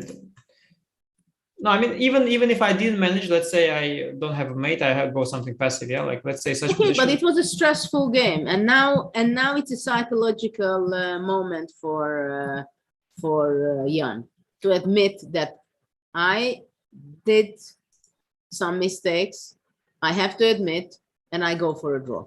Yeah, I think it's. But I think he will do it. And it's a very critical moment if he wouldn't. He did it, of course. No, but he did it. I mean, I don't see it like. I think it's sort of. I would take the responsibility upon myself and call Magnus out on queen g4. Not a good decision. Not a brave decision. Also, not a decision he'll be proud of later on. Yeah, I'm curious what he's going to be saying about this. I mean, there are so many questions to ask in this game from both of the players, right? Yeah, I mean, I don't know what he will say, but later on he will definitely not be proud of that, because the game was really turning around. He was getting all the control. And okay, he was a little bit low on time, but he had like just 4 minutes, and should just play rook a3, keep the tension. Just keep the tension and see what happens, because move like rook d8, it's just you just want to take on d6 anyway, and so that's like the worst thing that can happen. But okay, let's see what happens now. I think now it's even very hard for white to put any pressure at all with all these rook c8, queen c6 ideas. After I think queen e4 probably he'll play. Yeah, because after c5 maybe he will just go queen c6 even. No, queen c4. No, queen e4, yeah. Rook c8. Rook c8, rook d1. Rook where? Yeah. This one trick I shouldn't fall for. Queen c6. You have rook d8. Yeah. Yeah. Okay. I mean, I can play queen e7. I'm not lost, but I shouldn't allow this. So instead, can I play rook f8? King g2. Yeah, it's very little, of course. I mean, maybe Magnus kind of hopes this is offering some chances, maybe. Oh, c5. No, he doesn't even want. Yeah, c5. Yeah. It's just it. c5, queen Even c5. c5, yeah. Yeah, just queen c5. He just wants to. I think he's just done with this game. I think he was very worried at some point that it slipped out of his control, and now he's just done with this game. Just wants to get it over with. So, what was the crucial moment? Like every move looked very. It was. Yeah, every move was. Wow, what a game! Yeah, look at him. He's already drinking water. It's clear. So. Well, still few accurate moves to make from black side. Of course, there is no decisive mistake he can do, really, right? Vishy was also not happy with black's position on move after the c4. Vishy was also not happy, it says. He said that it feels like a very difficult position for black in practical terms. So I kind of slightly surprised that later on here. After well, you know C4. what Magnus will say. Well, yeah, I could be pressing a little bit, but it was not enough, so I went for a draw. Yeah, what he says, it doesn't matter. Yeah, they always say same things actually at his press conferences. But of course, because I was early on, I was kind of naive, so I watched Vishy's press conferences, and I always thought, okay, this is what he thinks. But then afterwards, when he would talk about things years later, he would just say completely different things. Yeah, press conferences are just there to you just say the neutral things that you always say. They always downplay their chances in press conferences as well, always. They don't want to make it look like they missed something. They always seem neutral, but of course they are very upset about every single opportunity that is missed. That's for sure. So what do you think in this game? Who will be more upset about the draw? Or will any of the players will be? Yeah, the good thing for them is that they both at some point were in some danger, so they will be feeling okay with it finally. Like Magnus will be thinking, okay, I missed some kind of small chance, but I was kind of lost in computer terms, yeah, like after BA, I think it was kind of, computer was saying it's kind of winning. While Nepo will think, okay, I missed BA, Which but number then, of move was this? B takes A4. B takes A4. It's very confusing viewer. Let me see. 23. 23. And Nepo will be kicking himself for this, but at the same time he will say it was very complicated, and he'll be very relieved that rook takes d6 was allowed, because if he goes move like rook a3, yeah, kind of tough, still tough. Queen b6 maybe queen b6, by the way. Maybe it's hard to, maybe king g2 actually. King g2, interesting. Where's the difficult move? Come back. But yeah, just keeping the tension would have. After c5, Jan thinks, but of course, yeah, this 3 against 2, it doesn't count, yeah? Nowadays, it's a thing, so you just take it. Well, he's thinking about it, whether should he be taking it. Yeah, it's a matter of perspective, but I know I think most players nowadays, they like Maxim and Fabiano, they just take, sometimes they go for 2 against 3, even when they can go for 3 against 3. Yeah, they don't care at all. Like, it's just not, it doesn't matter. Just a draw, very easy draw. You can play, of course, queen, I don't know, queen c6 or something, but you're only risking to. He just took, of course. Yeah, he just took. Okay, so we are going there. Yeah, okay, but this is you just take on e6, take on a6 as well. Queen f5 check. He brought the king to g7, yeah, or not? To g7, yeah, not to h8. And queen a6. Queen c8, yeah, is the. Queen f2 is actually there.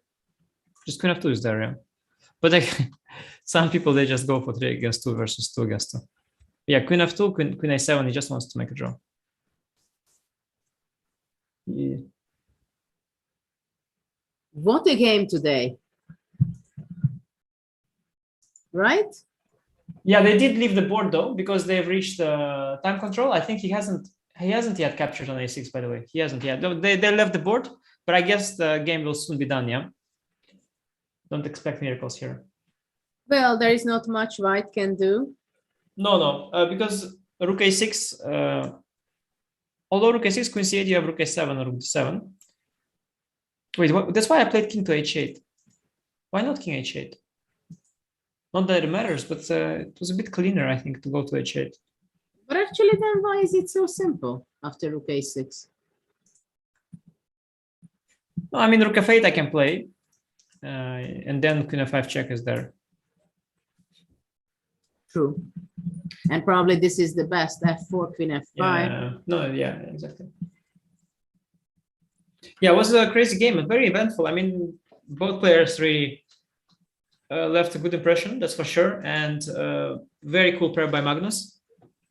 Not going for some safe energy on this game. Yeah, not going for some safety, just going all out for it. Of course, it's easier to go all out when you are like, you know, you have weapons and you are prepared to the teeth, but still good prep by his team. So far, Team Magnus looks better than Team Jan, but these things they can change on daily basis. So we'll see what tomorrow will bring. King g7. Meanwhile, the players are torturing the chess community. Yeah, they have the suspense is gone, but they have left the board. Magnus is back. Yeah, you'll play probably rook a6. Maybe queen d7 check first. Yeah, but then this queen c8 is again, I think. Okay, but it's cut.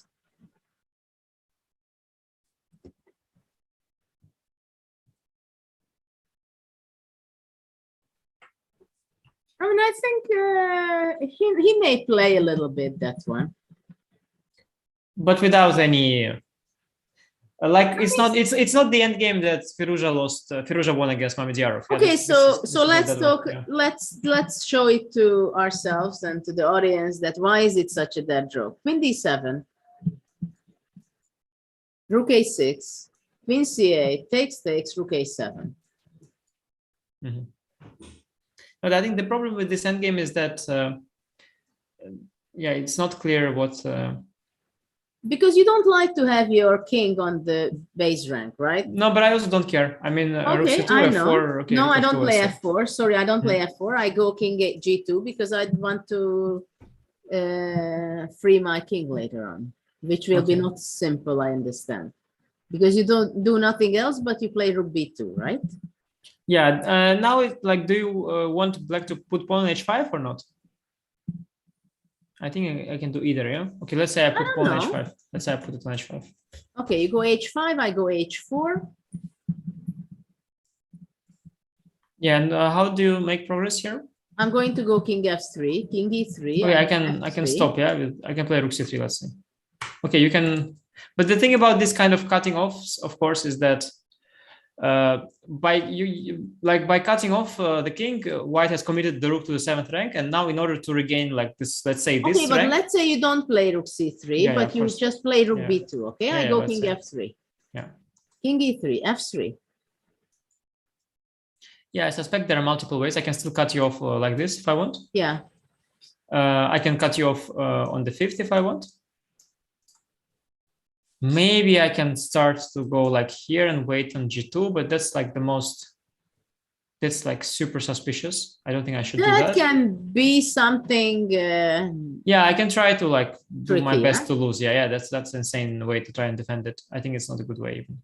So but that's let's say that is something exciting. Like I've had similar game against Jan. That would be something exciting because this is close. So you go g4, and this could be close. Now probably I have to defend with only moves. Well, you can go rook f1, I think. Yeah, but then it's already an h and f. Yeah, but let's say normal way, if I allowed everything, is to just cut off here.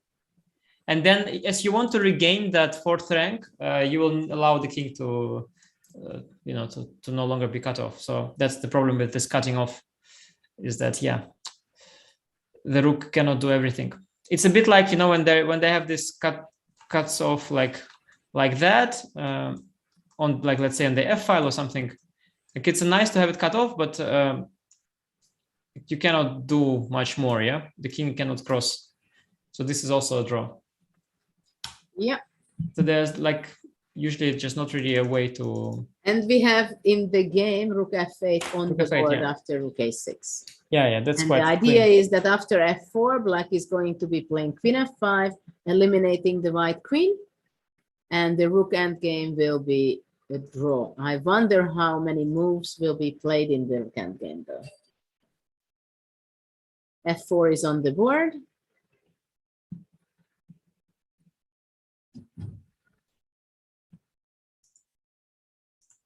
What a fantastic battle they had today.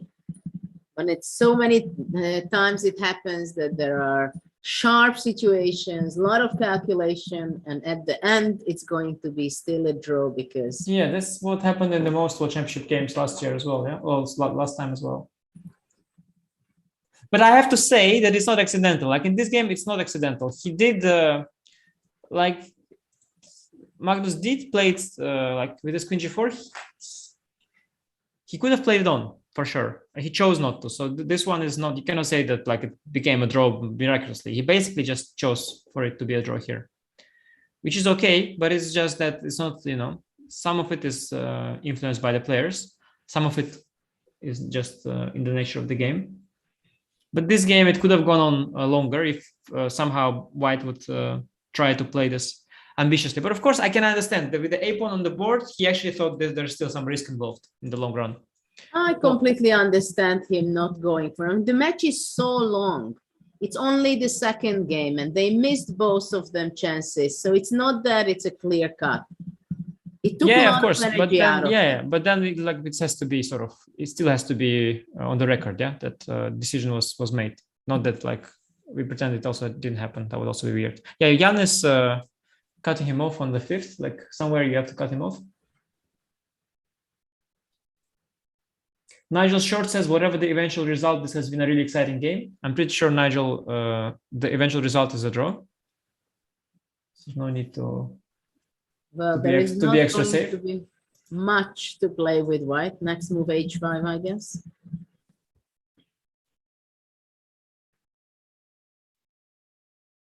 Rook e7.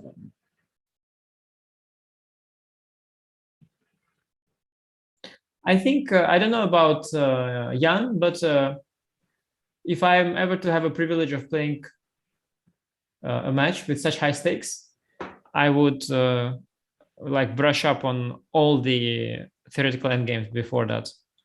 I think that's what Vishy did for his matches as well. I think that's a great thing to do.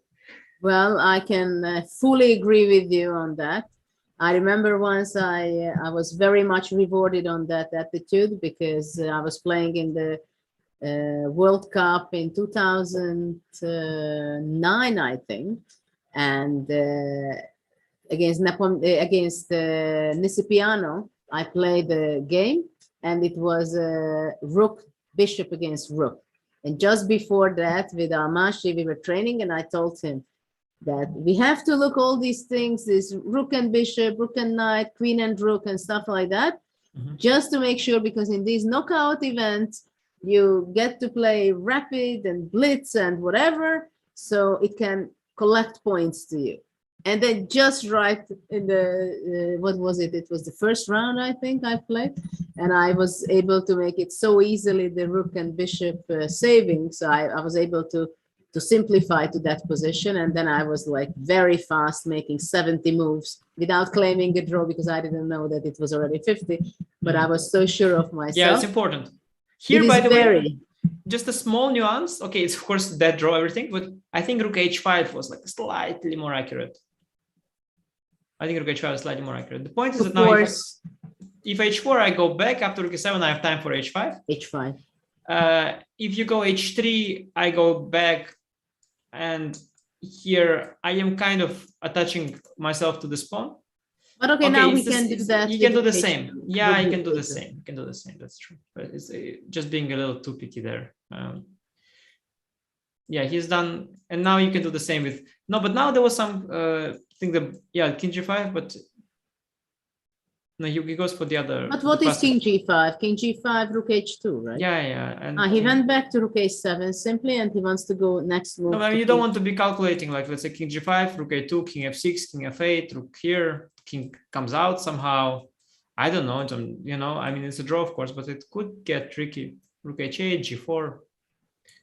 That's why I think Rook H5 is a little bit more precise, and to take 10 seconds there would have been nice, but yeah, but of course it's a dead draw. That's why it's a dead draw, but still you would like to be signed the score sheet already having the draw. Well, I mean, to be honest, like as Jan is somebody who, of course, yeah, he'll not make mistakes. He has to. Yeah, I mean, you have to, of course, if you play for such high level, you have to be very confident in these positions, and you should treat these positions the same way you treat any other dead drawn position. Maybe he will go H4, H5. Yeah, of course he will. But then, okay, then black will wait. I mean, that's why I said Rook H5. It wouldn't have even allowed that. I think it was a tad more precise. It's a tad more precise. Yes, I agree. But it still doesn't matter. But if he will lose this endgame, then we'll look back in that moment. But okay, for now, let's not get too excited.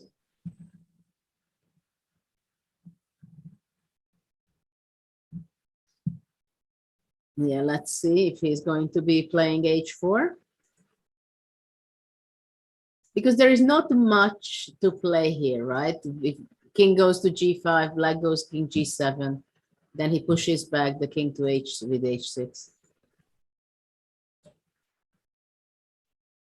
Very hard to create any. Usually the thing about such constructions is that usually in these endgames that even if you achieve sort of everything, it's still a draw. That's the problem with them. Like, I think you can allow everything and it's always a draw. Like, let's say even this, and you can even go passive forever. You can just do whatever you like. I think that's the... Sometimes you have to make sure that not everything is a draw, just almost everything. So once in a time, you have to play the precise move. Yeah, but I think this 3 against 2, this particular one, I think it's one of those which is just... yeah, I think even this is just... Yeah, but let's say if you play dead. H6 with black already, then Yeah, there are some situations... No, but this I don't want. Yeah, then we enter a little bit the Firouzja against Mamedyarov thing. Such one. I also had this is, by the way, also draw. This one is also... No, actually, in that this is K1. F5. K1 was draw. Here, yeah. And rook is king f6 check, yeah. So there's one thing. Yeah, the one that but this is not simple. I lost something similar against Pascal. I think our last game. This one is... no, and a pawn on H6. I think this one is, this one is a draw. Well, yeah, I think this one is a draw. H4 is on the board. Yeah, I think this is like as far as you can go and still not be lost.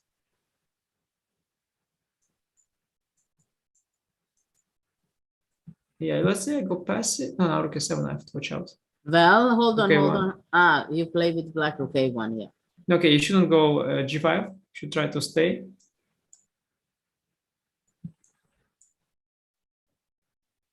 But I remember that Magnus showed me in rook b6 in St. Louis. Yeah, he somehow... I'm not sure this is so simple anymore. King g5. King f6. Yeah, I guess this even...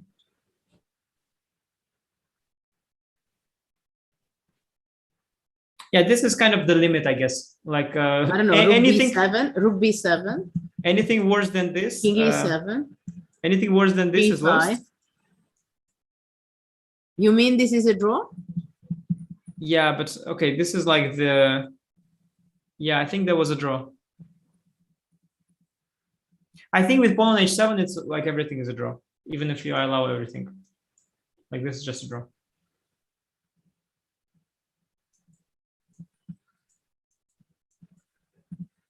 Yes, because without the pawns, this is a draw. Without these pawns, because of the long distance thing, yeah. Yeah, but now we just... What do you mean? But what do you mean? Sorry, rook d7. It's also a draw, just... What do you have a threat down? Rook a7, rook a7. But you don't have... actually, it's worse than... it's worse than without the pawns. Yeah, because I cannot come back to a1. Don't have a thing, yeah.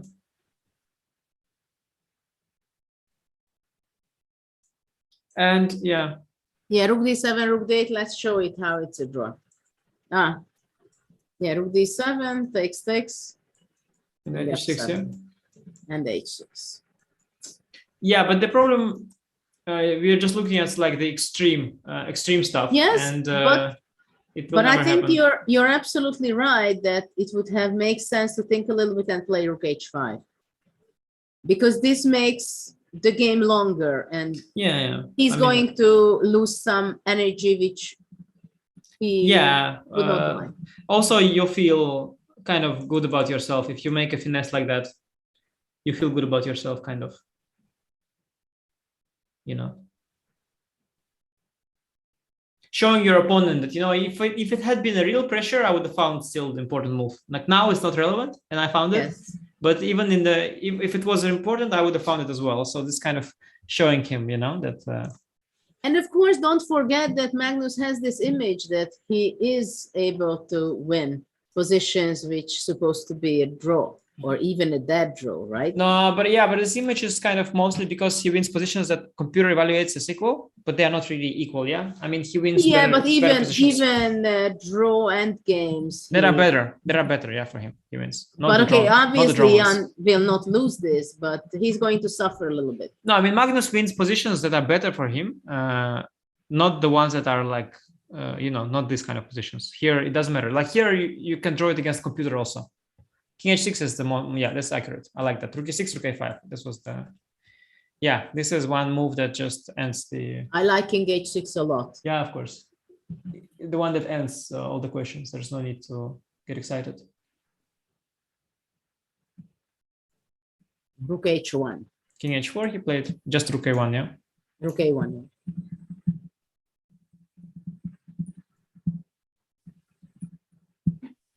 There was one time I had the commentary.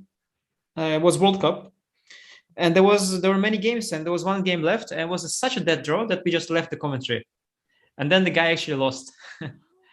was very unfortunate, and everybody was saying that I was unprofessional, left too early. So should never do that. Should always wait till the end of the game. Well, we will not leave. And we also have the can I go GH? Yeah, probably can go GH. We also have the press conference. Yeah, we'll have the press conference. And I'm going to be very curious what is going to be happening on the press conference, because there are so many questions to ask and to see their impressions, how they feel, where they missed. And as always, they will not give a single answer. I think I saw yesterday some comment on some video. The guy said that I watched the press conference. It made me sick. I'll never watch it again. It was nice. He just said it. Well, obviously, it's very difficult for them to express themselves the way that they don't harm them. Yeah, they just don't want to give up. Yeah, it's understandable. Like you don't want to give up anything, any psychological ground. So it's understandable. And there is zero gain. Like you don't gain anything by. It's not like you you give a good press conference and everybody is like, okay, now Jan, you win the tiebreak because of great press conference. Although Sergei Karakin, though, he managed to gain a lot of fans thanks to that. And okay, for what it's worth, he gained a lot of fans. I don't know if that counts for something for those who played the match, but it's still nice. But it's completely understandable that they just want to get over with the press conference and go back to rest and focus for the next game. Yeah, you can also treat the press conference as a way of as something on the day that you do that is enjoyable, because let's say and that is stress-free, because otherwise preparing and thinking about the game, that's also quite stressful, while press conference can also be treated as a way of relaxing if you can find some relaxation in that. But yeah, I don't think these players are I don't think they enjoy it very much now. Well, it's part of the job, right? It's part that's how they see it. Yeah, but there are players who enjoy it. I mean, Svidler, Grishuk, by like coincidentally, they're both Russian, but they are enjoying their press conferences. You can see but I think it's a whole different story having a press conference in a tournament after a round, or having a press conference after a World Championship match game. Pretty sure Svidler will still enjoy himself, even at the press conference of World Championship. But I don't know if we will ever find out. Were there press conferences in this tournament where you played in St. Louis, 2005? Were there press conferences? Let me think about it. Because that was one World Championship tournament where Svidler did play. I don't remember that we had. No, because in those times it was not obligatory. Somehow it started later. It was 2005, 16 years ago. And we did not have it. Obviously, we had before the event and after the event. But after the games, we did not have. So it was not a thing yet, yeah? Maybe. No, now obviously it's part of every tournament. I watched the press conference of Vishy Anand when he beat Morozevich in a tournament that he won. That's already 2007, I think. That was the next one. But 2005, I don't recollect any press conference. Okay, I was too small also, that's why. But I don't recollect, press conferences.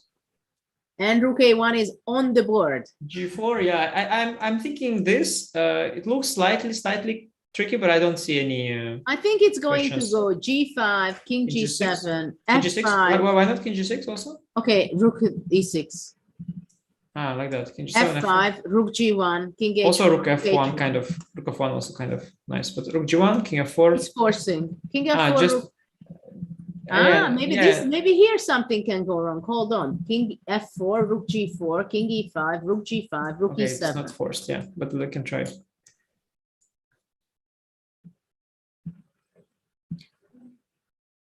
Yeah, we try, of course, our best to make it exciting, but should still be within, yeah. Probably it still king should h6, be maybe. okay. King h6, king e6. No, it must be within. Yeah, rook g1. h4 even, f6. Rook g1. Yeah, it's time, yeah, to go down. Yeah, it's even like rook f, yeah, even king g7. I'm not sure. Soon black will play for win, so I think it's quite safe, yeah. No, there's no question. No question. Gh just. So we have gh5. Rook e6 check. King g7. That's what we have. G5 probably.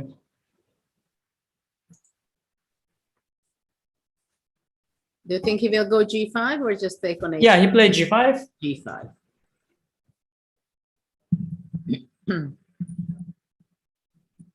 Isn't it just rook g1, king f2? I think now rook g1, king h4, and yeah, I mean you can play, like, if you want to play with white move, you can play king f2 to continue the game. But I don't think he wants to play rook g4, king f3, rook g1. That's also repetition of moves. Though he can go rook h6.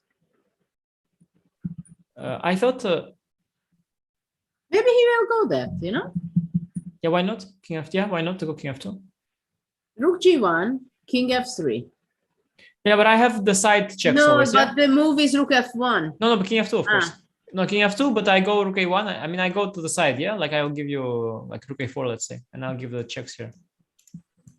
And come back. So it doesn't really... I mean, positions with one h pawn are drawn, and I have two, so it cannot be... But maybe not for long. Yeah, but now I'll just win back this pawn. No, he did play king f2, by the way, but I don't think with much enthusiasm. Well, of course, black can still go wrong if he just goes, let's say, rook g4, then king f3, rook g1, rook h6, and already he can have trouble. I don't think so, honestly. This position? Yeah. I mean, not real trouble because you can give up the h5. I can also hang on to it, maybe rook h1. King e4. Let me see how long I can hang on to it. Can I try to push it? King f5.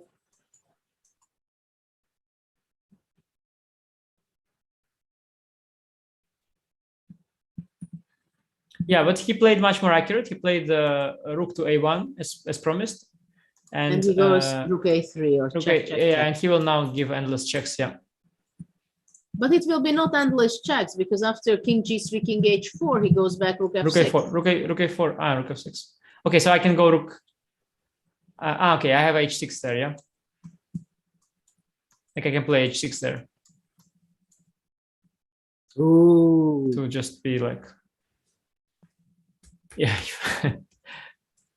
But it's good that there's a lot of there are a lot of small things. It's not that you can win the game. It's just to annoy the opponent, right? Yeah, for sure. But we have a lot of viewers, and I think it's like the World Championship is viewed by so many people, and like if it was viewed only by some grandmasters, then or title players, they would just leave. Yeah, they'd be like, okay, this is done. But as there are so many fans watching, it's good the players are playing it out.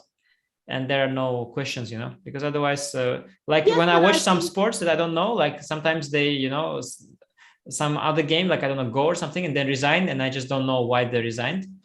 So it's good that at the World Championship match, when there are so many people watching, the players play it out. That's for sure important. But I think it's not only that from Magnus' point of view, but he's always considered, and he is a player who just plays out the games until the last drop opportunity. And he knows it exactly that it's a dead draw, it's going to be a draw, but he wants to just play it out all the way. And it was really so many times that we've seen positions where so many people would just agree to a draw, right? And he was just playing out. It's not that he thought he can win or something. He just lost chess to start with, and he just goes all the way until he thinks the game should last. Yeah, but this kind of fake. Yeah, I mean, like the real trying, this is a fake one. This I also am guilty of sometimes. Like the real trying was here. And this trying is fake trying. I mean, this is not the real trying. So like you can give an illusion that you play to the end, but actually it's here where you could play to the end. And then, so he chose the safe route here, which is completely understandable. But okay, let's say he clearly doesn't treat this game today as a must win or anything like that. No, he doesn't want to burn bridges. And to be fair, Jan reacted well to his new idea and kind of, you know, played pretty well behind the board, did some good decisions. And in particular, that moment where it got quite interesting here. Yeah, he just developed the pieces. Bishop b7, knight a6. Got an okay position, and now reacted very well, and yeah, played a pretty good game. So from Magnus' point of view, yeah, he feels his opponent played very well today, and there is no need to push his luck too much. And now I think it's more like a formality. I think this. No, if we go back to the position, actually, there is several options for him to play. He played rook a4. King f3, so probably yeah, it's all the same. Yeah, you can either give checks or you can attack the pawn. It's kind of the same thing. And I think now it's going to be the end of it. He doesn't bother to go to h4. Yeah. King f2, king f3. He might go. I mean, already if you came this far, then go to h4 already. Why not? And the draw agreed in game yeah? 2. Okay. What a game, what a fight, what a battle they had today. A lot of energy was given into this game by both players. No question about that. Yeah, we should be grateful. I mean, 2 exciting games so far. Really thrilled. I mean, we should be just clapping these guys. I mean, what they performed today. Okay, I mean, they get paid, yeah. So it's also no need to clap. But we are really grateful as fans, for sure. Well, as Henrik, Magnus's father, pointed out, that somehow you have to play the World Championship match the way that you don't have it in your mind, right? And somehow just focus on the game, on the chess, which is so difficult. It must be difficult to exclude all the noise around you, and that actually there is so much at stake. And in Magnus's case, obviously, he is motivated to keep his title. But also, when Henrik is talking, I saw documentary material of him. He's saying that it is so difficult and it's so different to play for the first time when you're trying to win and get the maximum of the sport and become a world champion, contrary to the occasions when there is no higher, but you have to defend it. So it's not that you can win and go further, but actually you have to hang on it, right? And yeah, I have to say that rather than doing a press conference, it would have been much better if they would put microphones there and you would hear what they're talking about, because this is where they share some real insights, you know, between each other, where this is not where you're going to say some nonsense. Yeah, this is so it's kind of pity we don't get to hear that. Instead, we have a press conference where they say things that we are all can anticipate in advance. Yeah, but I'm pretty sure that they are also not expressing so many details. No, but they do discuss for real. I mean, there's no need for them to talk nonsense to each other. So whatever they say, it's the real stuff. But maybe for next time, some microphone. But the things what they talk here after the game in the fish tank, they do going to be sharing, I think, in the press conference, and not before the press conference. We hopefully going to get a few sentences from the players by Tanya, yeah? Tanya Tanya is asking there. them. Tanya is onto it. Very, very nice. Very nice. So let's see what are the first impressions that they're going to be sharing with everyone. For sure, they are very tired. We see the backstage where the players are going to be shown up just in a minute, I think. Already some of the very limited journalists are able to go there.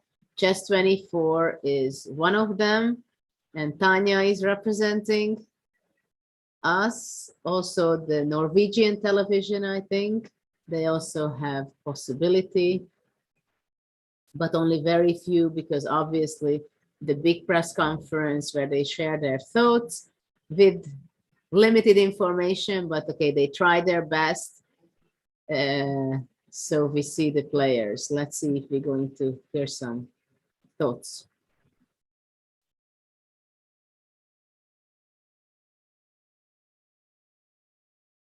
Was tough. At some point, I blundered when I allowed knight c5 because I didn't intend to sack quite as much material as I actually did, and yeah, I think a lot of things could have been done differently.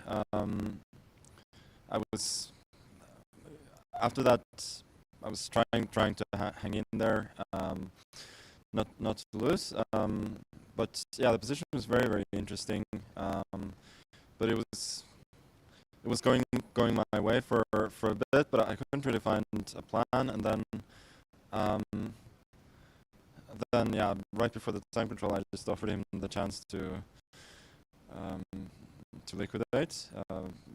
Probably in hindsight, I could have tried something.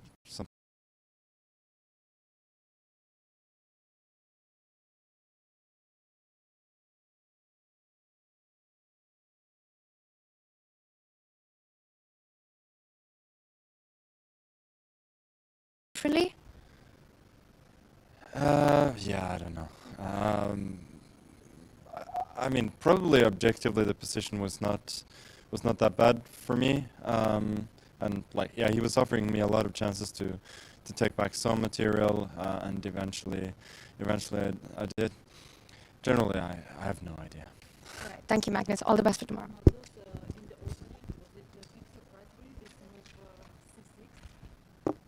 No, c6 and knight d5, those are kind of interchangeable. Well, Our connection with the crew. Unfortunately, we had some technical issue with the crew, so hopefully we're going to get some information later about that. But it was clear that what we heard is that actually Magnus did blunder this opportunity for Jan to take on e5, which we were discussing it so many times, so long, and knight a to c5, and he was not planning to sacrificing so much material. And he admitted that he was well, he was afraid of losing or something like that, I heard. Yeah, So, I think it was a test of how much is a person into chess, how much he loves chess, and how much he wants to hear the inside of Carlsen, because he had to bear through insane noise issues, insane audio issues. But yeah, I think those who heard his message, they are the true chess fans. They managed. But yeah, we didn't get to hear all too much. Maybe at the press conference, they'll elaborate a bit about the game, because it was a very exciting game with lots of ups and downs. Definitely. I think within 5 or 6 minutes, they are going to be reaching out to the other building, to the media center, and we're going to hear some of their thoughts. I'm pretty sure that they are both kind of proud of this game, in a sense that it was great fighting game. So they gave a great deal of interesting chess today. We can't complain about that at all. It's a fantastic start in game 1 and game 2 of the World Championship match. So maybe until we have about 5 minutes. So can we go through what we think the most crucial moments, but we shouldn't rush so much, because it's not going to be so fast. I think that they go and reach out the other building.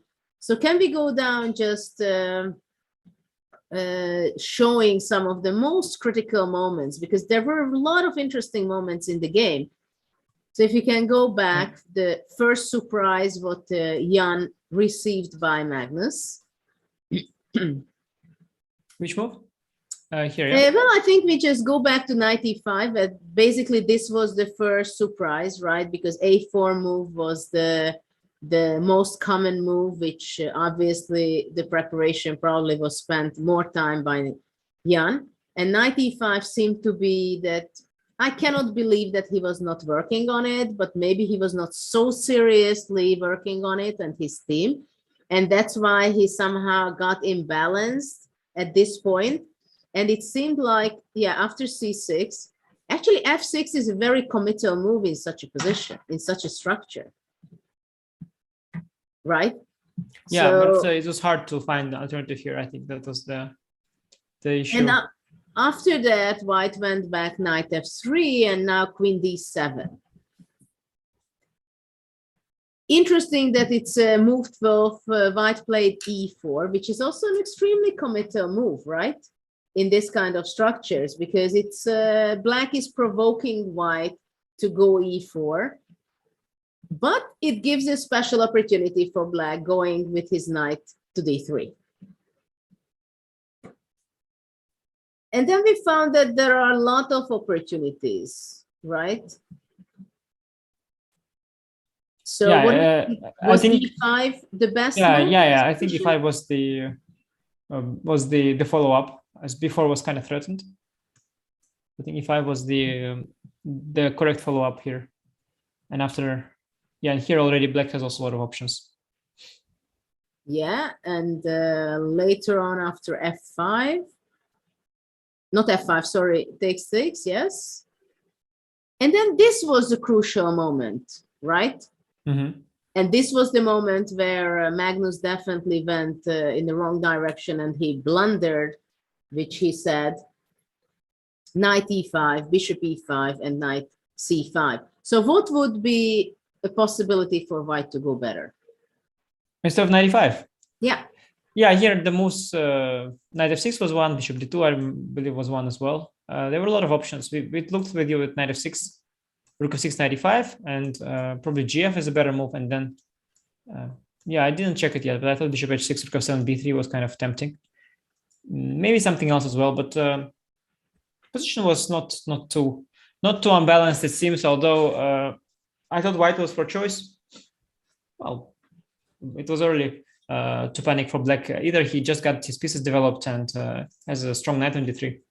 Should still have been fine. Magnus went for the tempting knight E5, which was also something you suggested. But after takes knight AC5. Yes, himself dealing. And here it seems like there was no better option for White than starts to make a very serious decision that there is no way to escape from giving up material. Yeah, here the producer was screaming bishop E3, and I guess rook B1 was kind of an interesting decision, getting rid of the knight. I liked it at the time. And from now on, a lot of complications were there, and it's very, very likely that players could have improved on each move, to be honest. But finally, position clarified later on. Well, this bishop A8, this is what we think that it was a crucial moment. Yeah, right? the computer was showing b takes A4 here with a big advantage. After bishop E4, G6 actually, yeah. And somehow, yeah, it saves Black some crucial time. After bishop A8, bishop E4, he could have also gone G6, I think. Yeah, practically it means that when Black decided to go bishop A8, trying to go into the very safe way, and by any means he wanted to go C5, this was the main idea. And actually he was really focusing on this C5 until the next moves also as well. It means that time is a very important part of chess. And this bishop A8 seems to be that it was losing one tempo, which meant that White got back full compensation. Yeah, I mean, we have to check it honestly. Like, there were a lot of speculative things with bishop H7, like, for example, BA4, bishop H7, king H7, queen H5, king G8, rook D4. But it's a question after queen E7, rook H4, queen takes H4. like who is better and why. Maybe black is just much better here. And likewise, queen h5, g6 also is not really clear if that was a, if that was so killing, as black doesn't have to go hg. But okay, one way or the other, Jan just went for c3, hoping, of course. c3 was a very big surprise to me. Yeah, I mean, I didn't even, like, normally speaking, it's insane, just give up one of your trumps like that. But actually, there was, the idea was here, yeah, that after bishop h7, king h7, and here, this was basically one of the ideas. The discovered check by the bishop. From the fact that you got this ruby 1 check, that was perhaps what lured him into this. But what happened is that Magnus just now focused on the queen side, actually abandoned the direct attacking ideas, and finally got to pick up another pawn. And already when it started to look like he's in control, he slightly. Okay, so let's stop here for a moment. That really, how much in reality was there real chances for Magnus if he doesn't decide to go queen g4 in this moment? Yeah, right here, because basically it was a silent, well, so-called draw offer, right? If you want to simplify, I'm ready to have a pawn up, and we both know that it's going to be a draw, right?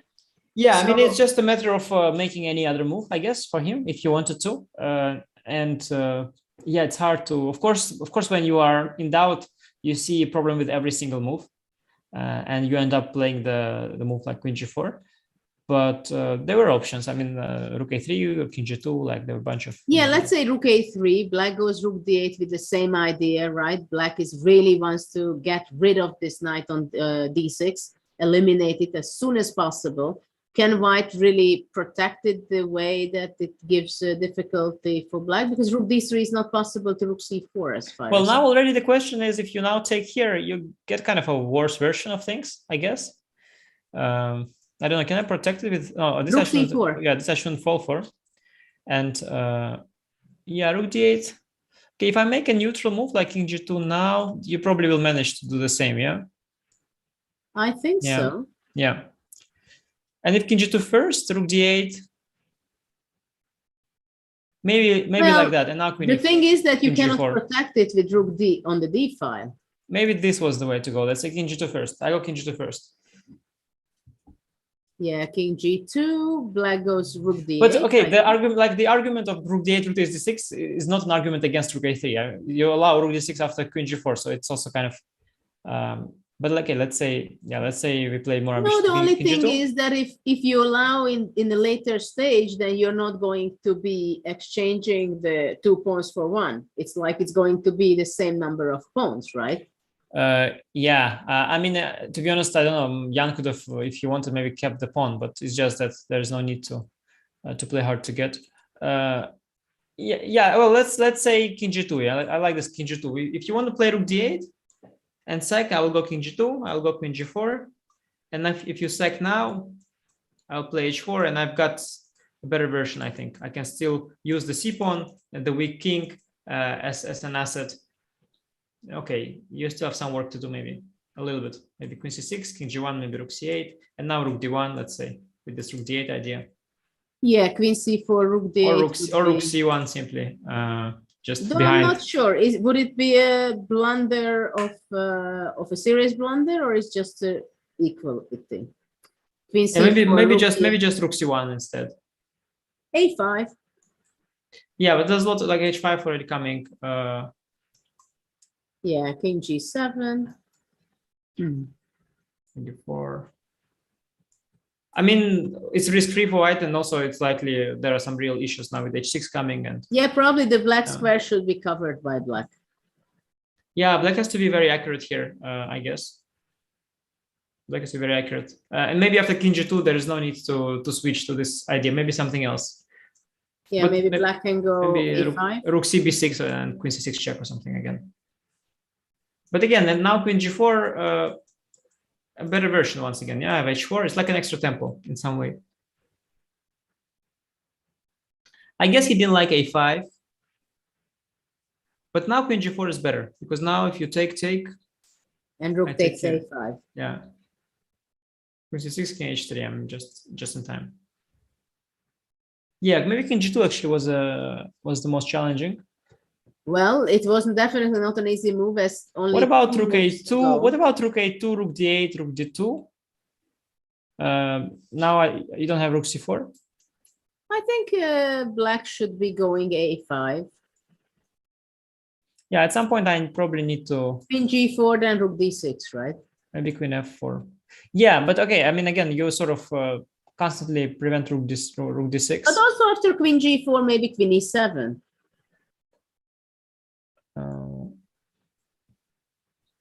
Yeah, I'm not sure rook a2 was the best. Maybe king g2 after all. I mean, it depends with what mindset you sit here. If you sit here with the idea that you want to stop rook takes d6 at all cost, you look for different moves, of course. Yes.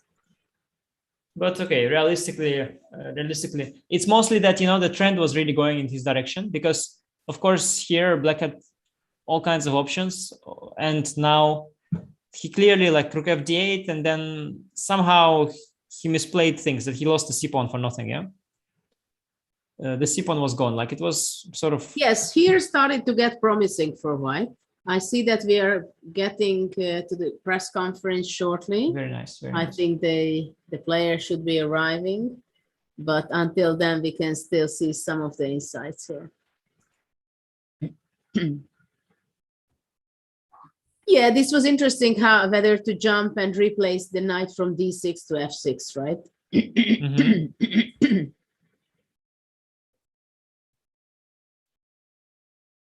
But probably with accurate play, black can hold it. I don't think it should be so deadly dangerous for black. Do you? Which position? The final one?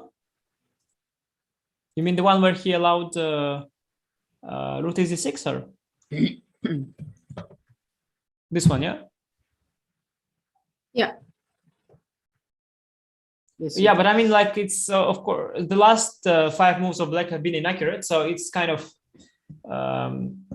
hard to evaluate this position if you assume that he will suddenly start playing all the best moves. Maybe it's still okay, but it's difficult to say. Difficult to say. Well, in any case, it's better to have the c pawn on c4 than not have it. Yeah, so. In that absolutely. sense, yeah, in that sense, I will be very curious where Jan will think. How did they feel during the game? Whether did he feel it, or they both realized it already during the game, where the critical moment was that black misplayed it, for example. Yeah, I think they must have been confused, probably rolling with the punches. Yeah, because b takes a4 instead of bishop a8 is not an easy moment, right? No, though I'm sure Jan understood at this point that the price yeah, but was it very was high. Queen e7 was something. The cameras in the back of the room, please. And otherwise, please be sure to remain seated while you're taking your photos so as to not obstruct the viewers. Also, if you have questions, which we will do after I ask a couple of questions to the players. There are microphones to the sides of the room. Please do not take off your mask while you ask these questions, and also do not touch the microphones as well. So first question to you, Magnus. The game was a very exciting game, very up and down. I think a lot of fans enjoyed it. At one point, it seemed that you spent a long time before sacrificing an exchange. Did you feel that? What made you feel that you had to do this at this point? Yeah, so I kind of missed his last move there, knight c5. I actually thought I was doing well. I was mainly focusing on other tries, for instance, knight b4, and then I get to install my knight in d6, and I'm doing well. And somehow the move knight c5 had just completely escaped my attention, so that was pretty unpleasant surprise. After that, I thought, in case I trade, his knight's gonna jump back to d3, and I thought my position was just very unpleasant. So it was simply out of necessity. But I did take some solace in the fact that you usually need to work pretty hard to win such positions as black, and I thought I had at least reasonable counter chances, but yeah, it wasn't intentional. Jan, when you got this opportunity, you saw you'd be getting an exchange. Were you feeling optimistic about your chances? Well, I mean, clearly it was obvious that okay, knight a to c5 was missed by Magnus, so I thought like, wow, it's suddenly getting very, very nice for black, and probably rook b1 was a little bit too much, so bishop e3 was called for to keep the things under control. And then, okay, actually after rook b8, bishop a8, I thought, okay, black is nearly winning because, well, I mean, actually it's like a couple more moves for me just to start converting material like ba4 and c5. But I mean, I should give huge credit to Magnus because he just played in a very interesting way. So this bishop e4 was a very, very nice resource, and actually it started to look really double-edged. So perhaps c3 was a little bit, I don't know, human reaction, yeah, like to make sure I'm not going to be mated. And I guess after c3 it was more or less equal, yeah, since I have to play g6. But I think I also had some idea, I believe instead of ba4, queen g7, and f4, g5, but okay, it's, that's what I have been told, on my way to the press conference. So in general, I think it was very, very puzzling game, and I would say that during the game I thought like, okay, we both are playing not so well, but now it's like I start thinking that okay, it was like just very interesting and very chaotic. Magnus, he seemed to be playing incredibly quickly. He was basically coming to the board and making moves and getting up. Did that unnerve you at all at any point? Well, I just reckoned he was thinking in the restroom instead. So yeah, it was obviously unusual, but I don't think anything particular about it. So, Jan, so far in both games, Magnus has sacrificed the pawn for the initiative. You feel this is a strategy that he plans to employ throughout the match? Well, I guess the initiative in the first game was quite questionable. I mean, it was just another sort of pawn sacrifice, but in the second game it was Catalan, so I mean, it says it all. So Catalan is always very sharp if you go for these positions. So you just give away the pawn, but you get this superior pawn center, and well, but I actually don't know what to add. Magnus, you felt you were in trouble at some point. Did you feel you had winning chances at any point? Yeah, I didn't feel that I had any great chances per se. I did feel that my position was improving quite a bit, but when I went for this queen g4, my time was ticking down a bit, and I couldn't really see a way to comfortably improve my position, and that's why I decided to basically force a draw there, which was probably the best position I had in the game. I didn't really see the way, and obviously after what had transpired earlier in the game, having a completely safe position was nice. But yeah, obviously if this had been a must-win game, then I might have treated it a bit differently. Jan, you had the black pieces. There was pressure in the beginning. You resolved it. You had some chances. Do you feel comfortable with the way the game went in the end? No, the game was really crazy. So I had no idea what's going on. So it was obvious that in the beginning white is pressing, and the structure f6, e6, c6 with queen on d7 looks maybe, I mean, it works for black, but it looks really ugly. So I still, have very mixed feelings about the game. I think, okay, we both had some winning chances. But yeah, it's just quite nice that at some point I managed to take the initiative. But I believe, yeah, in the end, so this knight surely compensates a rook. But for an exchange, white also has a pawn, so I think this rook takes d6 was more or less called for.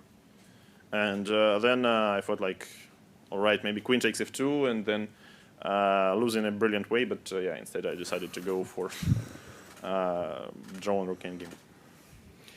Magnus, you played 2 games so far against Jan. What kind of opponent is he proving to be in such a short span? If you can estimate. Yeah, it's very hard to say so far, because the games, they haven't been. Well, they've been, in lack of a better word, they've been a bit atypical for both of us. So I think we'll see. Jan, 2 games in, World Championship nerves gone, just down to playing now. No, I mean even before these 2 games, it was like. I think the nerves gone once the first move has been played. So I guess yeah, I just enjoy playing chess. All right, journalists, the floor is to you. If you may go to the microphones on the sides, ask your questions. There are 2 microphones. Feel free to choose either one, and please direct your question at a specific player, please. Even if for both, you can say which one you want to answer first. Okay, well, it's for both, but let's have Magnus answer first, please. I'm Rune from the Chess24 Global broadcast, and I was wondering about, there's all this secrecy, we were not allowed to know who your seconds are, and it's very, very secret what your thoughts on chess are. And then after the game, it seems that you just hang out and talk about chess for like 7 minutes and tell each other what you think about the game. So how does that work? I mean, it's interesting to talk chess with somebody who understands the game very well, and I think it's a way of unwinding for both of us. And I mean, especially after a game like today with so much content, I think it makes sense. Yeah. Well, actually, I was really puzzled with the game, but now I'm even more puzzled with your question, to be honest. Okay, thank you. Yeah, I'm Anders from Danish Chess Magazine. Question to both players. Maybe we start with Jan. How do you manage to relax and sleep after such a game? Do you go for a run? Do you watch TV? What do you do? Well, basically, after such games, once you hit your bed, it's enough. It's enough to fall asleep. Yeah, it's like really very tough, and the World Championship match level is always takes it all. But can you stop your thoughts from racing? Nothing. Good. Well, you always think about the match until it's on. Yeah, so. I mean, of course, you're gonna, go for a walk or listen to some music, but I mean, I really doubt it would prevent you from thinking about what's going on. Right. And Magnus? I think you focus on the next game, and I think in this particular case. I think we both had chances, or at least a little bit, and the result was decent enough for both of us. So yeah, you move on, prepare for the next. Yes. Thank you. Mike Klein with Chess.com. This question is for the champion, Magnus Carlsen. Just a moment ago, you said that the games have been atypical. I'm hoping I could expand upon that. Are you talking about stylistically atypical, or are you not pleased with the quality of play, or some other usage of atypical? No, I would just say that the games are not following any specific pattern, and they're frankly been different from what I've seen before, and I don't think there's not a clear pattern of of what anybody's trying to do. It's just a fight, but we'll see. We'll see eventually if the match will settle down a bit. Ole Kristianström, VG Norway. Question for Carlsen. As far as I understand from FIDA, this match will continue without any change of colors midway. Is that comfortable for you? Yeah, I think that's reasonable. You can do it one way or the other. As I talked about earlier, I don't think it very much affects the outcome. But yeah, this means that I get white in possible final games, which is nice, I guess. Hi, I'm Theo Waits for Lichess. I have a question for both of you, but perhaps we can start with Jan. I just wanted to ask what you both think about the time control being used in the match, particularly increment only starting from move 61, not from move 1. Is it convenient and help pace out the game? Are you both happy to play whatever the time control is? Well, actually, so far we didn't experience any increment, yeah, because games were perhaps too short. But on a serious note, I find it particularly weird that it was different time control in different parts of the cycle. So, for example, in the candidates, it was like, as far as I remember, 100 minutes and increment was on. And here, okay, I don't know, FIDE decided to change time control. So I think it should be the same. But a part of it, yeah, of course, I can't really remember when exactly did I play with this control for the last time. Yeah, so perhaps it was like about 10 years ago or something. Sure. Thank you. And Magnus? Yeah, I very much welcome the change that's been made here. I think it's generally better, more exciting to not have increment before the first time control. It places more of an emphasis on time management, and I think that's appropriate. Perfect. Thank you both. Yeah, this is Sagar Shah from ChessBase India. My question to Jan is that were you surprised with Magnus's Catalan and knight e5 in the opening? And to Magnus's, were you surprised with b5 that was played by Jan? Well, knight e5 is more or less, not the most popular move indeed, but I think it was a very nice idea behind it. So I really had tough time now facing this over the board. Yeah, b5 is one of the lines that a lot of people play now. So it was not surprising, but yeah. What can I say? Obviously, as Jan said, knight e5 was a bit unusual, and it leads to a lot sharper play than the normal lines do. Yes. So this question is from Grandmaster Anish Giri, who is commentating the games from. It's not that bad for Chess24, and he wants to ask Jan if 23 b takes a4 was considered instead of bishop a8. Well, indeed, but I thought like bishop a8 is quite logical, so I thought like this bishop a4 idea, b takes a4 idea will never go anywhere. But that's mainly because I missed bishop e4 idea, and I felt like things are going to change after bishop e4.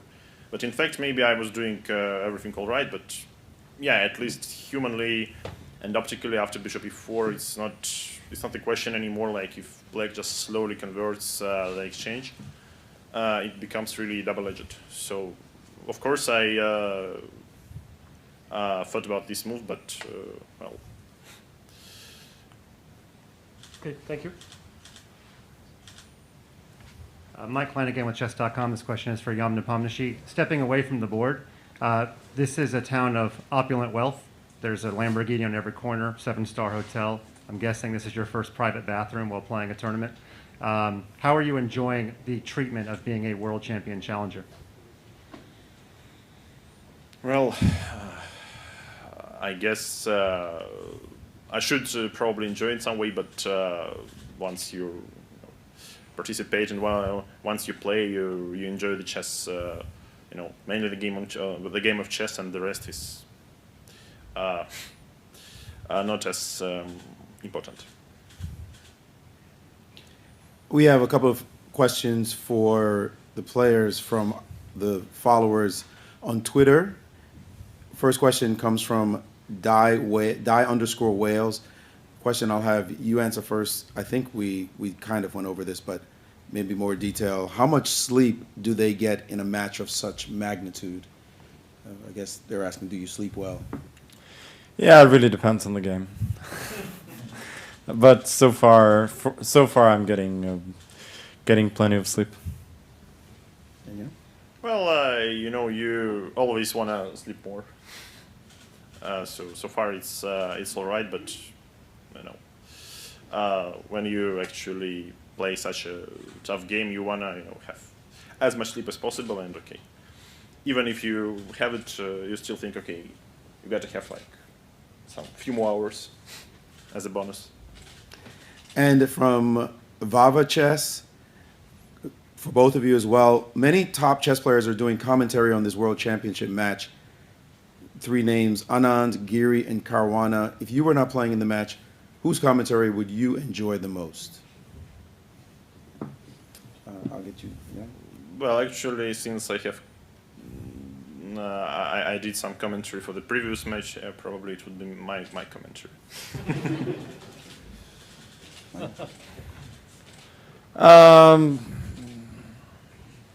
Yeah.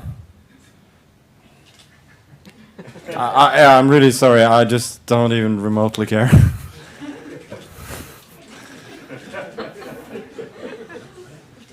That concludes our questions for the evening. Thank you, everyone. The game 3 is tomorrow at the Dubai Exhibition Center. It will start at 16:30. Thank you and have a good night. Thank you. Well, we just seen the press conference of game 2. What did you think, Anish? No, I mean, I was kind of part of it, and I hate these questions. When people ask about the first line that was missed, and to then have it called as my question, I thought that, wow, that was taking it to the next level. But okay, fine. Besides, I think the players slowly, it's always the press conference begins and slowly the frustration builds. And at the end, okay, Magnus reached the boiling point.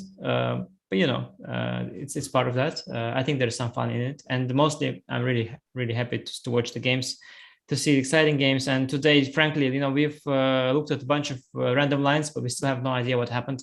And this is the kind of chess you want to see. Games are so complex that it will take a long time till we understand what really happened. And I'm sure there's more to come tomorrow. Well, today we had a long game. It was interesting for me that it was clearly Magnus said that he prefers and he likes this thumb control. This he said it very clearly. We of course had some insight by the players. It was pretty long, I believe, the press conference.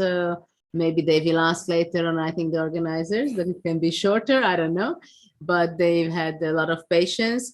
I want to point out that today it was knight e5, which was the surprise kind of for Jan, and yesterday it was knight a5. So far the knight moves of Magnus we have to watch. To the 5th rank in particular, yeah. So we would like to thank you for our audience to join us in the deep dive broadcast together with Anish. It was a great pleasure to commentate with you again, and we are very much looking forward to see you tomorrow as well. Join us because the show is going on, continuing tomorrow at the same time. Thank you. When the world comes together to create a better tomorrow, it's going to be magic. La magie. Magic. Magic with music. with architecture. With colors. Magic with celebration. With your safety. From here. There. And everywhere. For 6 whole months, day and night. Join the making of a new world, starting October 1st.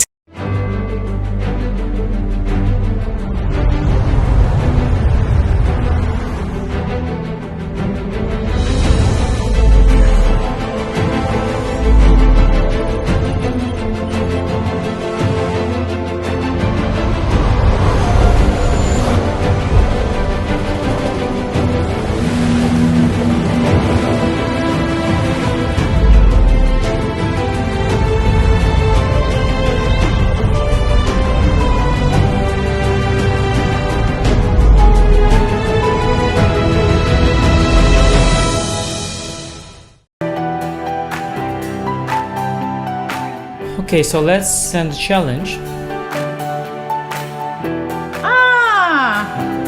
Here is challenging. Nice graphics, easy to see. What are you thinking about? You're looking how it can be the most painful? Exactly. Okay, fine. That I give him up a phone. He wants to be even rude.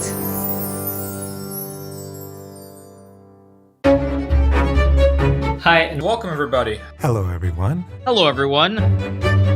Over 200 mini videos that our Chessable team edited together, synced with our move trainer, and made it a seamless learning experience. Welcome to the new Chess24 playing experience. Play in light mode or dark mode. Choose from a range of time controls or create a custom game and get paired with players from around the world fast. Enjoy a polished playing experience while making moves on a fresh, responsive board to claim your victories. Train and improve with over 80,000 puzzles. And that's not all. Download now and discover what more you can enjoy in our brand new app.